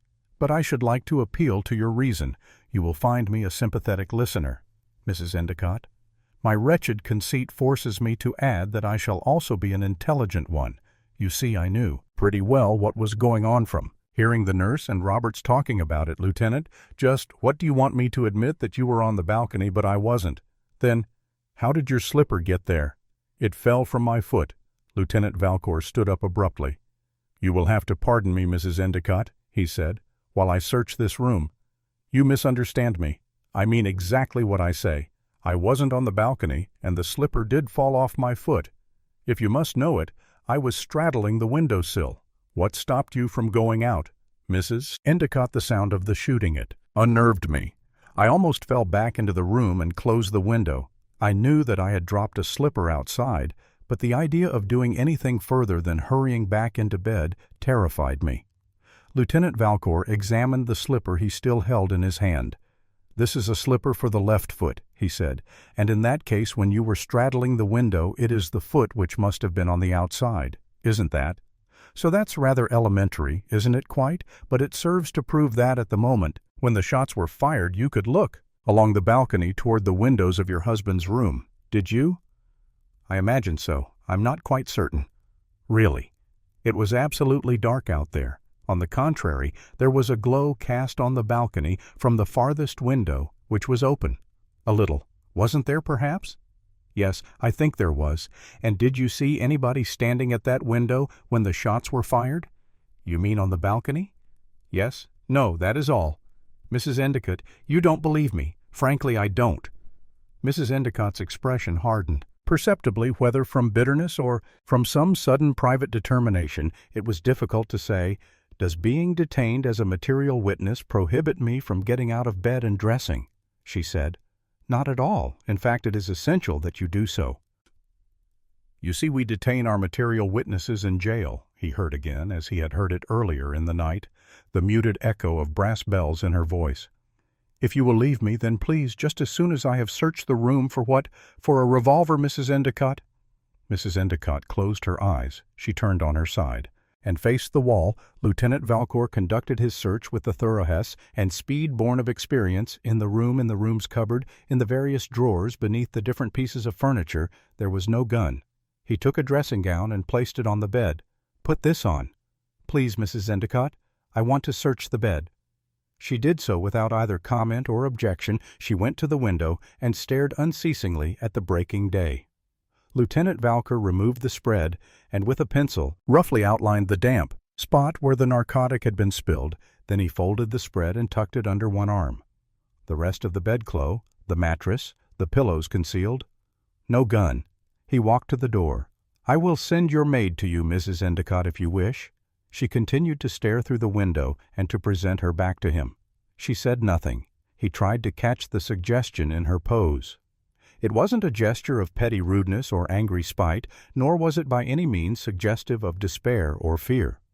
He went outside and closed the door, and, as he crossed the corridor to Endicott's room, it occurred to him with shocking clearness that in spite of the idea's seeming absurdity, her pose had suggested a very definite mood of positive exaltation. Chapter 24, 441a. "Them as the colors of dawn."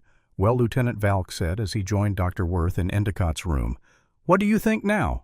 Dr. Worth was finished with bewilderments. In spite of the camel's hair robe swaying him, he had recaptured to an impressive extent his air of dignity. "Lieutenant," he said, "I think that my services are no longer required in this house. With your permission, I shall dismiss the 2 nurses and go home." "Why, certainly, doctor, if you wish. The prosecuting attorney will probably require your testimony to secure an indictment and will want you later on at the trial. But I'm sure he will bother you just as little as possible. We realize how annoying any court work is to a doctor. I shall be glad to testify whenever required. Will you also let me know where to keep in touch with the 2 nurses? Their testimony will be needed too." Dr. Worth stated the name and address of the nurse's home at which Miss Vickers and Miss Morrow could always be reached, and Lieutenant Valcour wrote them down in his notebook. "Would it bother you very much, Lieutenant, to let Mrs. Endicott know that I have gone when you see her?" "Not at all." "Doctor, I doubt whether she will require my services again." He paused for a moment at the doorway. "That woman, sir, is of iron." "I shouldn't wonder, doctor.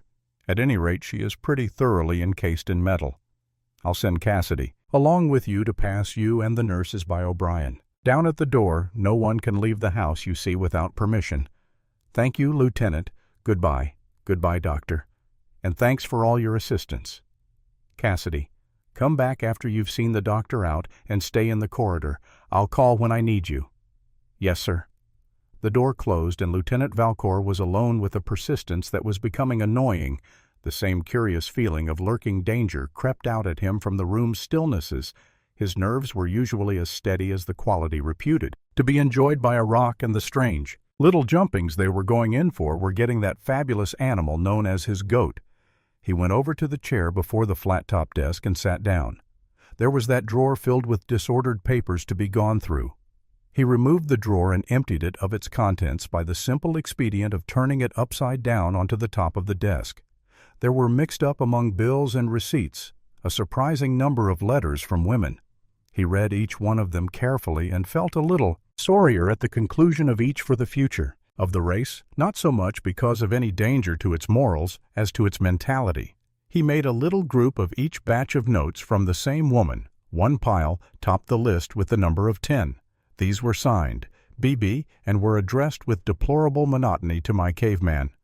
Endicott must have been rather an ass, he decided, as well as a pretty low sort of an animal. It was all very well for Roberts to rave on about soldiers and simple hearts and war and things.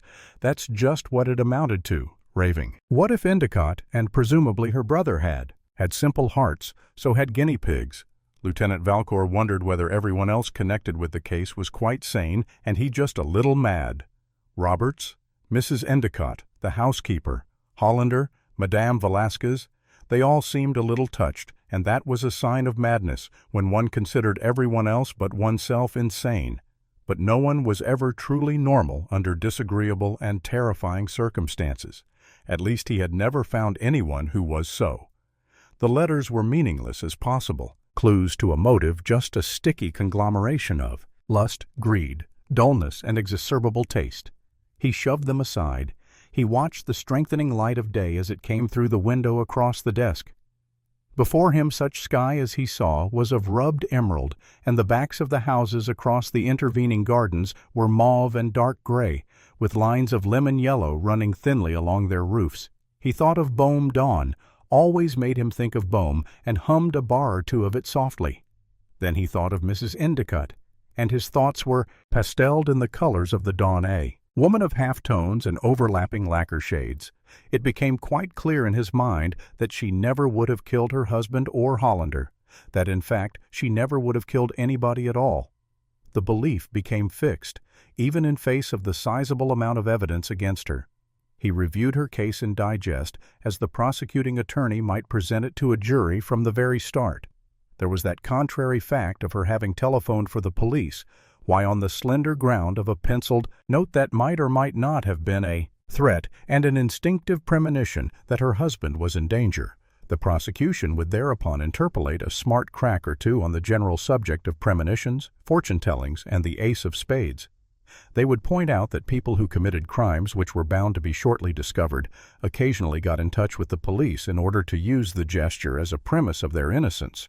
There were her definite admissions of intent to kill her husband, her having left her bedroom immediately upon his, having knocked and said goodbye, and her recent most damaging actions in regard to the narcotic, and having been on the balcony. Motive, the prosecuting attorney could offer 1,000. The most prominent ones would include a jealous rage at her husband's easily proved peccadillos with other women and her own rather significant attitude toward Hollander. Yes, it would be only too possible for the prosecuting attorney to get a conviction against Mrs. Endicott and to rope Hollander in as an accomplice. He'd want the weapon, though. To make the case complete, Lieutenant Valcour had forgotten about the weapon. He stood up, went to the door, and opened it. Hanson was standing outside, having taken his post there until Cassidy should come back from letting out Dr. Worth and the nurses. Hanson, Lieutenant Valcour said, "I want you to search the backyard for a revolver that may have been thrown there from the balcony. If you can't find it, search the 2 adjoining backyards and the 3 in the rear as well. Don't wake up the people in the other houses. Just get a stepladder and cross the party walls." "Yes, sir. Report to me as soon as you've finished or find anything." "Yes, sir." Lieutenant Valka closed the door again. The revolver would clinch the case. Mrs. Endicott, the principal, and Hollander, the accomplice, what a sweet bunch of muck it would be, too. There were all sorts of sob angles, Hollander and Endicott as Damon and Pythias brothers in arms during the war, who were transformed through the vicious caprice of a siren into Cain and Abel, or would Mrs. Endicott spatter the tabloids as a woman wronged who had, by a reversal of the usual position of the sexes, taken her just revenge beneath the legendary cloak of the unwritten law. If her lawyers were smart, she would, and they would be smart too. She'd probably have the most impressive battery of legal guns that were procurable in the state lined up on her side. It wasn't the gun only that Lieutenant Valcour wanted. There was something else: Endicott's hat. That was it. How did the person who had been caught in the cupboard fit in with Endicott's hat? The answer came to him with the sudden clearness that will enlighten a problem that the subconscious mind has been working on for some time. The hat was the final touch to the person's disguise, and the fact would presuppose a woman. A man's hat would add immeasurably to any disguise adopted by a woman. But which woman? And why had his hat been in the cupboard, and still there was no answer to the baffling question as to what had been the object of the search through Endicott's pockets and his papers? There was, of course, a perfectly plain and logically possible solution. The object or paper, whatever it was, had been found and had been carried off by the thief along with Endicott's hat and the top button from his overcoat. And if such were the case, just what that object or paper was might never be known for. The fourth time since he had been sitting at the desk, Lieutenant Valcour sniffed the air. There was a faint trace of scent, a curiously reminiscent odor, all but intangible, but which he was quite certain he had encountered in some different locality at some time during the night. It was only apparent when he sat at the desk, and the deduction was reached without too much mental labor, that it must hence emanate from something connected with the desk. Perhaps that aperture from which he had pulled the drawer. The telephone rang sharply. He drew the instrument to him across the top of the desk and took the receiver from the hook. The call came, he was informed, from Central Office. Chapter 25, 5001A. Lunatic Vistas. The report from Central Office, which Lieutenant Valka received over the telephone, contained one definitely useful piece of information. The person who had used the comb and brushes belonging to Endicott had been a blonde, and was either a man or a woman with bobbed hair. And Mrs. Endicott, Lieutenant Valka reflected as he hung up the receiver, had blonde shingled hair, and so except for the shingling, did Hollander Roberts, on the other hand, had not, and where he wanted to know was his, inspiring confidence in the innocence of Mrs. Endicott now, precisely where it had been before his mind began to gibber. What was that curious scent, that trace of an aroma? What about Hollander's roommate, the young Southerner who preyed upon wealthy women in nightclubs? Had Endicott evidence that Hollander was mixed up in similar jobs, and had Hollander come to steal it or silence Endicott rats? And what were Marge Miles's address and telephone number doing in Mrs. Endicott's personal directory, and why had Mrs. Endicott been such a stupid liar as to say she had seen no one on the balcony at the time when the shots were fired, when the only apparent place from which the shot that had killed Endicott could have been fired was the balcony? A knock-knock. "Come in," he said. Cassidy opened the door. "There's an old dame downstairs, Lieutenant, who insisted on coming in. She wants to see you." "Did she say who she was, Cassidy?" "She did, and you can believe it or not, sir, but her name is Molasses." Lieutenant Valcour made a desperate clutch at his scattering reason. "By all means, Cassidy," he said. "Show Mrs. Molasses." Right up Madame Velasquez in the penetrating light of early morning was beyond words. The intervening hours since Lieutenant Valcour had left her wigless and talking to herself in her stepdaughter's apartment had unquestionably been ones of worry. As she came into the room, Lieutenant Valka motioned to Cassidy to wait outside and close the corridor door over her black sequin dress. She had thrown an evening cape of blue satin edged with marabou, and on her wig rested a picture hat trimmed with plumes. Her eyes ignored the details of Endicott's room, of Endicott's body stretched beneath the sheet, ignored everything but Lieutenant Valka. "The man whom she had come to see, Marge, is dead," she said. Her voice still retained the curious qualities that made it suggest a scream. Lieutenant Valk wearily closed his eyes. One other murder would truly prove to be the straw with himself in the role of the already overladen camel. "Sit down. Madame Velasquez," he said, "and tell me how it happened." Madame Velasquez spread billows of blue satin and marabou into an armchair. "I don't know how it happened," she said. "Did you find her body in the apartment?"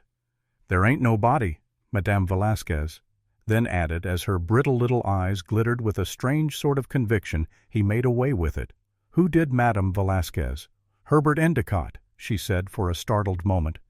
And Lieutenant Valcour stared sharply down. Curious vistas. Had Endicott killed Marge Miles, perhaps having called for her just after she had written that note to her mother? He brought himself up shortly. Utter nonsense. Endicott was in this very room at the time when Marge Miles must have been writing that note, and was himself in the process of being killed. That isn't possible. "Madame Velasquez," he said quietly, "Endicott was himself attacked right here, at about the time your stepdaughter must have been writing that note to you. That was at 7 last evening, at the very moment he was to call for her at her apartment, and it must have been a little after 7 when she wrote, as she states in the note, that he hadn't come. No matter, her binged fingers fluttered extravagantly, I feel certain. He did it, and I want him punished and caught, but Mr. Endicott is dead." "Madame Velasquez, that's what you say," she said. "Was he really, Lieutenant?" Valcor wondered. Going mad? There seemed such terribly disturbing possibilities of fact in every absurd aspect on the case. The woman facing him opened up, who after all had identified Endicott, his wife, and that only by implication his friend Hollander. Again, by implication, Roberts had seen the dead man's face. But she, in common with all the world, was mad. Dr. Worth, what proof was there that Dr. Worth was Dr. Worth, or that the telephone number given him by Mrs. Endicott had been Dr. Worth's? It could all have been arranged by some clever mob. "This is folly," he said abruptly. Really more to convince himself than the nut-like face peering at him from the armchair. What he needed was sleep, just a couple of hours of good sleep. "Madame Velasquez, that body on the bed is Herbert Endicott. Now tell me as lucidly as you can please just why you say that Marge is dead." Her little eyes began to glitter with rage. "I believe she has killed herself to spite me." The knotted paste jewels on her thin fingers quivered indignantly. "She did it to make me suffer. She added to stint me just so she wouldn't have to give you any more money," he suggested. Madame Velasquez began to weep noisily. "What will I do, Lieutenant? Oh, what will I do?" He continued to regard her through lazy eyes. "Can't you find somebody else to—" "Take her place," he said. "Somebody else to blackmail." "I ain't young. It's tut Madame Velasquez. No, I ain't. And unless it's a case like Marge's, was such rackets take looks, but surely such an intelligent and charming woman as you." "Madame Velasquez," he unearthed a trowel and laid it on pretty thick. "A woman of the world, surely you can think up other cases where the evidence or proof can be faked. You know very well that you never had any real or visible proof that Marge killed her husband in that canoe. Disaster now, don't you?" "I did too." "Lieutenant, nonsense. If you really did, you'd have it with you and would show it to me." She nibbled the bait slightly and refused it. "I wouldn't, and I haven't." And she said, "I want proof of that troll's death. I'll get it, if I have to drag the river myself." Madame Velasquez jumped up and ran nervously to the door. "Then you saw her drown herself." "Madame Velasquez, I saw nothing, but I know what must have been. She was out in the corridor and running for the stairs, a velvet virago in blue, Lieutenant." Valcor ran out after her and saw that Cassidy was blocking her way. "Ring up the wagon, Cassidy, and have her booked as a material witness." Madame Velasquez began to screech. "Don't touch me. Keep your dirty hands off me. Take her downstairs." "Cassidy, after you've arranged for the wagon, leave her with O'Brien, then go up to the housekeeper's room and ask Mrs. Siddons if she'll come down. I'll see her in Endicott's room." "Yes, sir." Lieutenant Valk slowly retraced his steps. When he was again in Endicott's room and the door shut, he felt a strong recurrence of that annoying sense of some hovering danger. He even shivered a little, as if at some draught of cold air, and glanced hastily at the windows, but both were closed. Chapter 26. 525A. There was a sailor. Mrs. Siddons had not gone to bed at all. She remained the same amazing pencil, done in flat planes of black, that had left him standing with his ear pressed against the panels of her bedroom door. Lieutenant Valka was acutely interested in her attitude toward Endicott's body. Her glance, the instant she entered the room, had flown to it. Surely and accurately there was no sorrow, no horror or fear of the dead. In that glance it was wholly one of triumph, the satisfied gazing of some revenge that was removed from petty commonplaces. Mirrored in its satisfaction were avenging hellfires, tormenting presumably the black and wicked soul of what had been a very black and wicked Endicott. After that single initial glance, she did not look toward the bed again, but came over and sat with extraordinary rigidity on the edge of a chair from where she could stare out of the window at the clear morning light of the winter's day. Several hours ago, Mrs. Siddons, Lieutenant Valka said abruptly, "You spoke with considerable bitterness about Mr. Endicott's attitude toward the servants. I shan't embarrass you by asking for any information in detail. There are only one or two things that I want to know. Are you listening to me? Please?" She dragged her eyes from the daylight, from the white, misty air from which she had been gathering in her thoughts the happy flowers of a seed long bedded in hate. "I am listening," she said. "Then the first thing I want to know is this: was there any one particular instance in which Mr. Endicott's actions toward one of the servants were especially brutal or resented? The coals began to glow faintly beneath the ash that dusted her eyes. There was one very particular instance, Lieutenant, recently. Mrs. Siddons, it occurred, about a year ago, almost to a day. Did Mr. Endicott attack her? Yes. Here in the house? No, Lieutenant. It happened on her afternoon and evening out. Mr. Endicott's car was parked outside at the curb. He offered her a ride.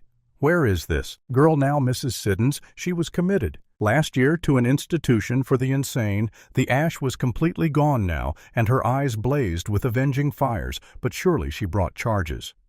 Mrs. Siddons, she was insane when they found her, Lieutenant. She was trying to die by throwing herself in front of a motor in Central Park. She has never spoken lucidly since. Lieutenant Valcour shrugged hopelessly. There it was, again that wretched wave of hearsay, showing its baffling crest above the placid sea of established fact. Rumor had it that Miles had killed her husband. Rumor now would have it about all sorts of terrible implications concerning Endicott, who was dead, and a girl who was confined in an insane asylum, and neither obviously could give direct testimony in accusation or defense. What was Mr. Endicott's story? He said that he had driven her to Macy's where she wanted to buy something and had left her there. And why not? Undoubtedly, Endicott had been the blackest sort of a sheep. But the case was valid, without 1,000 illuminative lights, without a whole medical history of the girl's family. For example, did you know this girl fairly well? Mrs. Siddons, yes, it is my habit to know all of the girls in my charge here very well. It is my duty, as I see it, to act not only as a housekeeper, but as their religious mentor and guide. Then, in the case of this girl, had she ever previously shown any symptoms of being mentally unbalanced? There were times when I thought so. Yes, her family, you see, was not free from the taint. Her grandmother on her mother's side had been insane. That is what made Mr. Endicott's actions so peculiarly detestable, sir. She might have continued to live a normal, useful, happy life, had he not shocked her so fatally. And on the other hand, Lieutenant Valk decided need not necessarily have done anything remotely of the sort, with such a direct strain of insanity inherent in her blood, no outside agency, whatever might have been needed to awaken it into activity. And then he reminded himself the girl had been shopping. He often wondered why more women didn't go mad. While shopping, had Mr. Endicott any alibi for the period between the time he left her at Macy's and came home? No. Lieutenant, he said he had driven out a ways on Long Island along the motor parkway and then had come back, so nothing was done about the matter. Officially, there was nothing to do. Then the only substantiated fact in the story is that she was seen getting into Mr. Endicott's car in front of this house. I suppose someone did see her. Yes. Who? Mrs. Endicott saw her.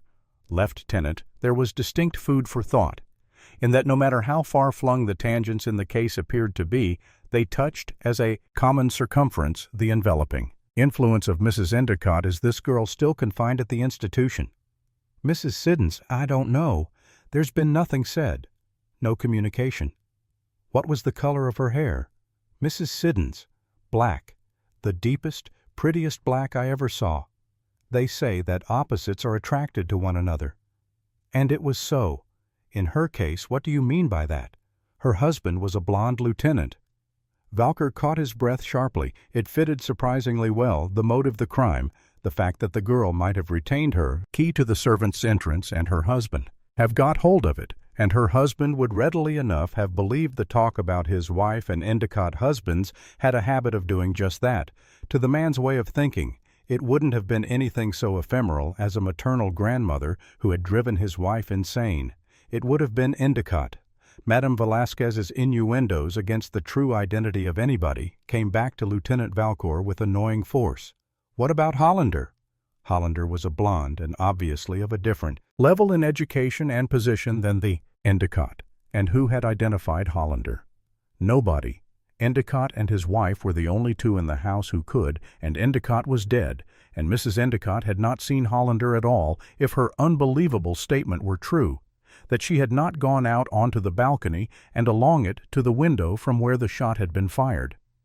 Suppose the man who had sat with Endicott had just been posing as Hollander, but had been in reality the husband of this unfortunate girl.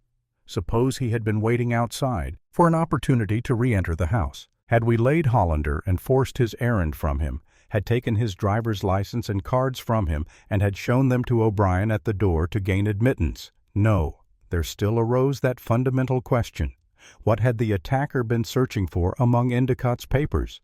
This girl's husband surely would have nothing for which to search unless it would be for problematic evidence of his wife's infidelity, and that theory was pretty thin. What became of this girl's husband, Mrs. Siddons? He is a sailor on merchant vessels. Her gesture vaguely encompassed the 7 seas where he is, or when is, as indeterminate as wind and tide. Lieutenant Valka did not molest her extravagance. He refrained from pointing out that few things were determined quite so accurately nowadays as the tides, or, for the matter of that, the winds themselves. He stood up. "Thank you, Mrs. Siddons. Shall I go, if you'll be so kind?" Later, perhaps we will go into greater details concerning this poor girl's husband.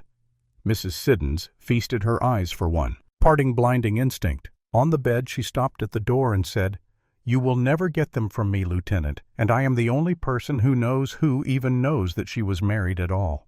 She confided in me, and if it was her husband who did this thing, you will never drag his name from my lips even if my silence should mean." Her eyes became clouded and her thoughts confused.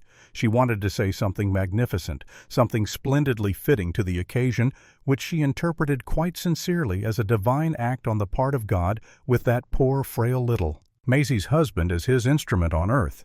Even if her silence were to mean what the words wouldn't form, they rattled around in her tired head, meaninglessly, bar of justice herself in the dock. Oh, it was cruel. Life was cruel, and living was cruel. Still, only death was kind. Sleep and peace. Beneath the shelter of his sweet omnipotence, she stumbled a little as she crossed the threshold and made her way sobbing futilely back upstairs. Chapter 27. 546A. Mrs. Endicott cannot be found. Lieutenant Valcourt stepped across the corridor and rapped on the door of Mrs. Endicott's room. There was no response. He rapped again, and still there was no response. He turned the knob and the door swung inward. The room was empty. He closed the door and called to Cassidy, who was at the other end of the corridor. "Sir," said Cassidy, when he had joined him, "you've been out here all the while, haven't you?" "Cassidy, except when I went upstairs to get the housekeeper, sir." "That's right. You did come inside here for a minute with me. There are some questions I want to ask you." They went into Endicott's room. "Sure. It's good to see the daylight again. Lieutenant, will we be cleared up here soon? I have a feeling that we'll be finished pretty soon. Now tell me, Cassidy, was it you or Hansen fired first at Hollander? Lieutenant Hansen and I have been disputing that very point. We all but came to blows over it. We did. Why so? Because I claim it was him who fired the first shot, and he still has the audacity to say it was me who not only shot first, but shot 2 times before he so much as pulled the trigger that said, 'Lieutenant Valka is exactly what I wanted to know. You were both right and both wrong.'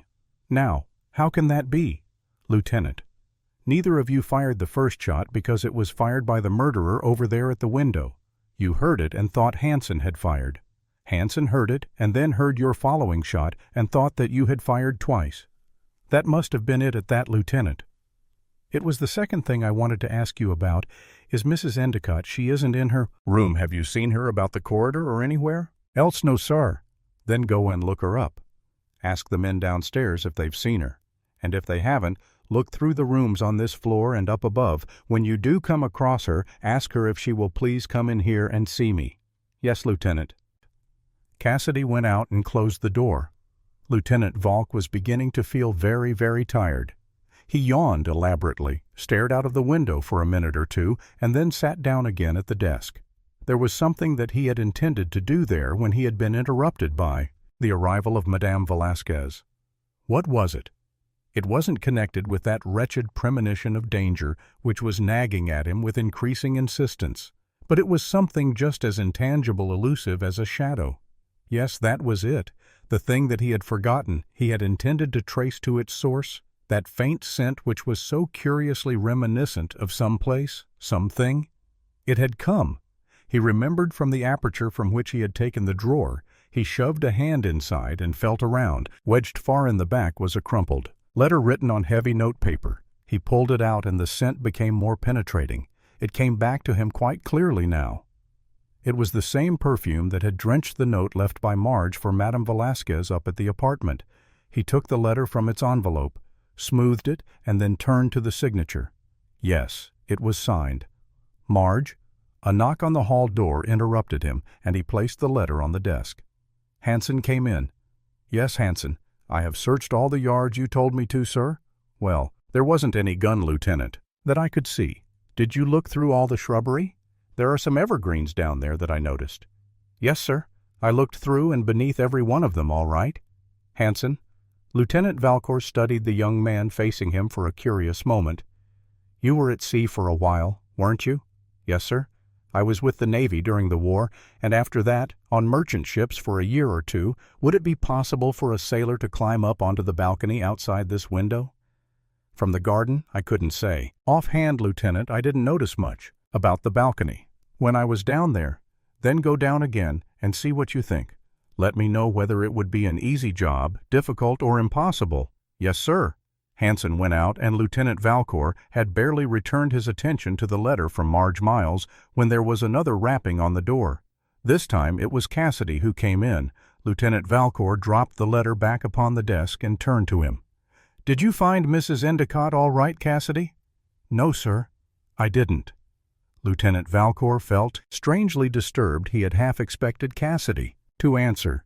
In just that way, the denial was nothing more than a fulfillment of the curious premonitions he had been experiencing of some subtle danger. Did you look in all the rooms? Yes, sir. Question anybody? Everybody. Lieutenant, there's no one has seen hide nor hair of her. How about the men at the doors? Each one was at his post, sir. She didn't go out then. In that case, said Lieutenant Valcour, she must still be in. The thought was both a bromide and a consolation nowadays. Lieutenant Valcour assured himself people didn't vanish into thin air, it just wasn't being done. While concentrating in his mind as to the possible whereabouts of the unfindable Mrs. Endicott, his hands were mechanically placing the piles of letters he had assorted back into the empty drawer. He had shoved the letter from Marge Miles carefully to one side. Any reading of it would have to come later, after he had hit upon some logical explanation for this sudden move on the part of Mrs. Endicott. He must have been some stepper lieutenant. Cassidy said, eyeing with interest one disappearing pack of pink envelopes. Quite a stepper. Cassidy, where could she hide, and why should she? Each one of them piles from some dame. That's right, Cassidy. Each one from some dame. She wanted to get out of the house. One could be pretty sure of that, and go to the hospital to see Hollander. But how could she have got past the men at the doors? She couldn't. It certainly does beat hell, what some guys can get away with. Lieutenant, but it never does beat hell. Cassidy and Hanson had been out around the backyards, even supposing she had attempted anything so unbelievable. As to scale fences, that was absurd. It ain't all a matter of looks exactly. No, nor money either. Cassidy's glance toward the bed was but half complimentary. I've run with lads. That was one step this side of being human monkeys, but could they pick them? I'll say they had sex appeal. How about it, Lieutenant? Undoubtedly Cassidy. As for the roof, it was peaked and offered no passage to the roofs of the adjoining houses. One couldn't picture her, in any case, scrambling over roofs any more than one could believe that she would scramble over fences. And the worst of it is with these bimbos that have it. They ain't ever satisfied. No one is ever satisfied, Cassidy. There might be a way to the roof at that from the attic. Not ever with anything, Lieutenant. Not really ever with anything attic. And that curious look that one had had to interpret as exultation. It couldn't be possible, but still stay right here. Cassidy? Cassidy gave a nervous jump. The words were sparks from flint striking steel. Lieutenant Valcour's sudden spurt of speed as he rushed toward the door was surprising. A possible solution to Mrs. Endicott's absence had just come to him with rather horrible clearness. Chapter 28. 600 A. Mist drifting through mist. Lieutenant Valcour was out of the door in no time and racing along the corridor up the stairs to the floor above. Somewhere was the entrance to the stairs leading farther up to the attic. Softly now, quietly, not to disturb or shock. Thank God, the treads were firm and didn't creak. There was a window in the attic at the garden end of its peak, not a large window, but big enough to permit the cold white light of morning to illumine the place. Gray Mrs. Endicott's back was toward him, her face toward that window, and the light from it blurred softly about her silhouette. Of darkness, she had upended the trunk she was standing on, and it had placed her hands within convenient reach of the rafter about which she had fastened one end of a short rope. Its other end was coiled in a running noose about her neck. Lieutenant Valcour measured the distance between where he stood at the top of the stairs and the trunk he could never make. Some board would creak, and yet if he cried out or spoke, if he failed in the proper choice of a word, in fact, the least thing that startled her would destroy her almost calm stance of fatalistic poise. He took a penknife from his pocket and, slitting the laces of his shoes, removed them. Thank God, her back was toward him, and the window was there with its square of light cut clearly in muffled grays, its light with which she seemed to be holding some private service of communion that inevitable farewell with earth indulged in by each wretched soul before exchanging its conscious lonesomeness for the obscure and problematic company of the damned. He was very near her now, himself a mist drifting softly through mist, whispering, whispering. He could hear her whispering, a thin flow of meaning rather than of words, sent from the grayness to that light beyond, sent through a little measured casement out into the immeasurable brilliance of eternity. Her hands were resting easily by her side, her body relaxed more and more, peacefully in repose, and if you're there, Tom darling, and Herbert too, he could leap forward now and catch her if it were necessary, but better be safe, quite safe. It won't be heaven, dear. They have no room for such as you and me in heaven. But when you come, his arms closed gently about her, and her body seemed to stiffen into steel. She relaxed at once, and then stared down at him. Incuriously, she removed the noose from about her neck as casually as she might have taken off a hat. He lifted her to the floor. "There isn't any hurry," she said. He knew that she was hinting definitely at the future when he and the law were finished with her, and she would be free to book her passage for eternity again without supervision or restraint. No hurry, Mrs. Endicott, nor any need now. The now dragged her sharply from the mists. She stared at him with penetrating interest. "Mr. Hollander," he said, "will undoubtedly recover." "Yes." The word was clipped from some inner store of ice. "Doesn't that alter the surface of things, Mrs. Endicott, of your intention?" "Why should it?" "Lieutenant, I am sorry that you choose to continue evasive." "I'm not. It is you who see things, read things in people that are never there. That isn't true." "Mrs. Endicott, what is there? Further that you wish to know, there was no compromise, no yielding," and the hardness in her voice was very definite. She looked almost extravagantly capable, too, in the smart dark dress she had put on. She was Lieutenant Valcour reflected one of those rare women who always look their best no matter what the time is or the situation, who make a point of looking so, even when quite alone, and especially so. He added when committing suicide, but he was not deceived by her hardness. There were invisible forces working within her, still stirred into turmoil by that impressive emotional ladder she must have so recently climbed in order to arrive at the decision to take her own life. If he were ever to understand this complex woman, he felt that he must do so now, while he and she stood where they were in their private world, a tight little sphere of shadows sifted with mists of sunlit dust, and before they descended the attic stairs to the routined environment of daily living, he decided to attempt to lead her by certain matter-of-fact paths that would end in quicksands. "Why did you have the address of Marge Miles in your directory, Mrs. Endicott?" she answered with the mechanical patience of an elder explaining some academic problem to a child. "It was necessary to take her into account, as I have already told you. She possessed a certain standing enough of a one to differentiate her from the other women whom my husband picked up promiscuously, and the time might have come when I felt it advisable to get rid of her. Not murder. You're too intelligent to misunderstand me. There are several ways one woman can get rid of another woman that are just as effective." "Which one did you employ?" "Mrs. Endicott, it wasn't especially nice, but I wasn't dealing with a nice woman. I employed forgery." This caught Lieutenant Valcour, a little unprepared. "Forgery?" "Yes," I added, "a postscript to a letter Harry Miles had sent me before he married Marge. Harry never dated his letters. This one was harmless enough, but there was a reference in it to the camp he owned by that lake up in Maine. The postscript that I added changed the whole character of the letter. It made it apparent that Harry very definitely feared Marge was planning to murder him. I gave that letter to Herbert about a month ago when it seemed that his interest in Marge was becoming dangerously serious. Didn't he ask you why you hadn't produced it before? Yes, I explained that I had just come across it in an old letter file that hadn't been gone through for years. I asked him whether it was too late to do anything about it. Show the letter to some proper authority, for instance. Of course I knew what he would say, that it was too late.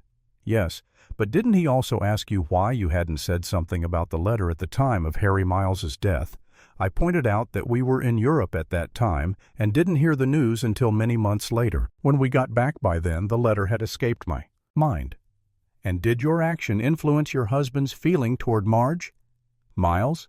It was beginning to.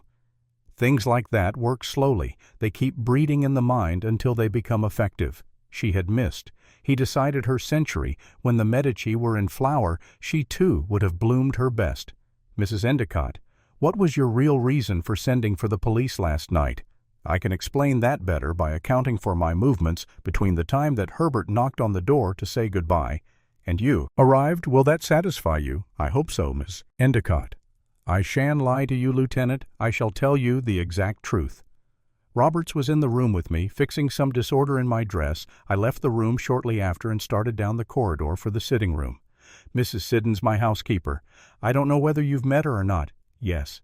Mrs. Endicott, she was standing at the foot of the stairs leading to the floor above. She said she had something to tell me, and we went into the sitting room. That was just after 7. 5 minutes 10. Yes, Mrs. Siddons brought up the subject of a particularly despicable affair that my husband was involved in with one of our maids over a year ago. Shall I go into it?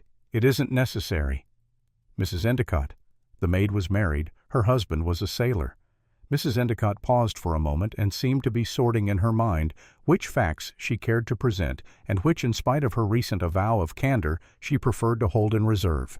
You have probably noticed, Lieutenant, that Mrs. Siddons is an abnormal woman. She is the most striking example of the religious fanatic type that I have ever met her. Life is literally built upon the composite foundation of faith and duty which she believes all mankind owes to God. Her belief in direct punishment visited by God on earthly sinners is a fixed idea. And last night in my sitting room she told me that God was going to strike my husband, and that his instrument would be the husband of that maid whom Herbert had injured. But if that was an act which she so obviously desired to see consummated. Mrs. Endicott, why did she warn you anybody about it in advance? Religious fanatics, Lieutenant, scorn the idea that human agency can interfere with the workings of any divine plan. Things for them are ordained and are supposed to happen just exactly as they are ordained. But why did she warn you? She came to tell me about it. She said in order that I might be prepared for the shock. She has always sympathized inordinately with me over what she terms Herbert's ungodly actions. I asked her naturally to be more explicit, and I finally forced the admission from her that she had seen or else believed that she had seen the maid's husband that afternoon loitering about the street in front of the house. She went upstairs then to her own quarters. It seemed absurd. Then it began to prey upon you indirectly. How in its possible relation to something else, Lieutenant Valka became intuitive. You are wondering now, he said, whether or not you ought to tell me all about the tea. How did you establish the connection between your having tea with Mr. Hollander yesterday afternoon and Mrs. Siddons's story? Yes, it's rather simple, isn't it? Is it? Yes, Mrs. Endicott, I think. It is, you won't deny, will you, that you very definitely impressed on Mr. Hollander that your determination to end it all, either by committing suicide or killing your husband, was sincere. Mr. Hollander was the confidant for your secret confusions, sort of a proving ground for reactions. I've already substantiated that theory, both through Mr. Hollander himself and his friend. No, I won't deny it, and you believe that he would do something to prevent you from accomplishing your purpose. I suppose I did, and in your naturally upset state of mind. Last evening, Mrs. Siddons' curious prophecy concerning the maid's husband taking his revenge made more of a genuine impression upon you than you cared to admit. You were subconsciously afraid that something would happen, that the sailor might really injure or kill your husband, and that Mr. Hollander, when the police investigated, would somehow become involved. There was even a possibility that, worshipping you as he does when he heard of your husband's murder, he might give himself up to the police and offer a false confession in order to shield you. It has often been done. You know, you are right, Lieutenant. I did think exactly that. The muddle of the whole thing began to drive me crazy. During dinner, I went down at 7:30 and ate nothing. I don't think I stayed at the table for more than 5 minutes. I went upstairs and into Herbert's room, looking for something, I really don't know what, unless it was for some sort of physical confirmation of his aliveness by the things he owned. Then I saw that note on his desk. I hadn't the shred of a nerve left by then, and the note genuinely worried me. It was such a direct confirmation of Mrs. Siddons's story. I wasn't exactly panicky, but I felt as if things had got out of hand. I tried to reach Mr. Hollander by telephone, but he wasn't in his apartment. I began to picture converging forces himself, the maid's husband and Herbert, as a focal point. I felt that something had to be done. Well, I telephoned the police. Why didn't you tell me about the maid and her husband? When I came, Mrs. Endicott, it isn't the sort of thing one would plunge into. Directly you would have told me in. Time then, certainly, and why he asked. Quietly, did you try to direct my suspicions against Marge Miles, when in view of your special knowledge that maid's husband was the logical suspect? That's a little inconsistent, isn't it? She looked at him evenly. Do you always do precisely the proper thing at the proper moment? Rarely ever. Mrs. Endicott, well, neither do I. I don't think anybody does. She adopted again that patient explanatory precision of the teacher. A person's actions or statements during any moment of great strain are dominated by that moment itself, rather than being any sane reflection of logical and contributive causes. At such times one clings to straws. Marge. Miles was a straw, Mrs. Endicott shrugged. Herbert had gone, as I supposed, to see her.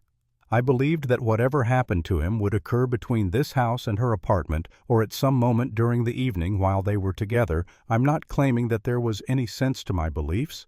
I wasn't feeling exactly sensible just then, and you would have been quite willing to have Marge Miles blamed for anything that happened rather than either the sailor or Mr. Hollander. Oh, quite. It was very convincing, her willingness. That is, as for her credibility, Lieutenant Valker retained reservations. He started along another divergence. Why have you kept Robert so long in your employee, Mrs. Endicott, when you must have known how deeply she hates you? Mrs. Endicott smiled with frank amusement. You've never kept a maid, have you? Lieutenant, hardly. Then you can't appreciate fully what I mean when I say that. Roberts is a good maid. What earthly difference does it make whether she hates or loves me? I'm hiring her services, not her emotions, and her services are excellent. I frequently wished that someone in my successive chain of cooks would develop a similar passion. There's something so binding about it. He felt that she was escaping him again, that her armor was swiftly undergoing repair. In the brightening light her face shone clearer. She didn't seem quite such an enigma after all. Nothing ever was. He reflected, truly enigmatic. In daytime it was just a tired face wearied by any number of things other than the lack of sleep. I wish you would trust me, Mrs. Endicott. And he said, I'm not a bad sort, really, and I'm not trying to trap you into admissions that would prove injurious to yourself. There are still confusions that have to be straightened out. I have been assured by Mr. Hollander that you are devoted to your husband. You personally imply that your interest in Mr. Hollander is purely that of a friend, and yet you address him in your notes as Tom Darling, and there isn't any question but that he worships you. The situation doesn't fall under the heading of the eternal triangle. It's a hub, rather, from which radiate several broken and uneven spokes. Broken spokes. The phrase appealed to her in a tragic sense, inordinately out of keeping with its flavor of triteness. But then he had said so to her before, ages ago. The trite things were the true things. And that's just what Tom and Herbert and herself were, and the hub passion, she supposed, or perhaps a composite illusion of all the various derivatives of love. It's hard to resolve human feelings into the simplicity of ABCs. She said, I can't just say I loved her, but because I was married to him, and because he was the first person I ever loved, or that no matter how many other people there may be later in my life, I will always return to him in my heart, just because he was the first person whom I loved, and expect you to understand. She brushed with elementary strokes through fog in her effort to be explicit. I love Tom Hollander, too, just as much as I loved Herbert. It isn't nice, but it's the truth. Love isn't a unit, a single emotion tightly wrapped up in one word. It's 100 feelings and desires and any number of little human hurts that are longing to be made well again. A certain bitterness crept into her manner. a bitterness of revolt. The whole wretched business is too stylized. It's quite all right to love your father, and your mother equally. In fact, it's held wrong. Not to exactly 50% of your parental love must go to each. Brotherly love must also be reduced to proportionate fractions. The love for one's neighbors is presumably scattered into legion. But if a woman announced that this otherwise divisible quality is spent upon more than one single man, her laughter wasn't very pleasant to hear. Lieutenant Valcour felt a little upset. There was something disturbingly reasonable in her attitude. Was it pure sophistry?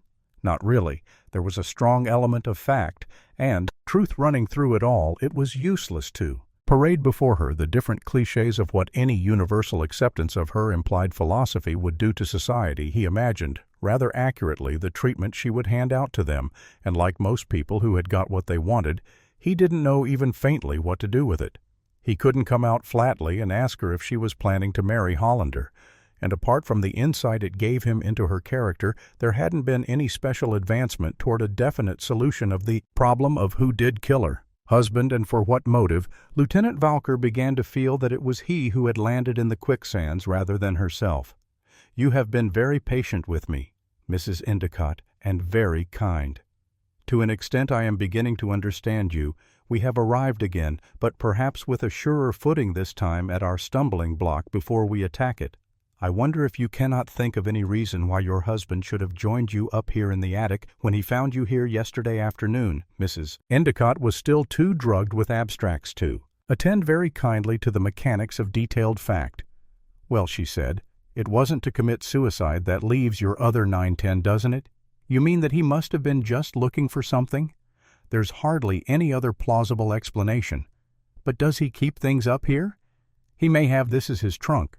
She moved off toward the window, disinterested in anything further that he might care to do. A complete latitude drenched her, and she sunned it negligently, and the light sifting down through dusty panes. Lieutenant Valcour righted the upended trunk and raised its lid. There were some papers lying loosely in its upper tray.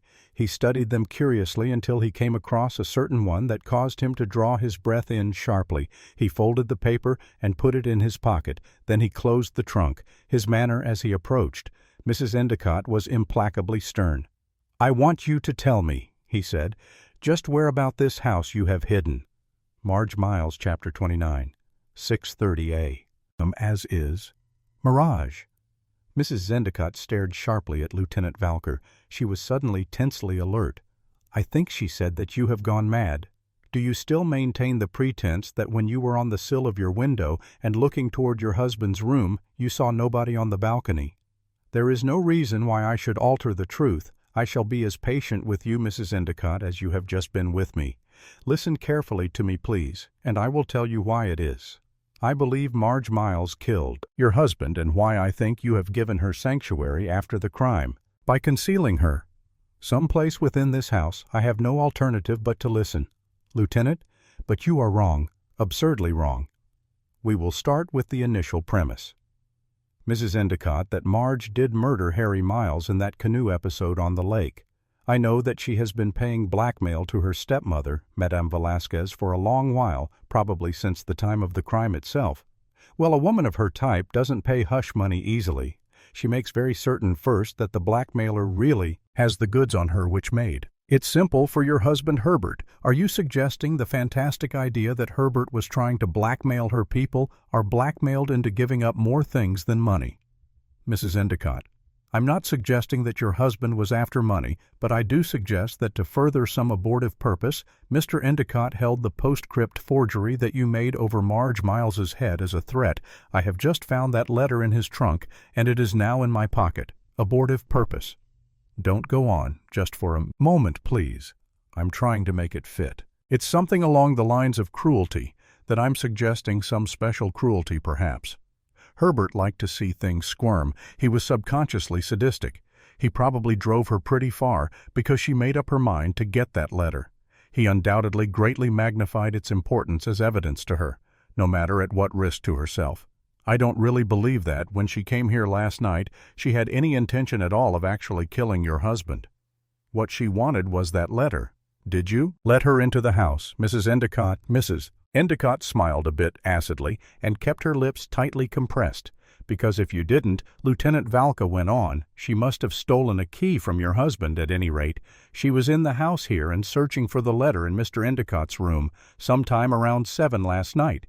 Mr. Endicott should have been miles away up at her apartment, according to appointment, and leaving her a clear field. She had planned the whole thing out pretty carefully because she left a note for Madame Velasquez, who was due to arrive at the apartment for a visit last night. Marge implied in the note that it had been written after 7, when as a matter of fact it must have been written considerably earlier and planted in the apartment either as an alibi or as an explanation to Mr. Endicott of her absence. It would certainly have sent him hurrying off to the Colonial in search of her. It wasn't successful, of course, as he was undoubtedly delayed because of the quarrel he had with you and was here in the house instead of up at her apartment as she had expected he would be. Don't you see that it rather all fits? In quite, but I still fail to understand what possible connection it can have with me. It has every connection with you, Mrs. Endicott, because unless we can prove that Marge Miles fired the shot this morning that killed your husband, it will be unpleasantly necessary to establish the charge against yourself. I am probably very stupid, Lieutenant, but it is incomprehensible to me why I should shoot my husband around 2 or 3 o'clock this morning because Marge Miles was searching for a letter in his room at 7 last night. Consider the problem, please, as 2 separate crimes and follow it through on that basis. At 7 o'clock last night, we have Marge Miles searching the pockets of your husband's clothes in his cupboard. He comes into the room and she finds herself trapped in the cupboard. He opens the door and the sudden terrifying sight of her gives him a heart attack. She believes him dead and drags him into the cupboard so that his body will not be found until she has had a chance to escape. She hasn't returned to her apartment, all night, so it's quite possible she has either taken flight or is in hiding someplace in the city. Then I can't, as you have suggested, be hiding her in the house. It was Lieutenant Valcour who now assumed the role of teacher with Mrs. Endicott as his young pupil, not under that supposition, but if she did escape from the house at that time, what have we left you? Found the scrap of paper on which she herself wrote a hinted threat in an effort to divert suspicion, and the writing of which was inspired by the distraught mental condition she must have been in. You called the police and we found Mr. Endicott. Your suspicions jumped unerringly to the man who was uppermost in your thoughts, Mr. Hollander. He, you said to yourself, had done this thing to save you. Consequently, when you learned that Mr. Endicott had been revived and was expected to make a statement, you shot him to prevent his accusing Mr. Hollander, and you arranged your alibi with considerable ingenuity by only pretending to have taken the narcotic. It makes quite a case, doesn't it? Yes, Mrs. Endicott, quite a case. And the alternative you did suggest that there was an alternative, that Marge Miles has never left the house at all, that she is still here, and this is what the prosecuting attorney will offer to the jury, that with your knowledge she got onto the balcony through one of the windows in your room, shot Mr. Endicott, returned to your room, and was hidden by you someplace around this house, all of which is unfortunately negative, Lieutenant, by the fact that it was my slipper you found outside the window and not hers. The prosecuting attorney can alter the action of the scene to suit that Mrs. Endicott, after Marge Miles got onto the balcony, you were terrified at the thought of what you had become a party to. You made an effort to recall her when the shots were fired and threw you into a panic. You dropped your slipper and got back into the room. Lieutenant Valcour became quietly persuasive. Which of my 2 theories? Shall I believe? I can make you no promises, Mrs. Endicott, because any confession that has been given under an understanding that there will be an amelioration of punishment losses value in court. But I can suggest to you that if you choose to make things easier for justice, the act may prove beneficial for yourself. There are more unwritten laws than the common one so generally known. Mrs. Endicott looked at him queerly. You don't worry me, she said, at all. Any course that I might take can have but a desired ending. The method of achievement is utterly inconsequential to me, as long as the ultimate result remains the same. She was mounted again. Lieutenant Valka decided upon her hobby, which carried her along indifferent trails to death. The apparent strength of her obsession rendered any further efforts on his part futile in the attic. There was for him no longer anything of mystery or the beauty of shrouded things. It was an ugly, littered room peopled by a smartly turned-out beauty, who, like a petulant and spoiled child reaching for the moon, sought further mysteries in that life which beckons from beyond life, and by a tired oldish fellow standing stupidly in his stocking feet away from his shoes. "Come downstairs. With me, Mrs. Endicott," he said. "As soon as my men have thoroughly searched this house, you will be formally charged." Chapter 30, 711. Am the criminal and weapon of the crime, Lieutenant Valker was once more in his shoes. Even in their laceless condition, they restored his confidence in the relative fitness of things. Mrs. Endicott proceeded him down 2 flights of stairs and to the door of her husband's room, which Lieutenant Valker opened. He looked inside and saw Cassidy sound asleep, seated on the large mahogany chest by the window, and he did not blame Cassidy so much as he envied him. Cassid's sharp return to consciousness would have reflected credit upon the hero of any Western drama. "Sir, put your gun back." "Cassidy." "Yes, Lieutenant, I must have dropped off for a cat nap. We can discuss that later. I want you to take Mrs. Endicott down to the entrance hall with you and leave her there in charge of O'Brien. She is under arrest." "Yes, sir." "After that, warn the men on the servants' entrance and garden door to keep on their toes if anyone tries to get past them on any pretext, whatever they are to stop him. Look up Hanson. He may still be in the backyard, and then both of you come back here. We will then search the house." "Yes, sir." Lieutenant Valker went into Endicott's room and closed the door. It was getting to be a mechanical action with him that caused him to go to the desk and sit down. The perfumed sheet of notepaper, which he had twice been prevented through interruptions from reading, caught his attention. At once, he read the letter through. "I don't believe you." It began without any preliminaries, and right from the start I tell you I think you are a liar and a louse. Harry never wrote your wife no such thing, and even if he did, it proves nothing. Anyway, nobody can prove a thing. You think it is funny to scare me, and if you do it anymore, I'm going to show you just how damn funny it is. I am through with you just the same way that your wife is through with you, and you are a nasty rat, Marge. Not really. Lieutenant Valker decided an essentially nice person. He folded the letter and put it in his pocket to keep company with the postscript forged by Mrs. Endicott. It would serve Ellie in establishing a motive, and help the prosecuting attorney to clinch the case just as soon. He added unhappily, as he had unearthed the criminal and the weapon of the crime. That criminal! He repeated softly to himself, who, with her weapon, was still at large about the house. Unless his theory of the case was basically wrong, and therein lay the danger, the source of that curious presentiment of impending menace which had gripped him at odd intervals throughout the night. Strange that it should possess him most strongly in this silent room, but wasn't that just the association of ideas? Endicott dead on the bed over there, and the path of that death-dealing bullet cutting through that corner over by the other window. He sought relief from a return of it by a mental mopping up. He didn't do to linger on presentiments. There were those few little side issues to think about, issues that had puzzled him, but which did not bear any direct reference to the main theme. He felt that they were explainable without any further personal investigation.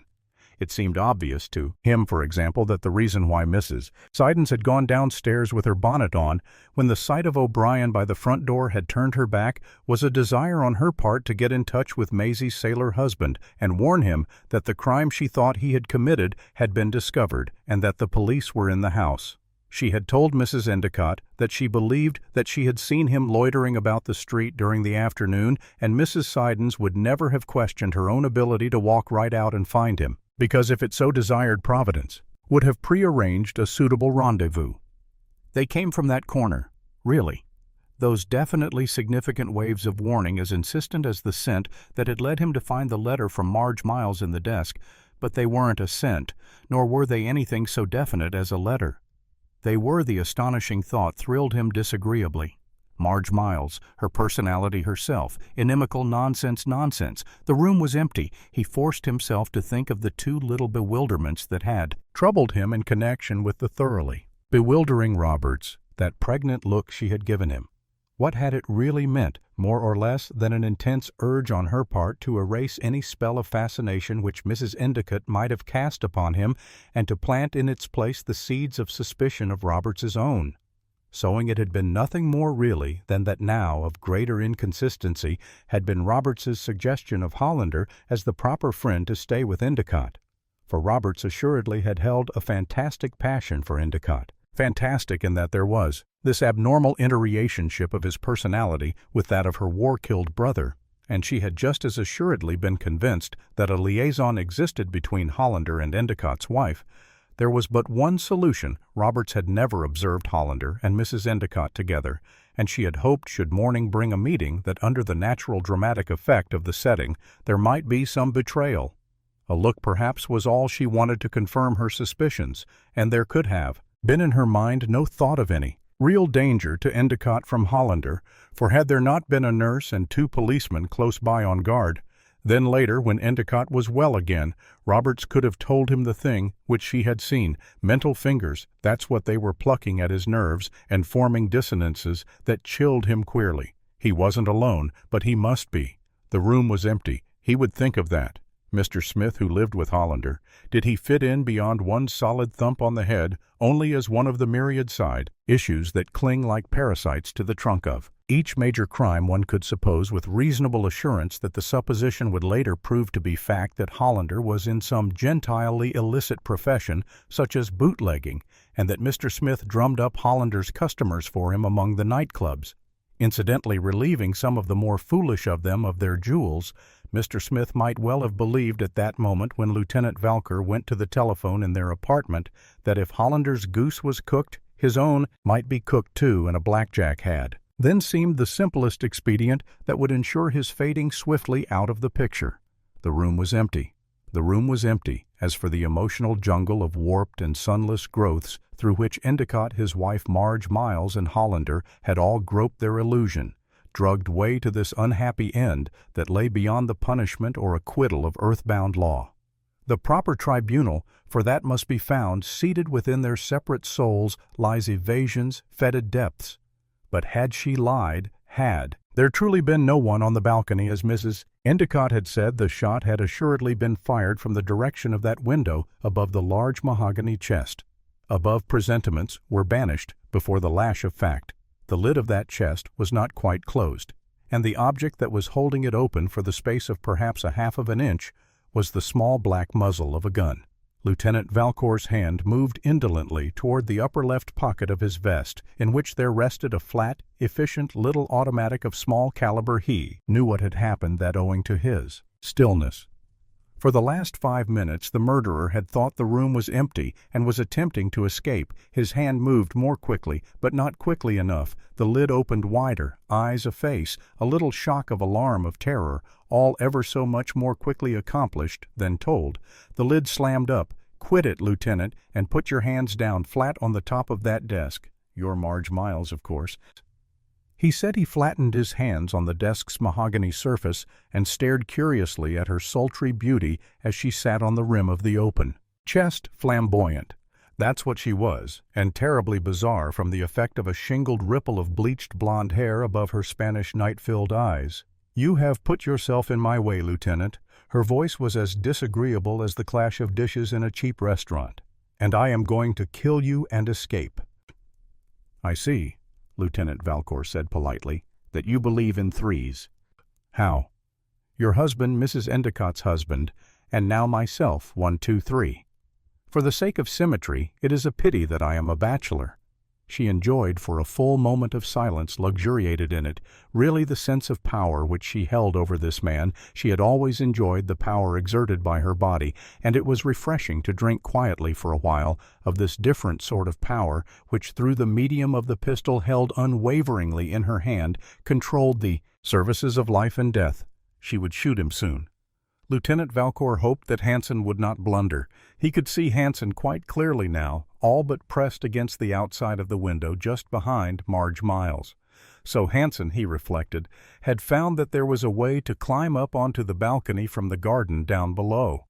What a handy thing it was at times to have been a sailor. Lieutenant Valcour fervently hoped that the usefulness of the rule having been accomplished, Hansen would promptly stop being a sailor and become a policeman. He couldn't and didn't expect that Hansen would shoot a woman down in cold blood, nor would Hansen dare to startle her by throwing open the window or crashing through its glass. Could Hansen shoot through the glass and knock the pistol from her hand? Maybe once. Lieutenant Valka thought unhappily out of every 20 times, and she certainly wouldn't refrain from pulling the trigger while Hansen practiced 20 times. "Tell me," he said, "how you ever managed to breathe inside of that chest. The back of it is broken." The casualness of this question had startled her into an answer. Your own back must be pretty well broken too. Was Hansen the idiot going to smash the glass after all with the butt of his gun? Hansen was staring very intently at him, seeking advice. He all but imperceptibly shook his head in negation.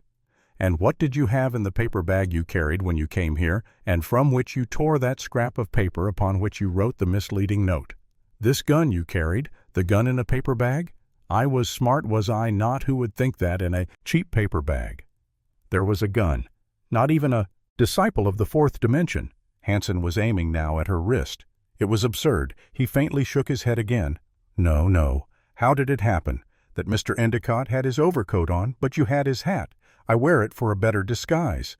I have the dust on my face. There is the hat. It fits well over my clutch. The effect is astonishing, I see, and so when Endicott came back into the room to get it, he couldn't find it and thought he must have left it in the cupboard. Yes, yes, you are a smart man too, and you entered the house with a duplicate key which you had made from one of Endicott's dear heaven. Yes, how else it did not please her that her climax should come at a commonplace moment when inconsequential questions were being asked and equally inconsequential answers being given. It was not bravura. The man was genuinely unafraid, and she wanted him to be afraid. One shouldn't just dribble from the world. There should be a blaze, a scene then. Hansen rapped quite gently upon the pain's inspiration genius. Perhaps Lieutenant Valk's Jick blood swept back to the nation of its source, and he could have kissed that dear, that brilliant Hansen upon both of his ruddy, his intelligent, his Nordic cheeks. She whirled as if something had flicked her blue serge brass buttons. A glinting shield. She pulled the trigger, but the muzzle of the gun was in her mouth. Chapter 31, 8:37 p.m. 5 years later. Mrs. Hollander thought for a moment of simply dialing the operator and saying, "I want a policeman." It was what the printed notices in the telephone directory urged one to do in case of an emergency, but it wasn't an emergency exactly, nor still. Exactly. Was it a policeman she wanted? She wanted a detective or an inspector or something, a man to whom she could explain her worry about Thomas and who could do something about it if he agreed with her that Thomas was in danger. Mrs. Hollander wanted most of all a man like Lieutenant Valker, who had so ably handled that wretched affair 5 years ago when she had been married to Herbert, and Herbert had been shot. She wondered whether Lieutenant Valcor was still on the force, and decided to find out. She dialed Spring 3rd to 100. She grew nervous while waiting. "This is Mrs. Thomas Hollander speaking," she said, when the same type of impersonal, efficient voice answered her as had been the one. 5 years before, I am phoning to inquire whether a Lieutenant Valker is still connected with the police force. I beg your pardon. Oh, she gave the address of her apartment house on Park Avenue. "This is Mrs. Thomas Hollander speaking," she began, again upon a second voice saying, "Hello, and I am trying to get in touch with the Lieutenant Valker, who, I beg your pardon, you are Lieutenant Valker, Inspector, is it? But how perfectly efficient I am, worried, Inspector, about Mr. Hollander, and I wonder whether it would be possible for you to come up and talk it over with me." "No, he hasn't disappeared. I know exactly where he has gone, but I have reason to believe that something might happen to him." "Yes, I am." "The Mrs. Hollander who was formerly Mrs. Herbert Endicott?" "Yes, that dreadful affair." "Oh, you will thank you so much, Inspector Valker." Smiled a curiously satisfied little smile, all to himself as he sat in a department limousine chauffeured by a department driver and sped smoothly north along Lafayette Street on the way to Mrs. Hollander's address on Park Avenue. And he thought of many things. He thought of Marge Miles and of Herbert Endicott, who were dead, and of Madame Velasquez, who too had died. He thought of Mrs. Siddons' return to her native New England hills, sinking her body and her being into their granite harshnesses and drawing amazing sustenance from them, as a flower will that grows in the imperceptible fish is sure of some solid rock. He thought of Roberts, whom he had never seen again and of whom he had never again heard, after the violation of the Sullivan law had been charged against her, and her sentence suspended. She had gone back to England, probably to lapse into a proper background for her neurotic brewings, and that partner of Hollander's, the southernistic Mr. Smith, he had faded entirely, never to return, nor was the fact of any consequence at all. He had been at best a side issue too. unimportant for further bother, but most of all he thought of Mrs. Endicott, who was now Mrs. Hollander. The annals of history and the annals of crime were fringed with women, just like her beautiful, astonishing women, who revolved with their uncertainties like satellites about the world of normal beings, trailing their baleful, striking brilliance like an impalpable poisonous gas across the surface of every person whom they plucked and tortured. Within the intricate enigma of their hearts, the law never could touch her, nor could a person. Either she would escape, she would always escape with the subtlety of Mercury slipping between impotent fingers, for she had escaped. There wasn't any doubt in his mind about that. She had been the focal point 5 years ago in that Endicott case.